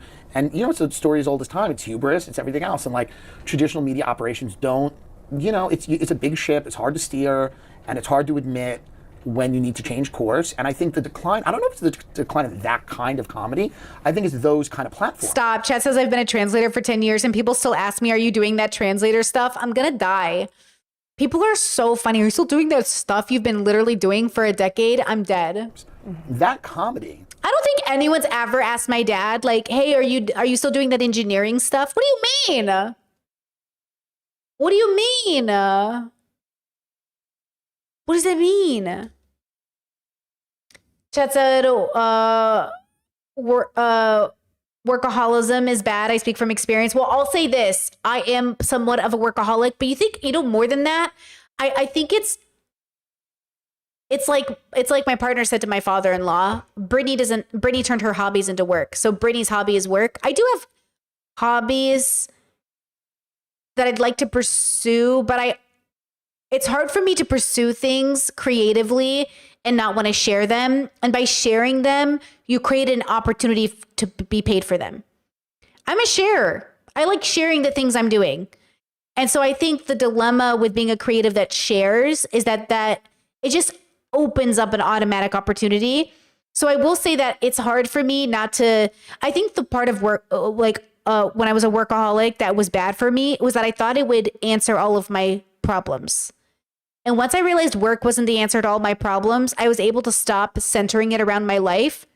But when I do dream of being just a worker and not talking to my friends and family, it's just because at this stage, it's not about it centering my life. It's about the fact that everything is so good in my life. I want to spend more time doing the thing I want to do. And sometimes I just want to do this. I think it's also autism, where I'm okay being isolated and alone because I'm doing so much. There's so much I can do alone. And I can't do that much. Like when my partner's home, the joke is I get less work done because I want to be with them, but I also want to be working and I want to do my two favorite things the most. If I could be with him all day, I would want to do that. If I could be at work all day, I would do that. And I can't seem to do both all day. So I have to pick and choose. You know what I mean? I think that's what it is. I think life is so short. Like, I think when you figure out a place in life where it becomes like the greatest thing you've ever done, life becomes so short. Like, I always feel like I never have enough time. And then I feel like I have all the time in the world. Just as exactly people require time and attention. Yeah, that could be going towards other things. Absolutely. And I feel really lucky to be in this position. Don't get me wrong. I'm super lucky that this is my life. Considering that, God, sometimes I think back at 20s Brittany,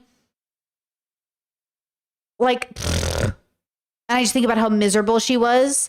And she was working like the same amount of time. It was just the work was different. The work felt like a cage. This feels like I'm in my artist studio and I'm throwing paint at a wall and I'm like, art! You know, it's just a different feeling. It's like, I made art! You know, it feels good. It feels really good, you know? And this was, what, 20 years in the making almost? So yeah, good for me that I just ended up starting it, really. Yeah.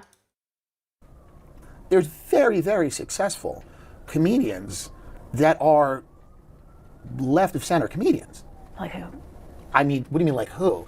Chelsea Handler, I think John Mulaney probably. I think that you would find Sarah Silverman. I think Bill Burr, Louis C.K. He's never voted for a Republican in his life. Why? Because he's an imperfect person? These are massively successful comedians. They're all more successful than I am. He's right that they're liberals. They're not progressive. So the word left is in different bubbles means different things. They're all liberals, but none of them are progressives. And there's nothing wrong with that. And they're all left-leaning comedians. Is there this? Yeah. By the way, it is so disingenuous for anyone to say that leftist comedians don't exist. Most comedians are Democrats or liberals. They're just not progressives. They're just not progressives.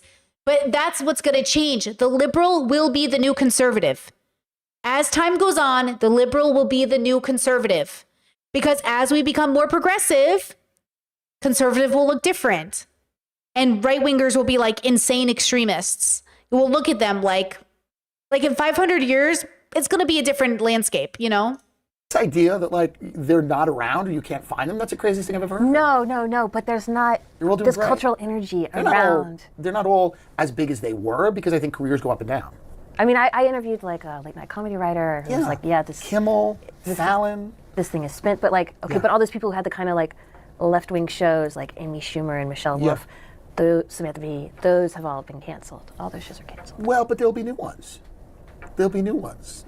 I mean, do you not have the faith? Do you think there's going to be no left-wing comedy? I don't see like a little ecosystem or like a galaxy.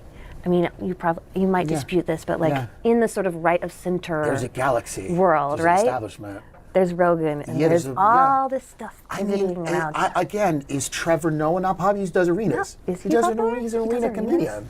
He's one of the most popular. Is she being sarcastic right now? I do hate this. I think I don't like the way she talks.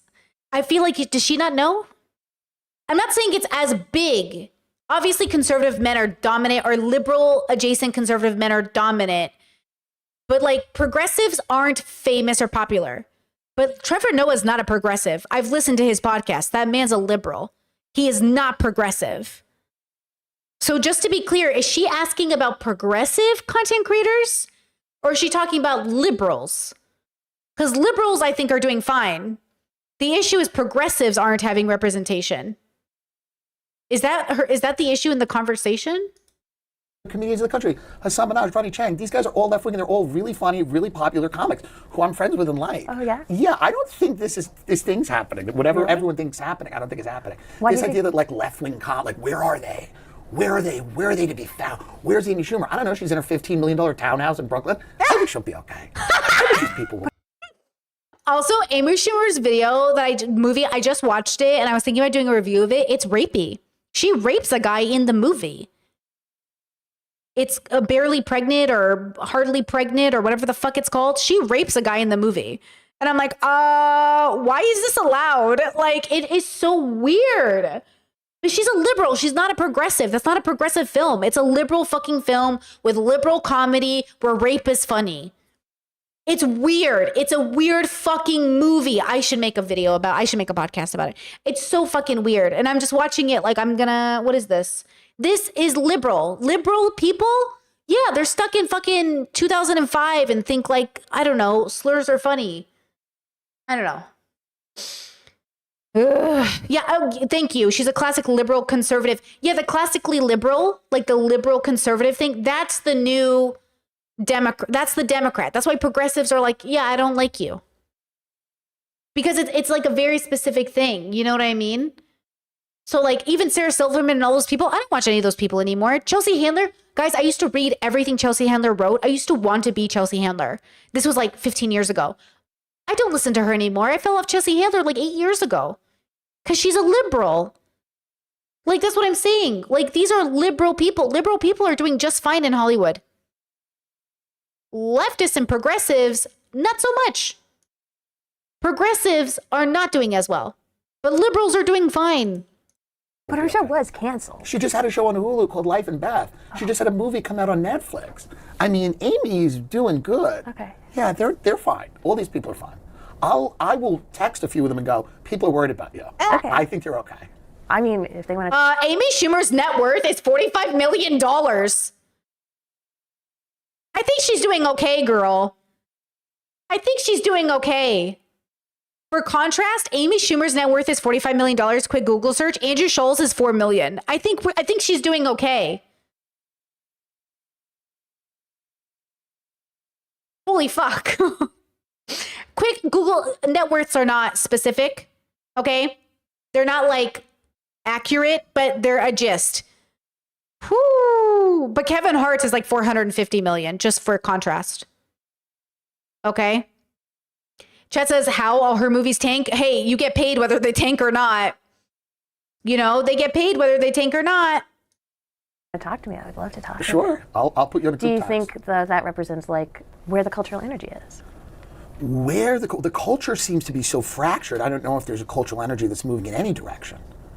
I mean, you could go on YouTube and go, the cultural energy is right. And you go to a college campus and you go, the cultural energy is left. And then you go to the boomers and own all the real estate and you go, the cultural energy is like paranoid, fear-based, checked out, and is politically amorphous depending on what pills and drinks they've had. I mean, I don't know. If you could find where the cultural energy in this country is going, you're doing a lot better than me. Well, you are on the internet. I am on the internet. I think you're playing dumb. I don't think I'm playing dumb. I really don't know where the cultural energy. That means like the idea that we have one dominant cultural energy in this country seems crazy to me. The idea that have we stopped canceling people for silly things? Yes. Why? It got exhausting. Does that mean that everyone's right wing now? No. Like Fox. I think he's playing dumb and she's playing dumb. I think she's playing dumb. She's the interviewer. She set the tone for the interview, and I think she said it incorrectly. I don't know her. I don't know her work. I don't recognize her. Maybe I've seen her, but she set the tonality of the podcast incorrectly. She's talking to him like, come on, you know better. And he's like, do I? Instead of saying like, hey, I'm noticing a shift. What do you think about it? Because honestly, it kind of makes me uncomfortable. And he would have been like, why does it make you uncomfortable? She'd say, honestly, I just feel like I'm not sure where I fit in. And he's saying, oh yeah, I get that. I haven't fought, I've tried to fit in as a gay guy, as a conspiracy theorist, da da da da da. Do you know what I mean? Like, she's not engaging in a real conversation, so he's not engaging in a real conversation. Chet says she's trying to do the Bobby thing. Is she? I guess so. She's playing a character, right? Like, she interviews him, but it feels like a character. And so, yeah, I would imagine me in this position. I would have such a hard time answering her questions because they sound like gotchas. Every question she's asking tells my autistic brain she's trying to get him. So he's now in defensive mode and he's trying to be like, okay, what's going on here? Right? Chet says, so they're not seeing each other. I don't know. I don't know what's happening. I think he's seeing her okay. I think she's not seeing him, or she's playing a character that's annoying and I don't get it. So I don't know. I don't know her work. I don't know what her thing is normally. I don't know if this is normal for her. But yeah, something about the way she's engaging, just like for me, would be horror. I would hate it as a guest. I guess it's Fox Nation, but like Fox is doing comedy specials now, and then those comedians do the rounds on like Gutfeld. Comedy specials are very cheap to make and very cheap to produce. I think CNN also did a few. Didn't they do Colin Quinn's, who's a brilliant comedian? Didn't they put his on? We have a comedy show. Yeah, like I don't think it's. If your point is, and would you be like, yes, I want to work there. I want to be on CNN's comedy show. Oh, Discord said, I'm getting the vibes that she's only seeing two sides, left and right. That's what I thought for a while, but I'm hearing more and more that it's not just conservative and liberal. There's more subcategories. Well, I think she's talking to Tim Dillon, who's like literally a conspiracy theorist, who's aware of all these different bubbles, who's not simply just left or right, but navigates himself in a lot of these bubbles. And Tim Dillon, again, I fell off his content a while back because he was way too MAGA associated. But I think if I was talking to Tim Dillon, I would probably utilize the fact that Tim Dillon is a really extensive bubble hopper. He's very good at bubble hopping. Look, I don't know who Tim voted for. I have actually no idea how to gauge who he voted for because Tim is so out there that I don't know. It could be anyone, right? So I don't know, but I would say that if you know who Tim Dillon is, then you could ask him about so many things. Like, so any bubble, and he would know. Like, he would know really interesting conspiracy theories. He could be, it feels like she didn't. I don't know. I don't know what her point of this is. Yeah, I'm not sure. Hey, call me and pay me. But I will say that I understand what you mean. If you look at young people that went through COVID, has there been a rightward shift? Absolutely. 110%. Tim Dillon said he did not vote in the 2020 U.S. elections, disapproving of both Trump and Biden at the time. Let me see if I can find who he voted for in 2025.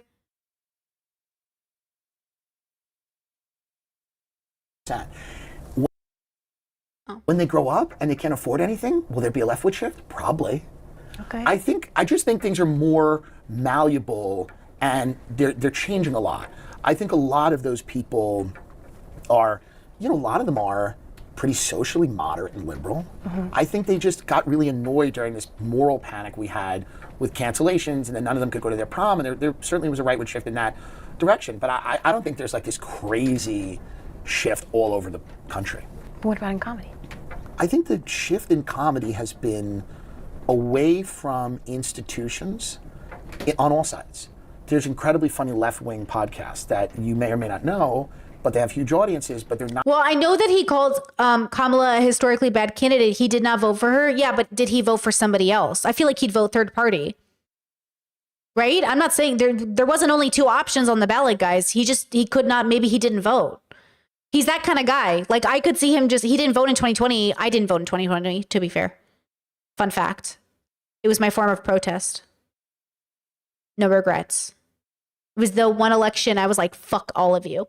But I feel like he voted third party. That's the vibe I'm getting. Not attached to a Hollywood studio or a big production company or a network. Again, I can name you very successful left-wing or left of center comics who are playing in theaters and arenas and have movies out. And then I can name you some which apparently now there's 5 podcasters that dominate the whole world.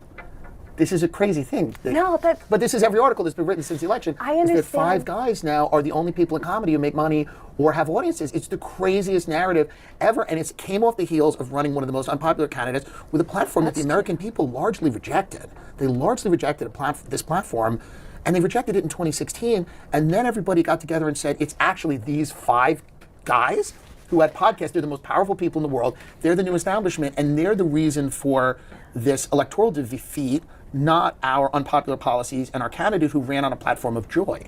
I think the constituents were already exhausted, and the podcasters help validate that exhaustion. And then the podcasters shared kind of where they were going, and people joined in because they were already exhausted.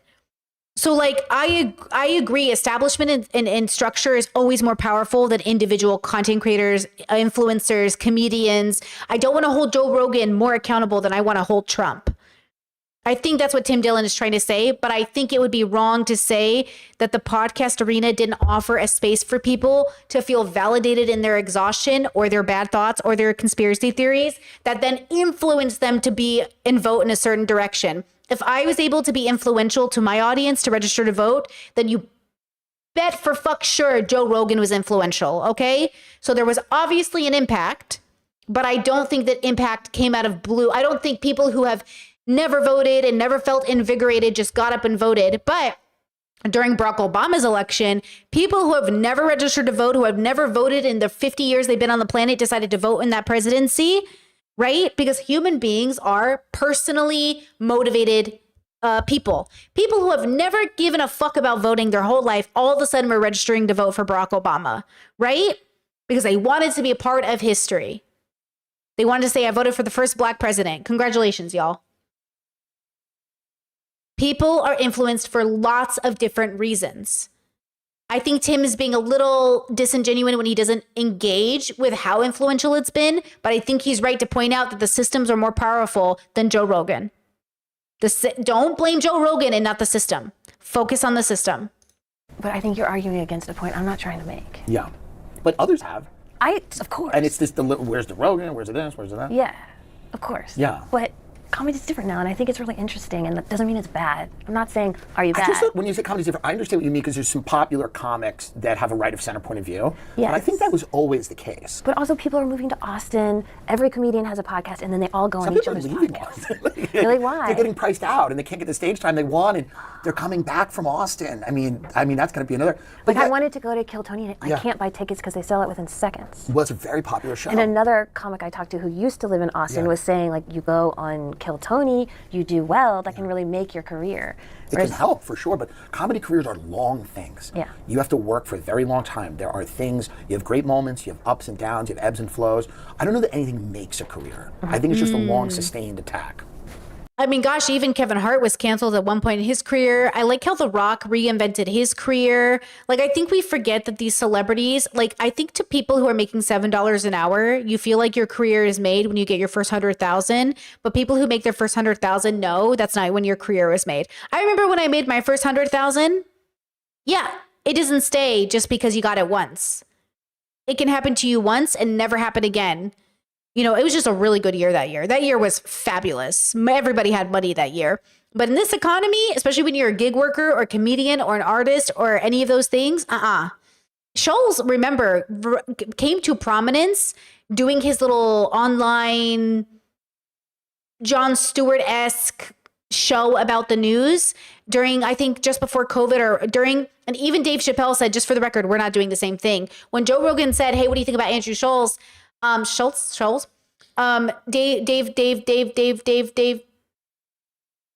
Chappelle was like, we're not doing the same thing. Like, I do different things than that. You know, there was like, there's an idea of even in the comedian world, we all did different. And Andrew said, people want to know how I feel about that. Yeah, he's one of the greats. We're not doing the same thing. I appreciate he even knows my name. Like, I'm never going to be insulted that Dave Chappelle thinks like we do different things. And there is something about that, but it's not guaranteed. There's no guarantee just because you think you've made it. And that's the problem is I think people who haven't made it think once you make it, there's like some magical guarantee you'll always be popular. But look at all of the celebrities we grew up with and notice that no one cares who they are anymore. That making it looks different to everybody. For some people, making it looks like $50K a year. For some people, it looks like buying a house. For some people, it looks like putting their kids through college. For other people, it looks like owning a yacht. You know, in Croatia, we go down to the bay, like the docks, and there's so many yachts. And I'll Google like who owns the yacht. Because the yachts, like yachts, they're so big, guys. Like they're so crazy big. Like I will be standing next to this fucking massive yacht and I'll look up and it just feels like the most enormous experience. And you're just sitting here like, who has this money? It is so expensive, right? And it's such a bubble pop when you realize like this will never be my life. This will never be my life. No matter how much I work for the next 50 years, this will never be my life. And this is somebody's life. And that's why like all these kids who are dreaming big and like, I'm going to own a boat, I'm going to own a mansion, I'm going to own these things. I love a dream because they don't have to come true to be a dream. Where do you feel like you are in yours? I don't know. I think at a good place. I wouldn't mind coasting. Mm-hmm. It would be nice if it went up, but who can demand such things? Right. I'm trying, but you know, I'm from Long Island. I fight the urge to kind of be lethargic and, you know, kind of hang out at seafood restaurants and stuff and sit on the back deck. Like I don't get up every single day and go, how do we become the most famous person in the world? It's nice to have a shrimp cocktail. It's nice to not do things. So I don't know if I'll fight that as hard. We'll see. Did you feel like I felt like when I was listening to your interview with Steve Bannon, he was like, not exactly pitching you, but kind of trying to draft you into his project. Well, I don't know what it's like giving me a job per se. No, like his view of what MAGA should be and what Trump should represent. Steve Bannon, again, like RFK, whether you like him or dislike him, has been saying a lot of the same things for a very long time. Mm-hmm. He's the only person I've ever heard in this country say, why aren't there more black and Spanish people in tech? If you can go find examples of people saying things like that on the world stage, I mean, Steve Bannon is one of those people who said that. He's the only guy who's critiquing Elon Musk from the right at his stature, and he's a very interesting guy to talk to, you know? I don't know if he was recruiting me for his project, like he was like, and you're gonna, but I think he was basically saying, here's my worldview, and I had a lot of liberals call me after that and go, do I agree with Steve Bannon? Like, what the hell's going on? A lot of people are calling me because the things he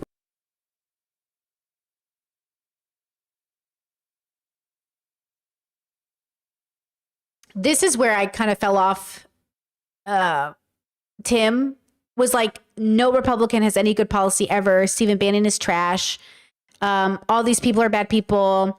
And any association with these people are trash. And not worth the risk. And Steve Bannon has been quoted saying horrible things for many years, racist things for many years. I think, if I'm going to be honest, she shouldn't be platforming Tim Dillon. But here we are. We're saying we're kind of, you know, you have all these critiques of Elon from the left. There's one guy making them from the right. I'm like, why not interview this guy? Do you think he was honestly representing his views? I mean, I'm not God and I'm not omniscient, so I can never understand what's going on inside someone's head. He did run a website that had a tag for black crime. What, the Breitbart website? Yes. I don't think everything on Breitbart is phenomenal, obviously. But I also, when I'm doing an interview and someone's sitting there and they're saying these are the views, if the question is he serious about it or is he accurately representing his views? I don't know. There's a lot of people who've talked about black crime that aren't talking about it from a inherently racist point of view. Now, I don't know what that tag on that website was. And I'm not saying it was the greatest, most highly inspired discussion. I'm just saying that, like, when he's sitting there going, I think the American working class has been shortchanged and that we should tax the rich and all these things coming from this guy who got Donald Trump elected, saying things that would make a lot of conservatives that I grew up with start vomiting. It's an interesting conversation.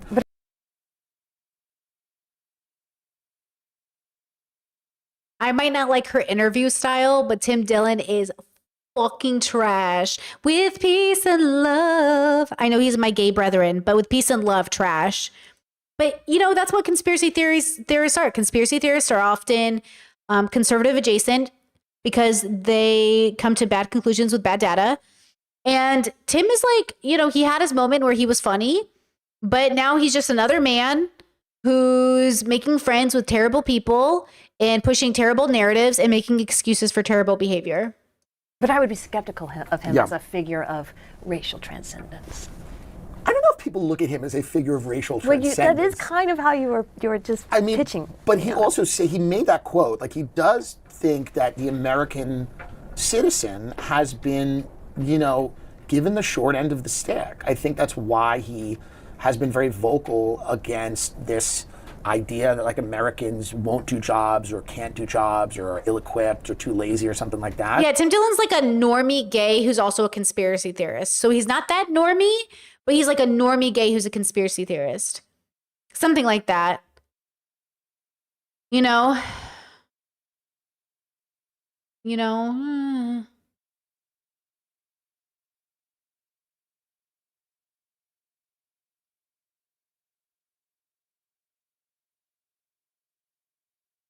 Yeah, when I said Tim Dillon shouldn't be platformed, I meant more like, I think we should cover bad people. I don't think we should platform bad people. I think I've noticed from YouTube and the way that it's gone that somewhat of talking about them does make them famous. But if they're already famous, you got to talk about them because people got to see the counter. But platforming them normalizes them within your bubble to say this is a person that's worthy of talking to. And I think that form of validation is unnecessary. And I think that that is a form of validation people seek. Like, at the end of the day, being in a collaboration with someone validates you and it validates the audience that watches you. Oh, my favorite is talking to somebody else who's bigger. This is why even Hassan's fans are like, wow, The Daily Show, like, they noticed Hassan. Our boy made it, you know, This is why Destiny's community is like, Jordan Peterson noticed that our boy, he made it. Because they're still validation seeking. Hassan is still a small fry. Like, him talking to Bernie and AOC is validation seeking for Hassan. He wasn't gonna give up an opportunity to be that guy. Because he's seeking, it's a validation thing. And that's why I always say, like, whose DMs do we answer, yes or no? Because there is a temptation to be validated by somebody bigger and more famous than you. Talking to you. And in normie bubbles, Hassan saying, oh yeah, I've interviewed Bernie and AOC, that validates him to so many people. If I told my normie friends I talked to Bernie and AOC for an interview on a YouTube channel, they'd be like, what the fuck? Are you serious, dude? Bernie Sanders? I was like, yeah. They're like, holy fuck, what do you do? And I was like, I'm a YouTuber still. They're like, oh, YouTube got you that opportunity? Like, they would be shocked that YouTube got me the opportunity to talk to Bernie Sanders. Because for them, it's so above, for them, it's so far away.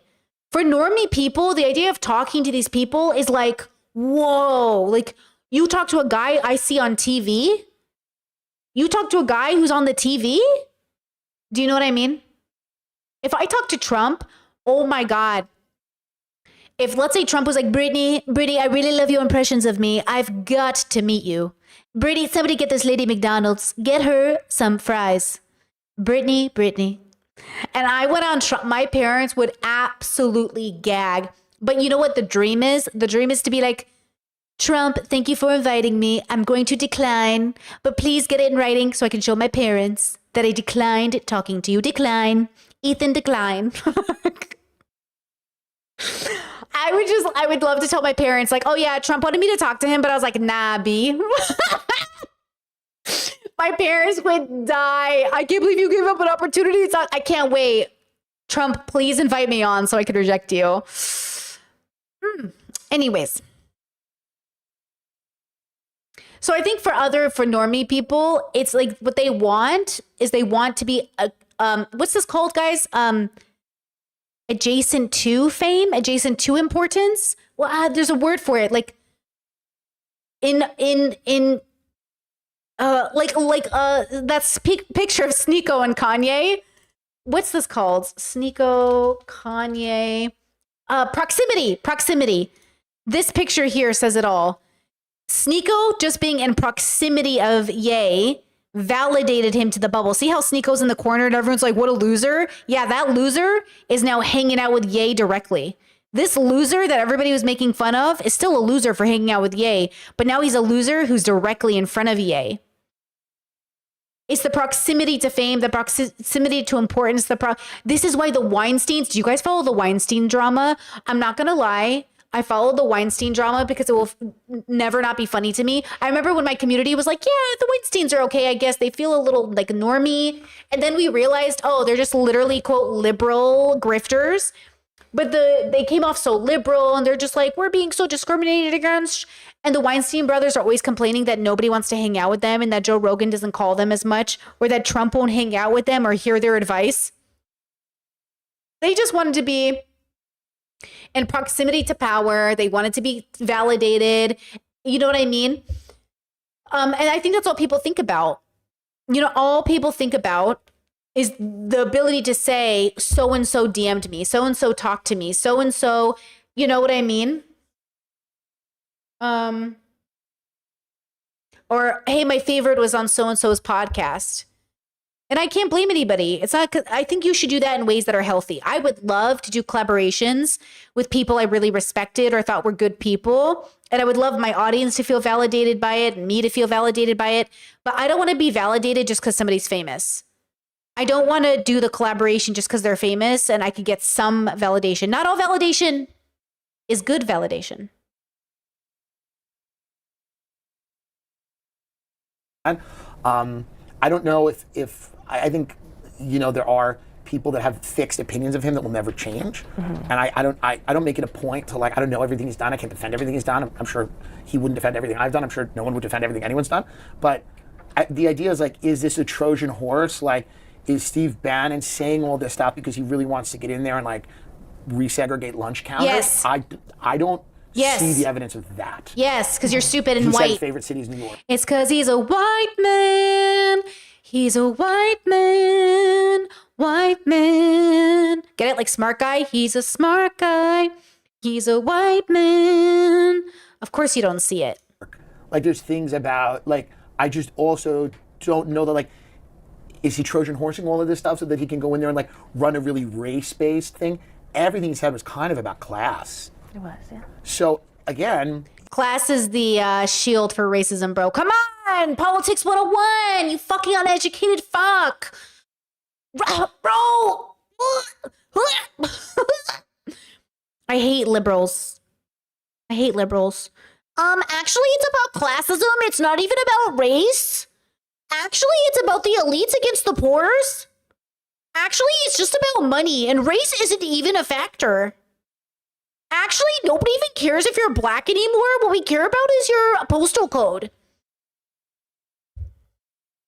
it's a hard question to ask, right? Like, what's in his I know. Right, and it's a difficult thing to know. It's the kind of I've seen question I have to ask. It's my job question. I agree, and I understand that. I have seen no evidence that he is trying to bring. And this is why it was bad to platform Tim Dillon. Because he was able to make her look like she was silly, and she's like, come on, I thought you were going to agree with me. And now she just platformed another man who will make her look stupid, and all the misogynists will say, see, stupid women, ha ha ha ha ha. Great, good job, girl. You just platformed a man you couldn't even like data against. Because like she didn't even bring, it's not like she's bringing her notepad with all of her points. She's trying to have a conversation where it requires him to agree with her in order to make her point. What was the point of this interview, girl?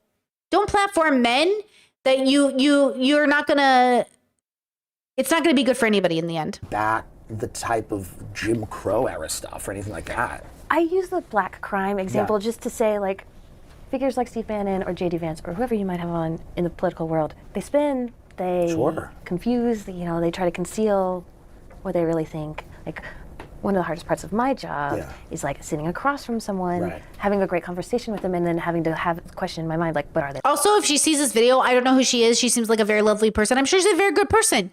It's just giving white woman. It's giving white woman. I'm a white woman. It's given, I don't know anything about intersectionality.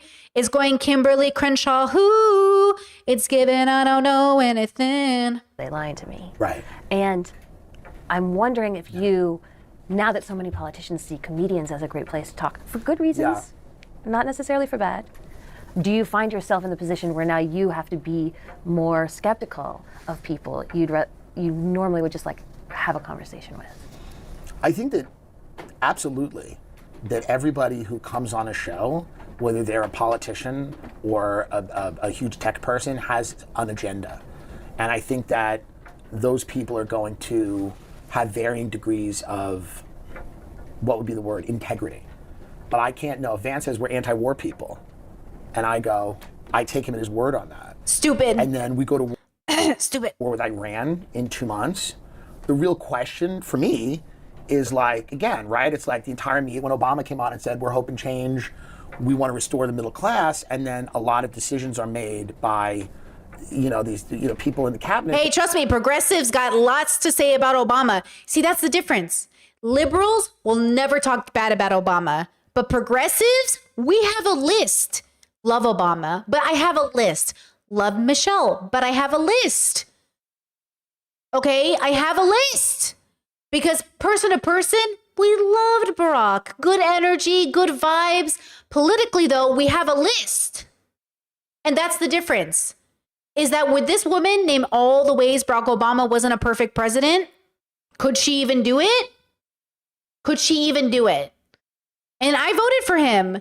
You know what I'm saying? But I also voted for Harris. So that's the difference between a liberal and a progressive. Okay? Liberals go, Joe Biden, what was ever really wrong? You know how many times Democrats have been like, Brittany, what could ever be wrong with Joe Biden? I mean, he really worked to serve the people. And I'm like, like Animaniacs, except the countries, it's like, you know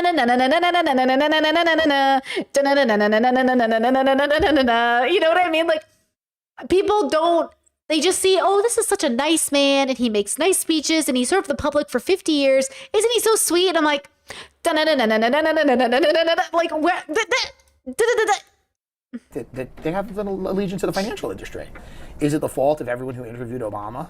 Is it the fault of everyone? Like, if these people but get if into you go back and you look at the interviews of Obama that were like, aren't you just amazing? Yeah, there was a lot of those. It looks bad, right? And so part of the job, even if it's just to save face, is to be like, but how are you really going to close Guantanamo? Like, do you really think you'll be able to do it? Well, I mean, like, if the thing is like to say to Steve Bannon, but aren't you really a racist? Like, you've said all this stuff about the American middle class, but don't you really hate black people? Like, that seems to be like, again, they have to present the evidence. He did call his website a platform for the alt-right in 2016. Oh, I think there's the terminology of those things, and those things also started as one thing and they became another thing, for sure. Did they? I think he is very much not the mainstream American right, as he's talked about, right? Yeah. And I think there's a lot of people in his movement that have broken with him because he isn't as extreme as they want him to be.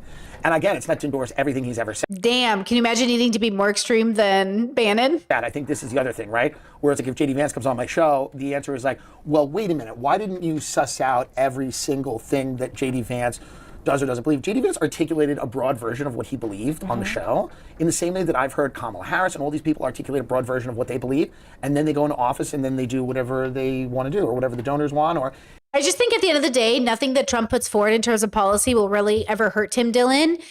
Because conservatives are becoming more lax on gay people, generally the non-religious ones, but he's not trans, he's not brown, he's not, you know what I mean? Like, at the end of the day, Tim Dillon is better served as an individual by voting right for Trump policy rather than anything else. But that's, I mean, conspiracy theorists run conservative, right?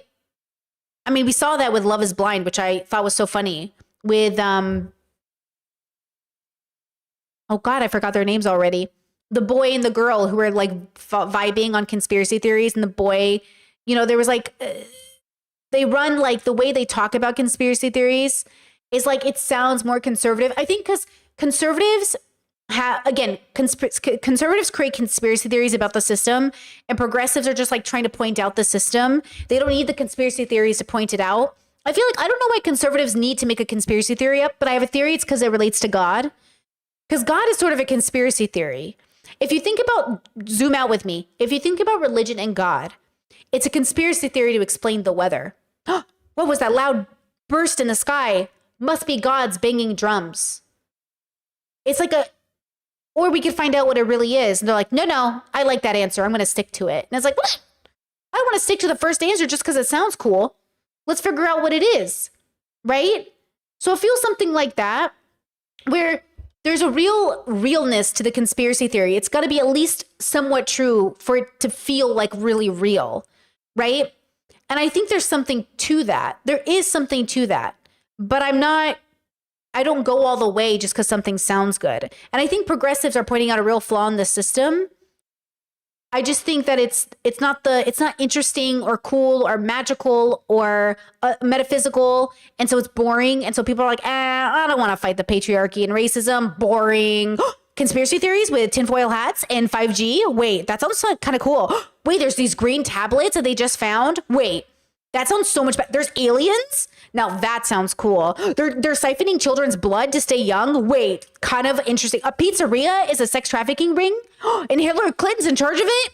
Ooh, and then it's like, no, it's actually just capitalism, patriarchy. They're like, boo, boo, not fun. Boo. It's like, that's not fun. You know, I just think people want, even though life is stranger than fiction, even though real life is stranger than fiction, it's just like, it's almost like too boring for people. If they have integrity, they do some of what they say. And again, is the responsibility on a podcaster to judge the integrity of someone they've met in an hour? Or to, I don't know. I don't think that, I think you should have what? Someone they've met on some of what they say. And again, is the responsibility on a podcaster to judge the integrity of someone they've met? I don't know if this is a response. Ooh, talking about thunder, it's raining. Not that it's the responsibility of the podcaster necessarily, depending on what they're doing. But I think it's okay to do it. So like, I tried during COVID to be the podcaster that was like, we're just going to hear people out and not argue with them about their beliefs. We're just going to explore it with them. But then I just ended up platforming a bunch of shitty guys. And funny enough, Dr. K just did this with Amaranth, where Dr. K interviewed Amaranth and her toxic fucking husband, piece of shit husband. And they were doing this interview, and I was like, why are we doing this? Like, why does it? But then I could understand Dr. K being a therapist and science driven, how he wanted to hear people's stories and not be there to combat it, but be there to be compassionate. And his audience were like, why didn't you call her out on her lies or his lies? Like, couldn't you tell he was being narcissistic? And Dr. K's like, hey, we're here to listen to people. And I think Dr. K, who's a therapist, can do that. I don't think Brittany Simon, who's just a regular commentary channel, can risk platforming people in hopes to see them as like who they are. It is sadly not my position in life to simply listen to people's stories. I do have to push back because of the position I'm in, right?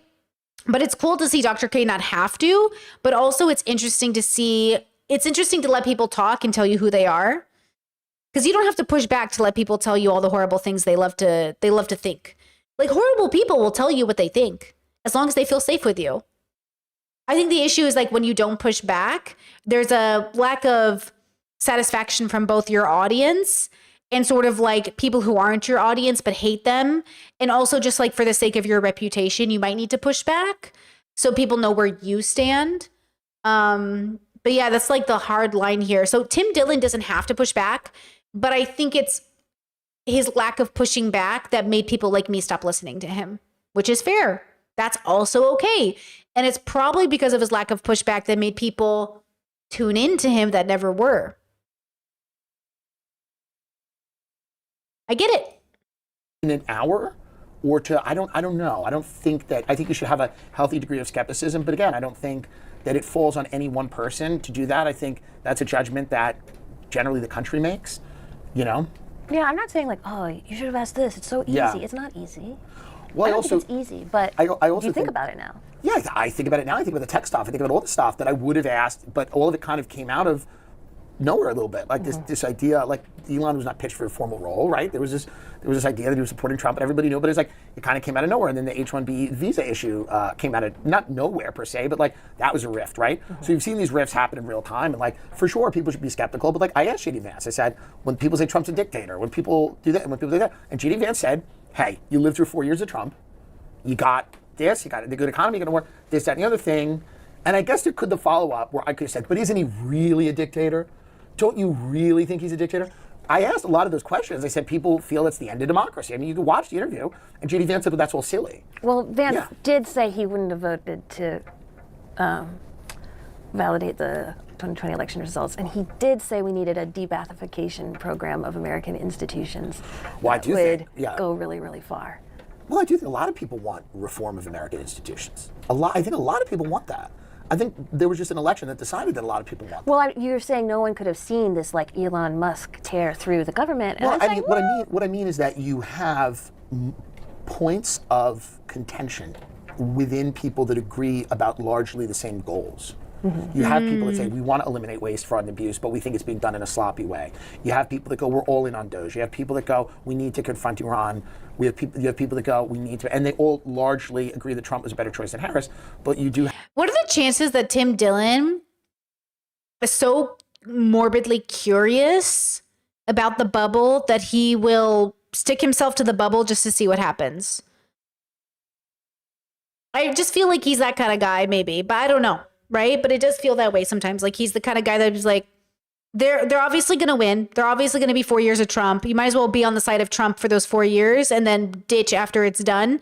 Like almost like an opportunist, but only because like an opportunist, but like a curious one. But he does have a lot of conspiracies adjacent to like secret governments and like what they're up to and who's shaking hands with who and who's having an orgy with who. And he does believe in like, that the governments are like, working together in a very specific kind of way. Chad says, quote, I'm not gullible enough to get pulled into the cult, but I'm curious enough. That's the vibe Tim Dillon has given me. And I don't like it. But also that's kind of why I liked him in the beginning. It was that he was kind of like, hey, I think you all might be like siphoning blood from babies, but what do I know? Maybe it's true, maybe it's not. And it was kind of funny the way he would deliver it, where I don't think that's necessarily happening, even though we know people in the past have like bathed in blood. We know human beings are weird. But, it's the idea that, like, I don't think Hillary Clinton's running a sex ring under a pizzeria, but do I think Hillary Clinton has acted in a way that is politically guarded sex trafficking rings? Probably, in the same way that anybody in government is corrupt enough to have backed up literal sex offenders. Trump is a rapist in the White House. So it depends on how we're defining it, but I don't think anyone in politics is a good person. So I think it's easy enough for me to be like, yeah, what did you do? Because the little I was told to do when I was in politics a little bit was enough to make me think, damn, if I had to do this when I was nobody, what would I have to do to be somebody? Eric Adams stole $2 million and he's just sitting up here doing interviews. I see him in documentaries I watch all the time. There he is. People will do things right in front of your face. Trump has 34 felonies. So I don't know why we're acting like any of these people aren't just people looking for opportunities. I mean, that's really what politics is. So like, they're just people, but you don't need a conspiracy theory to talk about people being bad. You just need to accept that they are. And we need to do a little bit less bad every day. Hillary Clinton did some good. Bill Clinton did some good. Everybody did some good. I mean, Hitler's paintings were okay, I guess. I don't know. I don't care. But like, does that good matter in the face of everything you've done that is wrong? Probably not. But you will go down in history as a good person to somebody. And then none of this will matter. I don't know. It just feels like we're putting way too much, there's like, obviously everyone is bad, but I don't even know why we're being in any way lenient on anybody in power as being not corrupt. But then I guess the question is, if everybody in power is corrupt, then who gets to be in charge? I don't know. I don't know who is the good person who's going to get there and not do horrible things. I don't even know if that's a reality that could ever exist. And maybe that's why the lore of Jesus, the story of Jesus, is that he didn't seek power while on earth. He did it through poverty. And now that Jesus is literal, but if we look at it from a philosophical kind of mythos, like just a fictional story of a lesson, God of the heavens and the earth came to earth not as a king, but as a carpenter's son. And when given an opportunity to be political and to seek power, he chose humility.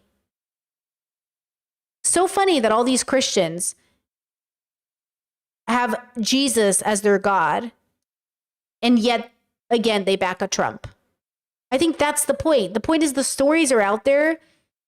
We know that the better way to be as a person is a humble person, and yet we reward narcissism.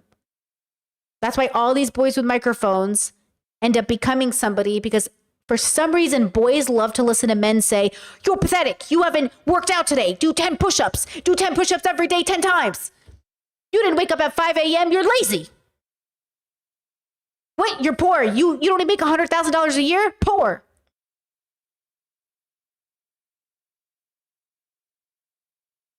Yeah, maybe it's something like that. I don't know. Have points within those people where they disagree on things. So I don't know if it's fair that any one person, even if it's the vice president, is going to be able to illustrate how anything is going to happen. Did you find him to be authentic? I found him to be a politician. Yeah. So I've never found a politician to be anything other than a politician. It's like asking like a salesperson. Like, if you ever met a realtor, do you find a realtor to be authentic, or do you have to buy a house? Do you know what I mean? Like, I think when you go in there and go, I don't know J.D. Vance, I'm sure J.D. Vance is a tremendously ambitious guy who's gotten where he's gotten because some of his views have shifted. A lot of people's views shift, right? He famously said about Trump, he likened him to Hitler, and now he's running as his vice president. I think that if you're asking, are politicians the most authentic people in the world? Absolutely not. But your interview. Okay, let me ask you about a specific. There's one thing that really stuck out to me, not important, not significant, but he was like, oh, you know what Kamala Harris is like? It's something about how, she... You know what she's doing that's weird is she's assigning a why to Tim that I don't think exists. Tim doesn't think politicians are authentic. I would have asked him, hey, so what's it like being so close to politicians? Are they as fucked up as you thought they'd be?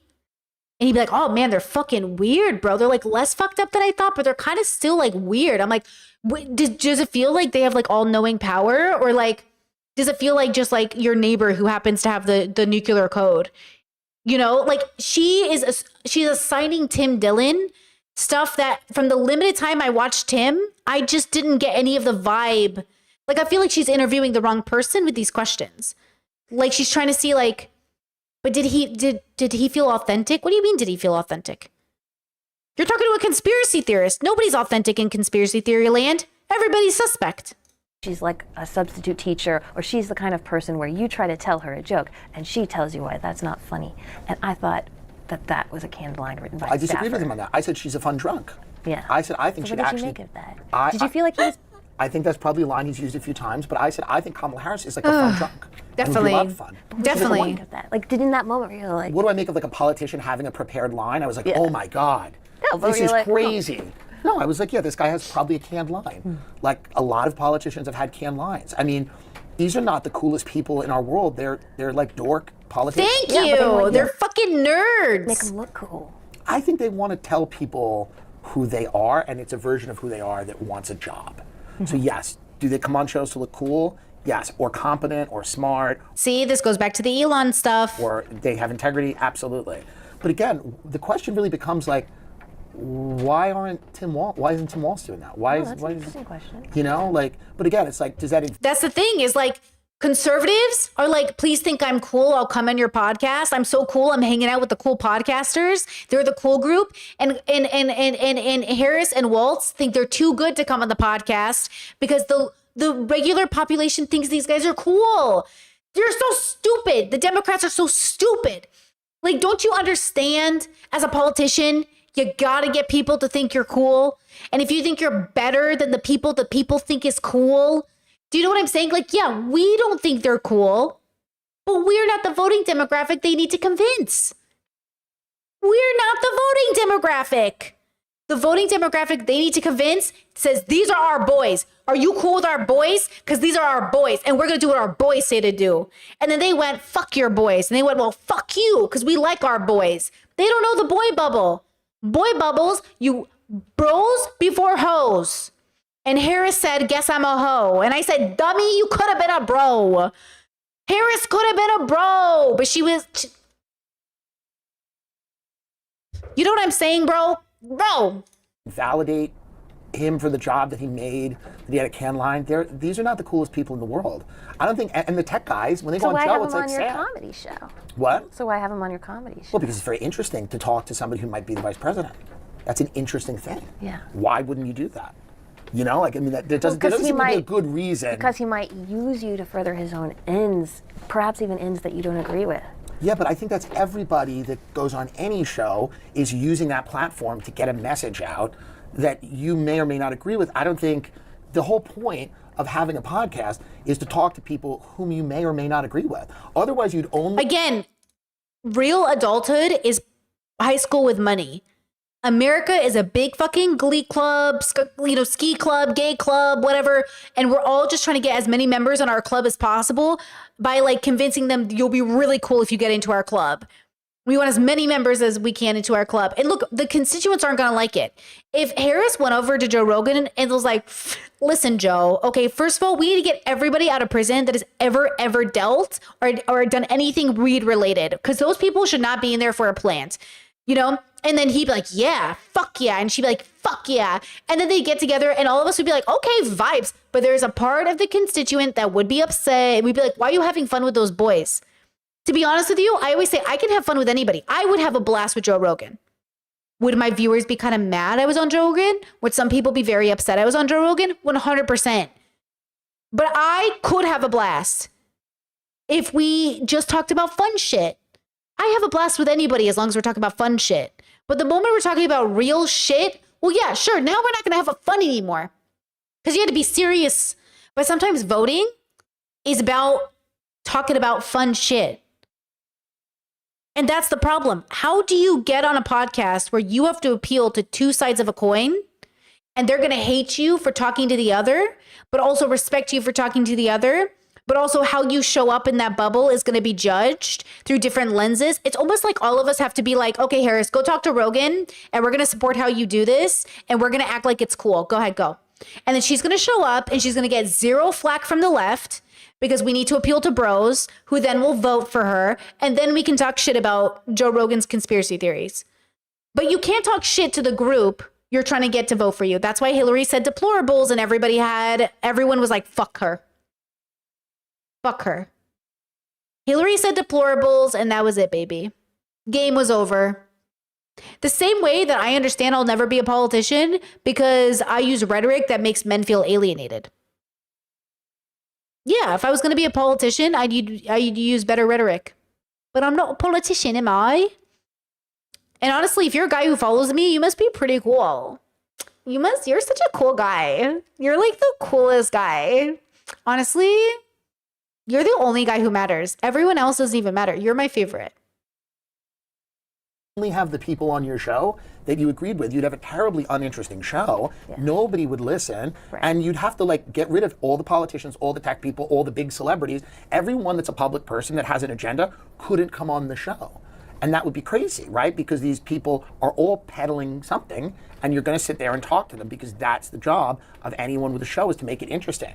My job's not to save the country. My job's to have an interesting or entertaining show. Isn't it to be funny? It's to be funny. Yeah, I think there were parts of the interview that were funny. I do a show with mainly no guests. Yeah. I have hours and hours and hours of talking. Most of it, I've watched a many lot of it's hours. funny. But I will occasionally have a guest, whether it's a friend or somebody that I find interesting. I think Steve Bannon said a lot of interesting stuff. Yeah. You know? And Okay, it's- yeah. one other thing. Yeah, of course. On his maybe Roman salute, he said to you like, "Oh, that was just a nanosecond, a Yeah. freeze frame." No, it wasn't. Well, I didn't. I saw the thing, and he basically Did said. you watch the video?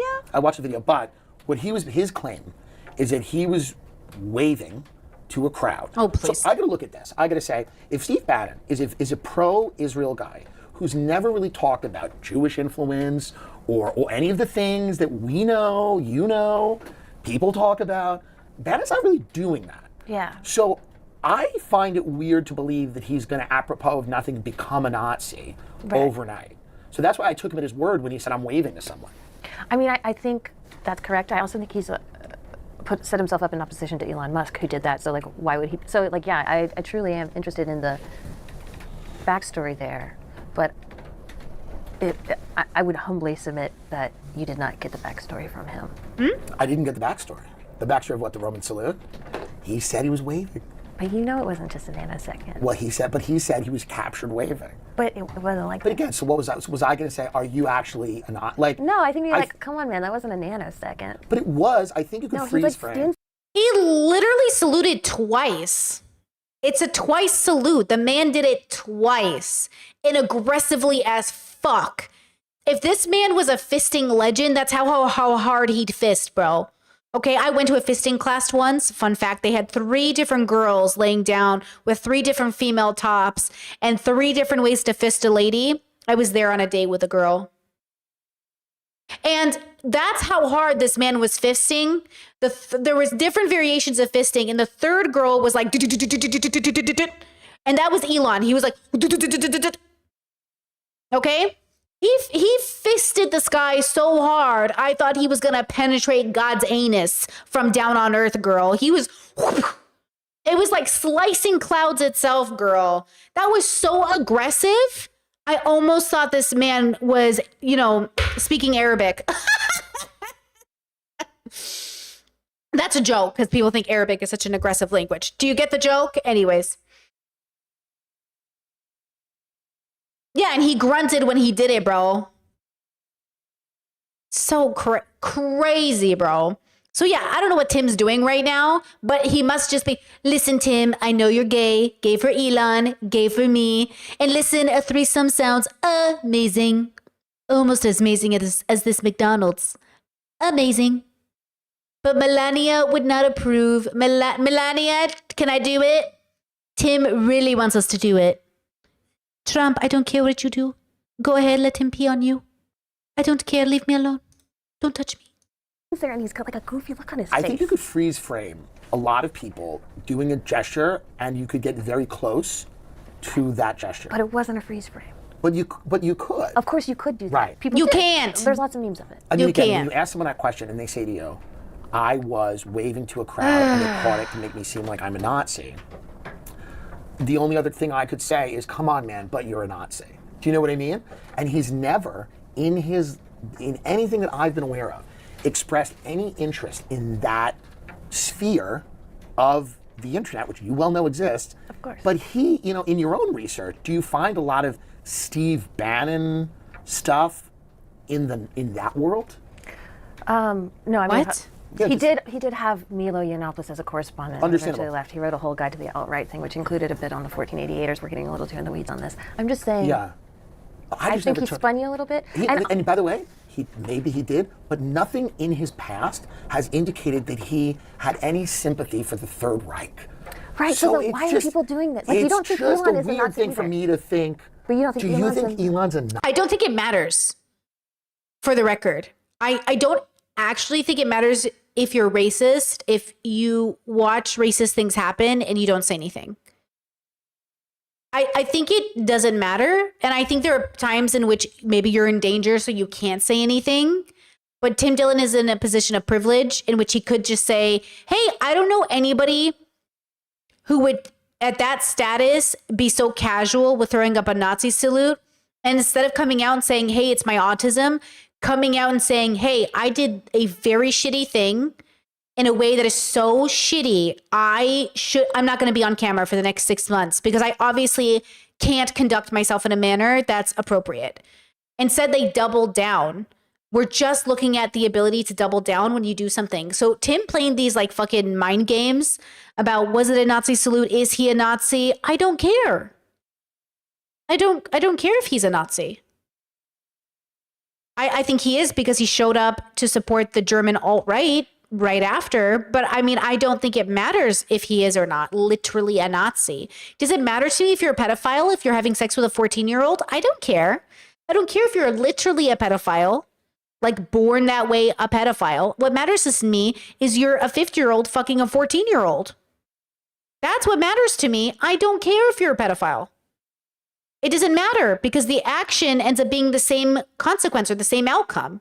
What does it matter? It matters for funsies. It matters as a researcher. It matters as a categorization. It doesn't matter in terms of this interview. Okay? Nazi? No, but I don't think it was an accident. I So think he why was do trolling. it? I think Elon was trolling and trying to be Well, that's the problem with Kanye. Kanye is like, this goes, and I'm going to say this again for anyone who might have missed it. This is why I know as autistic people, we get very exhausted at the performativity of the script. Like, hi, how are you? I'm good. How are you? How's the weather? Oh my God. I know you get exhausted, but you have to do it. Because if you don't do it, you're Kanye. Who's like, there is no script. Scripts are made up. It's all a script. Hail Hitler. Hail Hitler. Don't quote me on that. I'm Elon. I mean, I'm Kanye right now. That's the problem. Is like Kanye is like, maybe it's his autism, but it doesn't matter. You have to play the script because the script signals to all of us that we're on the same page of reality.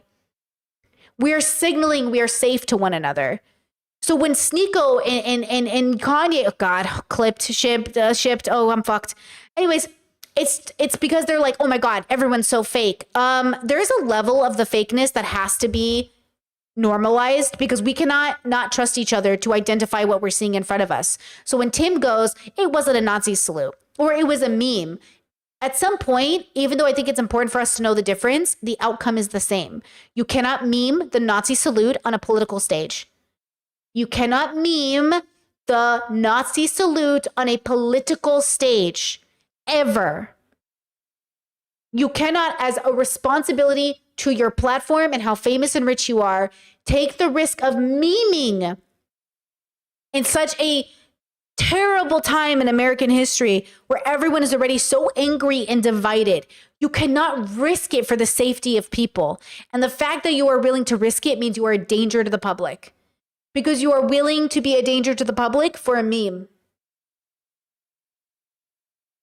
That's it. That's it. That's it. That's it. funny and he was being stupid. But you don't think Bannon was trolling? I don't. Bannon's not a troll. Like, did you watch the interview? Yes. It's a different energy than Elon. It's not a troll energy. Yeah. It's fully like this quasi-autistic, like, this is the way it is energy. Yeah. I mean, that's the way I read it. I could be wrong. Are you on the spectrum? I'm not. I mean, maybe. Who knows? Right. I don't think so. Who among I us? mean, it depends. Is there money in it? I don't think it. I think it was more of a troll on Elon's thing, and the Bannon thing seemed to me like it was somewhat accidental, but maybe. Also, I think there's the problem, and we see this with the Adriana Smith case, the woman being utilized as an incubator in her death. Everyone's testing the bounds of what they can get away with. And Elon just wants to know, if he does a Nazi salute, can he get away with it? And the answer should have been no. Not as a means of free speech, okay? Because we have free speech in America, but as it relates to his job and his status and his the way he represents who he's with. So we have to be very aware that, especially that's how these little edgy boys do it. They want to know how much they can get away with. And some people are experimenting with Nazi salutes, and some people are going to start experimenting with killing people. How much can they get away with? I'm wrong, but I don't, again, he's shown no evidence that he's sympathetic to that belief system. I'm like kind of having an epiphany like in this interview. It's like, I wonder, it is possible that maybe the journalistic fixation on the whole podcast thing is partly like, you guys are kind of taking our jobs, but not doing the shitty part. Oh, which is like damn. the uncomfortable thing in the room that sucks, which is like, are you bad? Just like Great fucking point. That's why I say be careful of who you call a journalist. Like a real journalist should have an expectation of credibility associated with the journalism. And this is why I don't consider Hassan a journalist. I don't consider like Philip DeFranco a journalist, though I think Phil is news adjacent and there might be a way for him to be considered one, as he does really good journalistic work sometimes. But when I think of Philip DeFranco, I still just think of him as a YouTuber, which is good. But we have to be careful about who we're giving these titles to, because they have to be the people who call people out to some extent to find the truth. I think we have to be careful about like TikTokers who are reading you headlines of what's trending. And I think Phil, out of all people, could be the closest to a journalist on YouTube. But I don't know what Phil's qualifications are, because I don't think anyone could do the job of a journalist, but I think anyone could cosplay one. So we have to be careful. Journalists doing that? Are Maybe they not. doing Maybe that? not Are they enough. doing the "Are you bad"? Is that what journalists I have been to do doing? the "Are you bad?" Sure, but is that what is your view of and it's a fair question, is your view of mainstream American journalism calling out powerful people? Is that what we've been seeing? Do you read ProPublica? Okay, but do you know what I mean? Like when we I know. look, Well, right. it's not a monolith. Yeah. It's not. And I also just don't think that one interview. No! Chat, you just say no. Aaron. Wait, no, you can't follow this guy. No! The rich Jewish guy with a Zionist dad who literally just reads headlines?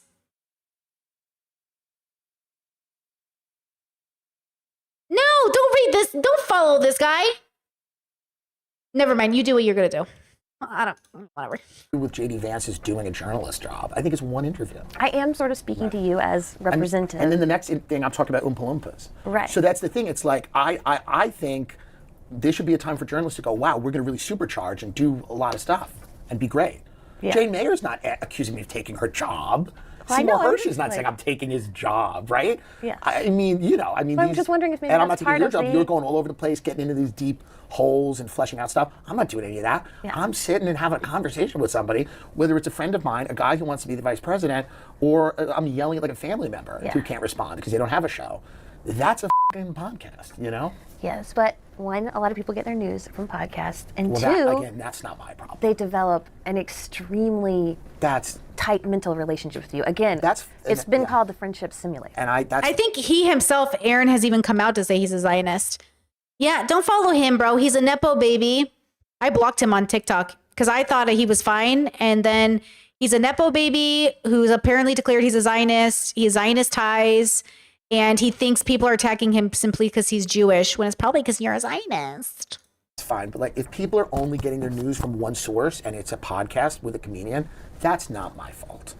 It really isn't. I think those people should read, But I could be wrong, and you can do your own research because I'm not telling you what to do. and listen to lots of different stuff. Okay. I listen to Pivot every week. I don't always agree with them. I disagree with them a lot. I listen every week. So if you consume in one thing, I just feel like there's a lot less people around that are getting their news solely from me.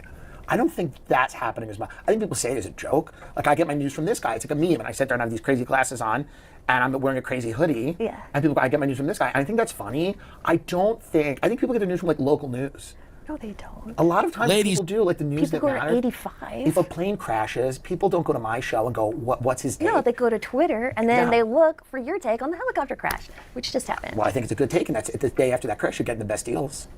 No one's getting a better deal on a helicopter ride the day after that crash. So Tim Dillon, okay, let's see.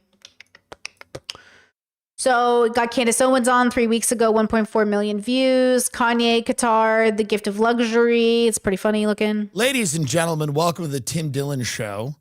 Special report right now.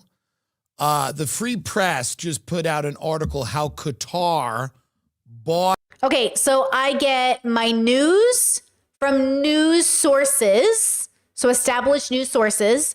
I get my opinions from commentary channels. Okay? And I get my marginalized critique takes from TikTok. Okay? I get my opinions from podcasters, my critical race theory, queer adjacent, brown bubble adjacent perspective from TikTok or wherever they're playing. And I get my news from news sources. And that's what I do. If I'm listening to a commentary channel, I'm getting an opinion. If I'm watching the traditional news, I'm getting the news.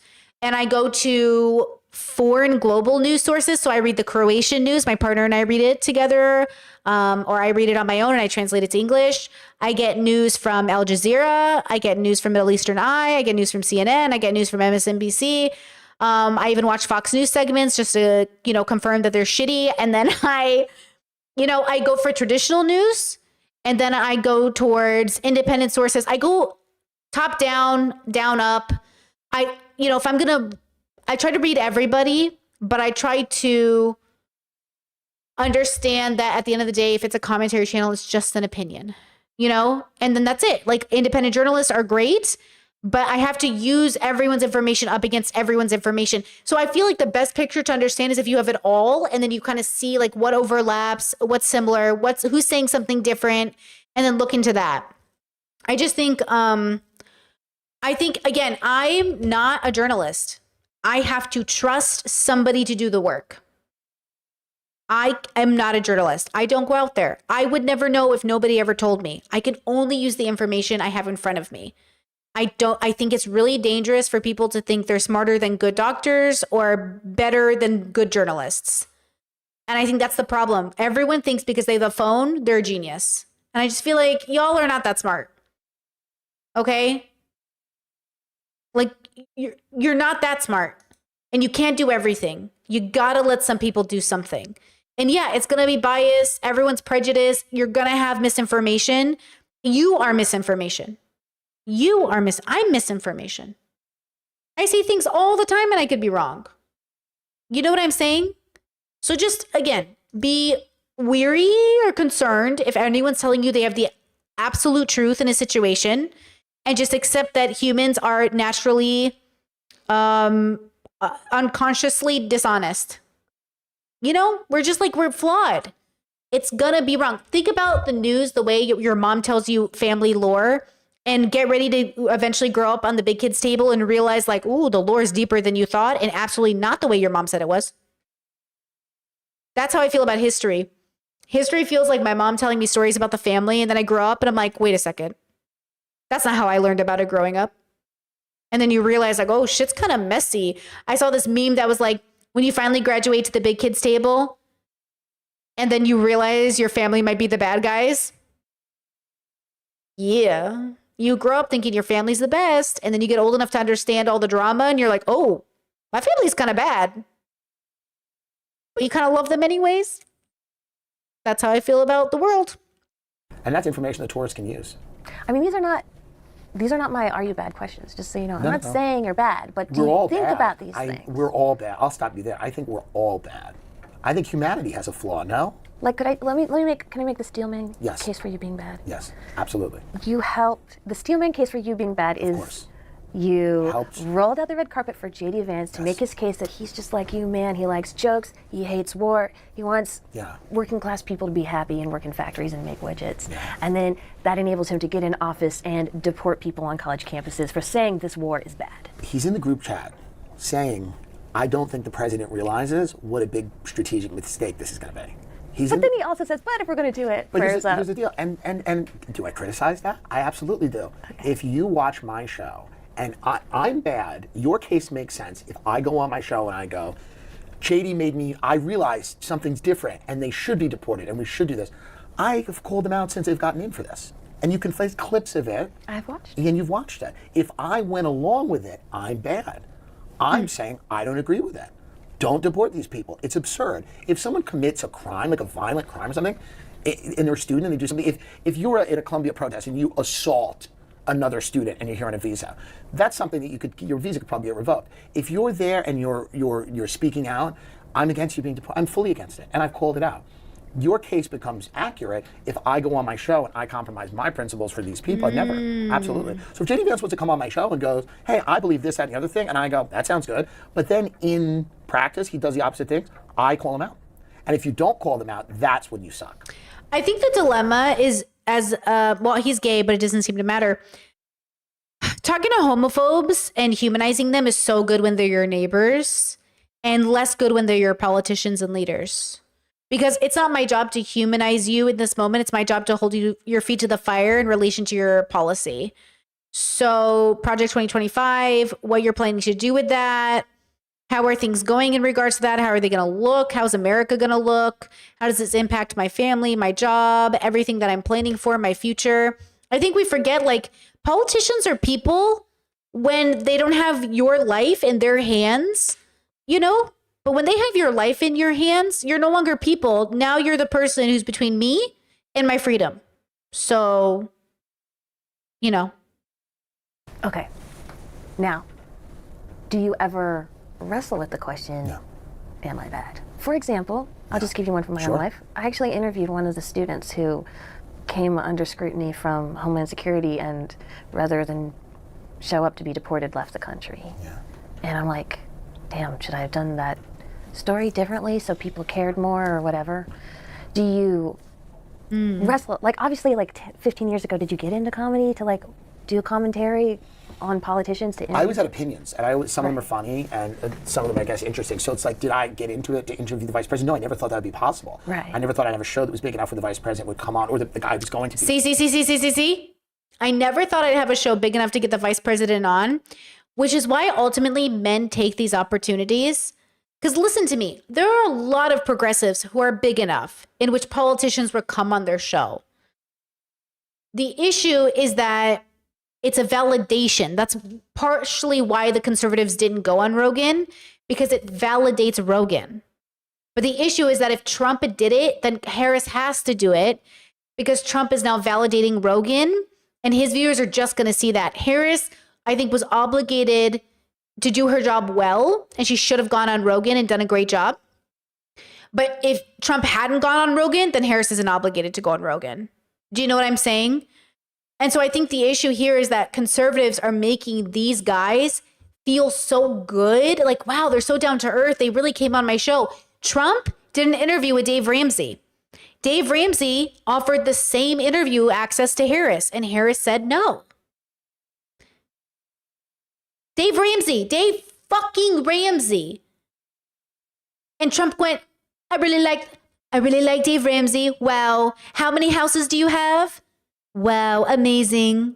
So many homes. Well, people are homeless.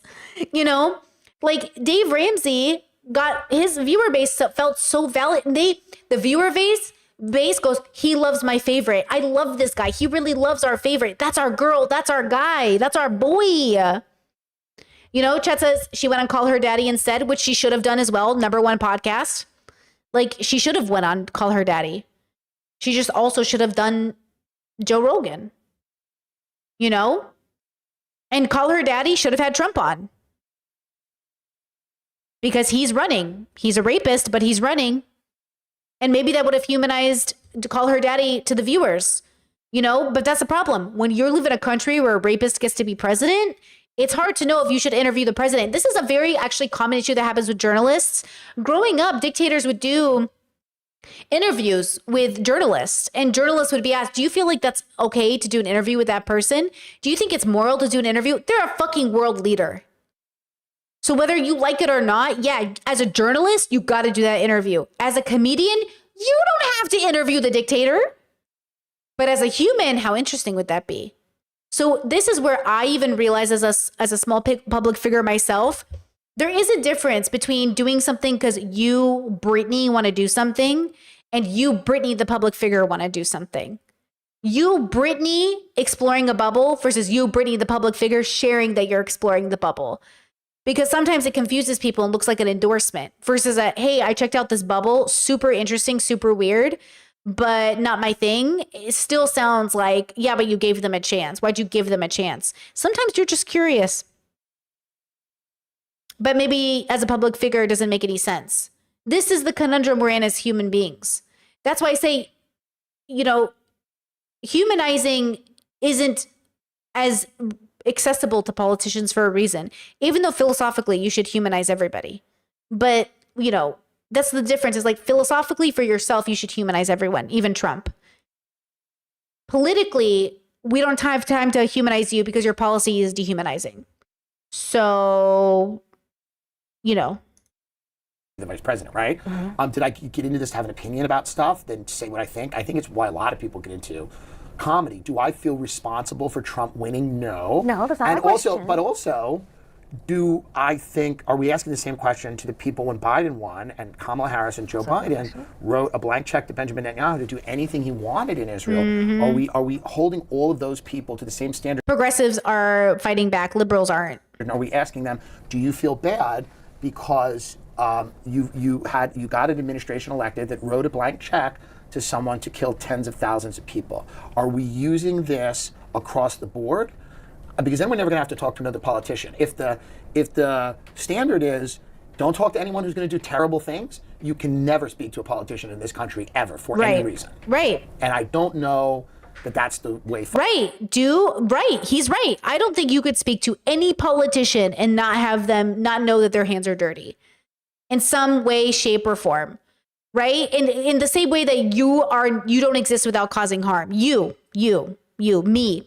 Right? Nobody is perfect. Our own family members are so fucked up. We still talk to them. The difference is the public figure talking to the public figure. Maybe comedians should only ever talk to other comedians or funny people. Maybe they should never talk to world leaders. But who's going to make that a law? I'm not going to make that a law.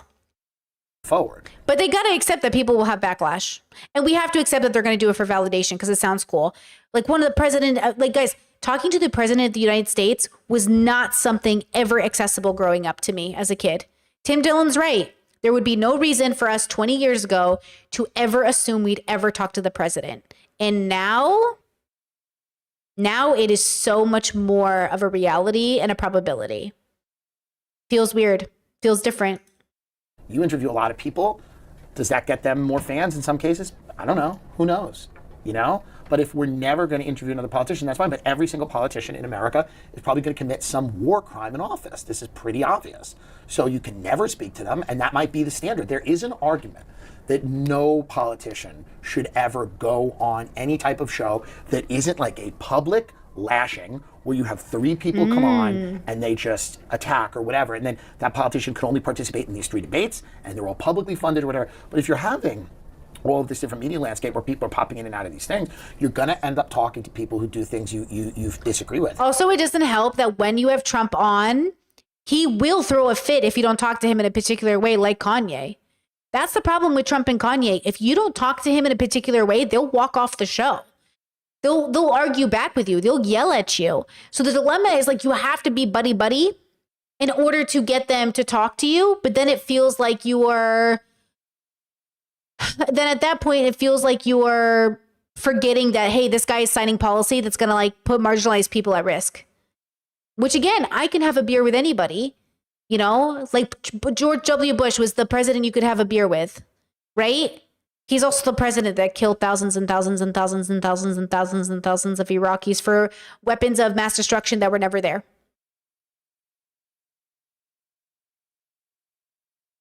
So, you know, I could have a beer with anybody. You've probably had a beer with a rapist. You know what I mean? That doesn't mean that it's like a cognitive dissonance that allows the interaction. But when you think about it, when you put it in front of you, when you imagine it, when you get ready, when you process it, the beer doesn't taste so good anymore.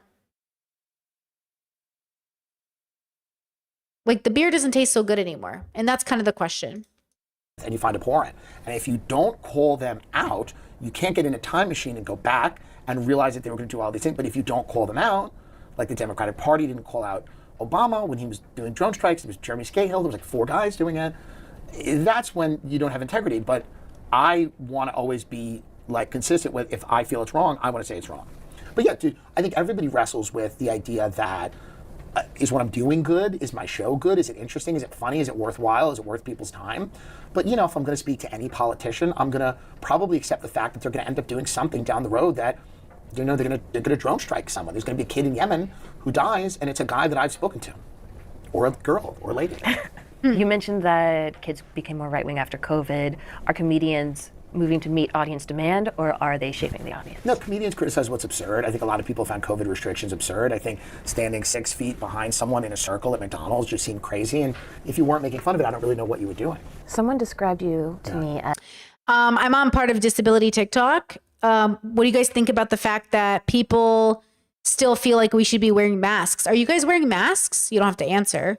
But I've seen that even in my comment section, like, make sure to still wear a mask. I'm not wearing a mask. You know, we're still concerned about getting sick. We don't want to get COVID.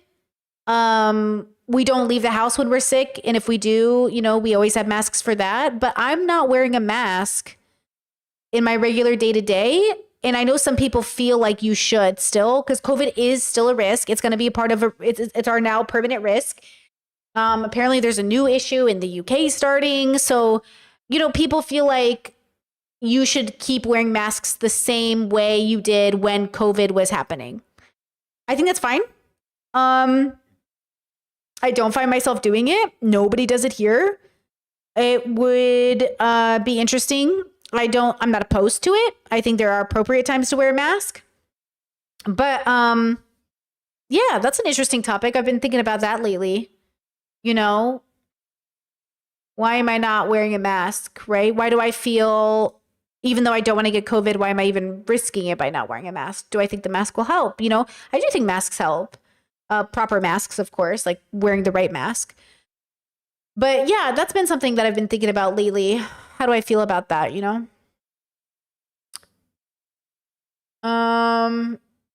Chad says, I think people should wear masks if they have symptoms like flu-like symptoms. Yeah, I think that would be great if people wore masks when they were sick, if they had to go out. Again, we try really hard not to go out, and when we see coughing children, we avoid them like the plague. But yeah, I was thinking about that a lot. Chess says, I worry about another pandemic. That period was very isolating. I work from home 2 years straight, only video calls. Yeah, I mean, there is a chance it could happen again. A lockdown could happen again. For some people, it'll be great. For other people, it'll be bad. Yeah, I think you should get boosted. I think that kind of stuff kind of makes sense, especially if you're very active. I think it's also different for people that aren't very active. But even if you're not very active, it wouldn't be a bad thing to get boosted, right? As a gay Rush Limbaugh. What do you think? Gay Rush Limbaugh. Well, I think that's an insult, but I think he was very good at what he did. And I think you're also talking to a lot of comedians with no money who dislike me. No, this was not a hater. This was not a hater. This was a lot of the people that live in your neighborhood can't pay their bills, and unfortunately, they all went into comedy, and a lot of them didn't succeed. So I think they're saying it as an insult, but I actually thought he was very good at his job. Well, think of Rush Limbaugh in the way of one, April. Well, hold on. Hassan and I both say we do what Rush Limbaugh does, but different. Because I've called into Rush Limbaugh many times. Because I was a conservative growing up. So I've been on Rush Limbaugh's show as a caller. Yeah, cringe. Snurdly, his caller ID guy, he knew who I was. Oh, whoa, what? Anyways, yeah, if you grew up conservative or if you know who Rush Limbaugh is, you know what I mean? Like, you're going to want, I don't know, you're going to want to use him as an example because Rush Limbaugh was a college or a high school dropout who had a $300 million plane or something. I don't know if it was that much. But the joke is, of course, you want to reference a guy who's culturally relevant, da-da-da-da. But yeah, even Hassan says he's the Rush Limbaugh of streaming for the left. Yeah, because he's the prototype. He's the prototype of a guy who never graduated high school, who is somehow managed to be so relevant that presidents and movie stars and Elton John sang at his wedding. Do you know what I mean? Yeah, like, this guy somehow was somebody. He's a piece of shit, but he was somebody. Also, my dad was a Rush Limbaugh guy, so I was a Rush baby, and I grew up my whole life watching Rush. We even watched Rush when he was on TV. Yeah. To carry an audience along many, many hours solo. Sure. And then, but two, you really did drive opinion. I think he did, for sure. Yeah. But I think it wasn't said, that wasn't said in like probably in a complimentary way from your friends. This was not a hater. This was not a hater. This was not a hater. Okay. But do you see or hope for some parallels with Limbaugh in that way? In one, you can do the solo hours. Do you hope to drive opinion? I hope to make a good show that's interesting. I mean, that's all I'm trying to do. If my show is interesting and entertaining, then it's worth someone listening to for an hour. I mean, this idea of like driving opinion, I call out things I think are crazy. If people agree with me, great. But there's a lot of people that don't agree with me that go, but it's an interesting. I don't think Tim is much of a prescription maker. I don't think Tim is trying to get people to move in a certain direction. I think Tim is just there for the lulz in some aspect, or he's there because he's curious. But I don't think Tim Dillon, in the time that I listened to him, I never got the impression he was ever making a prescription. Like, I never got the impression that she feels like she's making a prescription, so she's like, you must be making one. I don't think Tim is that kind of guy. Or funny show. So as long as you're listening, I don't care if you agree with me or not. I think Limbaugh cared, or at least it was a little different. Definitely. If you disagree with me, I don't care as long as you find the show interesting or funny enough to listen. Okay. I think that's the main difference. That's fair. Anything else? Yeah. Great. Thank you. You know you have to go. No, I appreciate it. Thank you so much. Release a lot of it. It's good. Yeah, that was fun. Yeah, it's like there's just such a confusing misunderstanding about the categorization, I think. I really think that's what it is. It's just they're just confused about the categorization. And then that causes everyone else to be confused on how to judge you. And then there's just like a misunderstanding. I just think she didn't understand Tim Dillon's work. But yeah, I'm not a fan of Tim Dillon's work, but I was for a while, and I'm glad that I had a chance to listen to him, and I'm glad that I'm listening to different people now. Chad says, what is driving opinion, giving people opinions? Like moving people in a direction. You're meaning what you're asking, what is the concept of driving opinions? Yeah, like being the leader of opinion, driving people, influencing people. Chad says it wasn't a very productive interview. In my opinion, yeah, it seemed like two bubbles were clashing, but there was a deep misunderstanding from her end of the bubble. And as the interviewer, I'm surprised. It did feel like she didn't really research Tim Dillon, but maybe you can't research Tim Dillon by watching 1 or 5 podcasts. Maybe you got to research him by watching. I watched a lot of Tim Dillon at one point. Like a lot. And I think I do that with everything. It's probably my autistic brain. But when I watch somebody, like I will say I don't watch Tim Dillon, but I've probably seen like 50 podcasts. Something like that. Maybe 100. Do you know what I mean? Something like that. Like I don't watch Joe Rogan, but I did at a time and I've probably seen, like over 100, easy. Like if you watch a video or like how many videos somebody puts out, like there's so many people that I don't watch as a fan, but I watch as like I wonder what they're thinking about. And I'll probably watch like hundreds of their videos. Like, what are those 2 guys I made a video about? And I said, I don't watch them. And people were like, so you've never seen their videos? Like, I didn't say I never saw their videos. I said, I don't watch them. I've probably seen like 100 of their videos, but I don't watch them. And people, for my brain, those are 2 different things. But I understand why language is so weird that way, where there's no way for us to really know exactly what people mean when they say, do you watch this person? Do you not watch this person? Yeah.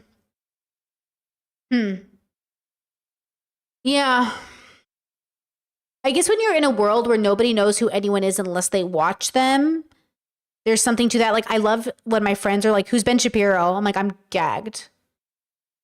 That's so funny to me. Like when people are like, who's Andrew Tate? And I'm like, I love that you don't know that. Or when people say, who's Asmongold? I was like, I'm so happy for you. Do you know what I mean? Oh, maybe observe is the right verb. Maybe observe is the right verb. I observe, I've seen, I understand. But see, the problem is you don't want to be discounted as somebody who doesn't understand the bubble, but you don't want to be seen as somebody who's like a rabid fan of the bubble either.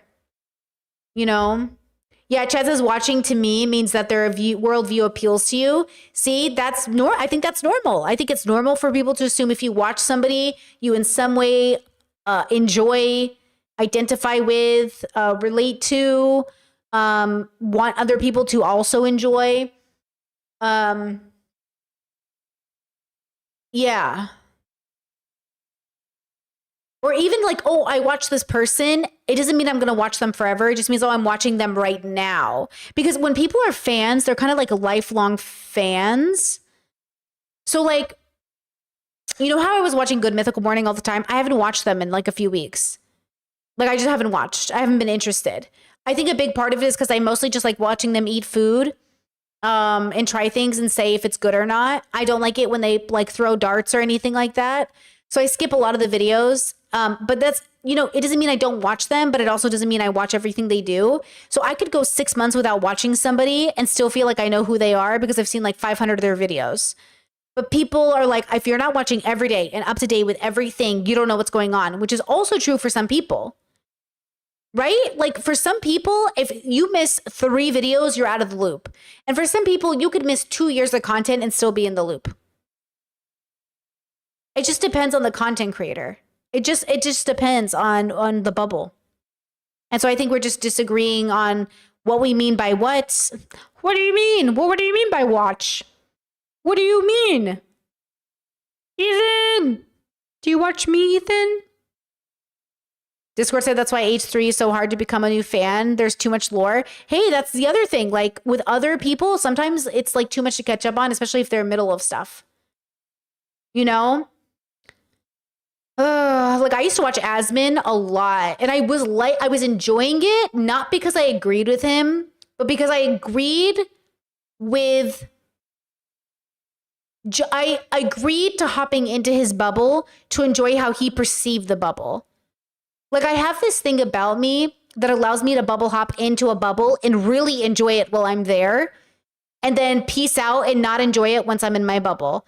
If I observe a bubble from my bubble, guys, I'm going to not enjoy a lot. If I'm going to be honest with you, I don't enjoy a lot. Brittany, as a Brittany, enjoys very little. Brittany, when I'm in your world, boom, boom, boom, boom, doo, doo, doo. I'm like, I'm in it with you, girl. I'm enjoying it because I'm not me right now. I'm the girl in your bubble. But if you ask me, oh, Brittany, do you enjoy this thing? Oh, no. Like, I don't enjoy Chapel Roan. But when I'm in Chapel Roan bubbles, I'm like, Chapel Roan! Chapel, Chapel, Chapel! But when I'm not in Chapel Roan bubbles, I like, you know what I mean? Like, I like people when I'm in the bubble with people. But if I'm just alone in my room, I don't listen to Chapel Roan. When I'm alone and it's my free will and nobody tells me what to do or what to enjoy, I don't enjoy her. But I don't hate her. But I love it the moment I'm with Chapel Roan fans and we're all enjoying Chapel together. I love her. But that's why when people ask, like, what do you like? Oh, very little. But I enjoy everything. You know? Yeah, it's a hard question to answer. I think it's probably very neurodivergent of me to see those things as separate. Since people usually identify with what they like as a part of their personality. Yeah, Chet says, so you're saying you'll sing Pink Pony Club with the girls but not in the shower? Exactly. Give me a Pink Pony Club karaoke night and I'm singing it with you. Will I turn it on when I'm cleaning my house or in the shower? No. No. Yeah, no. But, you know who I listen to on my free time? 90s music and 2000s music in the 70s and the 60s because that's what I grew up with. I listen to my childhood. I listen to Whitney and Celine. I listen to Disney soundtracks. The only new music I listen to is I don't know. It depends. I've been listening to Chloe Bailey. I like her album. I think it's really good. I also get into moods where I listen to certain things. I've been listening to a lot of Miyazaki, but that's not new. That's just my childhood. You know what I mean? It's just like, it's an interesting concept. What do you like versus yeah. Or like people ask me, do you like musicals? Because Checha said I love musicals. I love musical movies. And I like certain talented singers on Broadway, but I don't really like musicals. But I like musical movies. But then I don't like them enough to be like a fandom. I'm not a good fan. That's what it is. I'm not a great fan. I'm good at enjoying things, but I'm not good at being a fan. Yeah, I think that's what it is. Like I liked Harry Potter, but I couldn't like get into a Harry Potter conversation with somebody. Cause like they'd be like, did you even read the books? Yeah, girl, 10 years ago when they came out. I'm not rereading Harry Potter, y'all. Do you know what I mean? Like, I'm not like obsessed. I'm not like reading every updated thing on stuff. I like what I like, and then I don't really, know. Anyways, we're ranting now. Let's call it a day. Good talk, good conversation. I expected something different from that interview, but I think at the end of it, I liked it because it made us have really good conversation. So thanks. Oh my God. I was like, why is my brain so slow? It's because we're 6 hours into stream. Holy shit. Let's go. I think Noah's streaming still.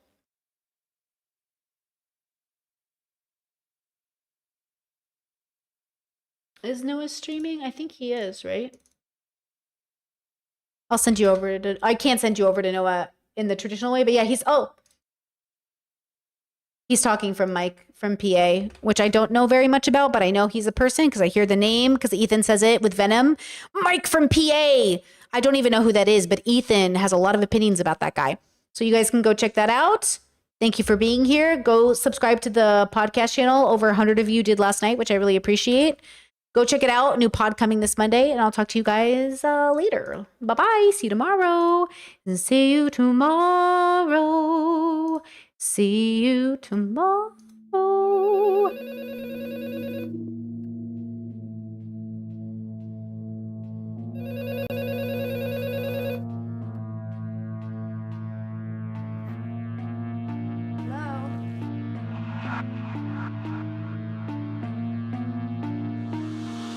What's your favorite scary movie?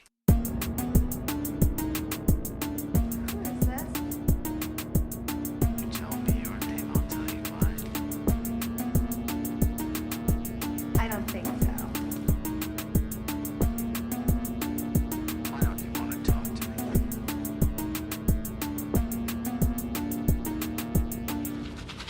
What's that noise? Popcorn. You making popcorn? Uh-huh. I only eat popcorn at the movies. Well, I'm getting ready to watch a video. Really? What? Oh, just some scary movie. Ha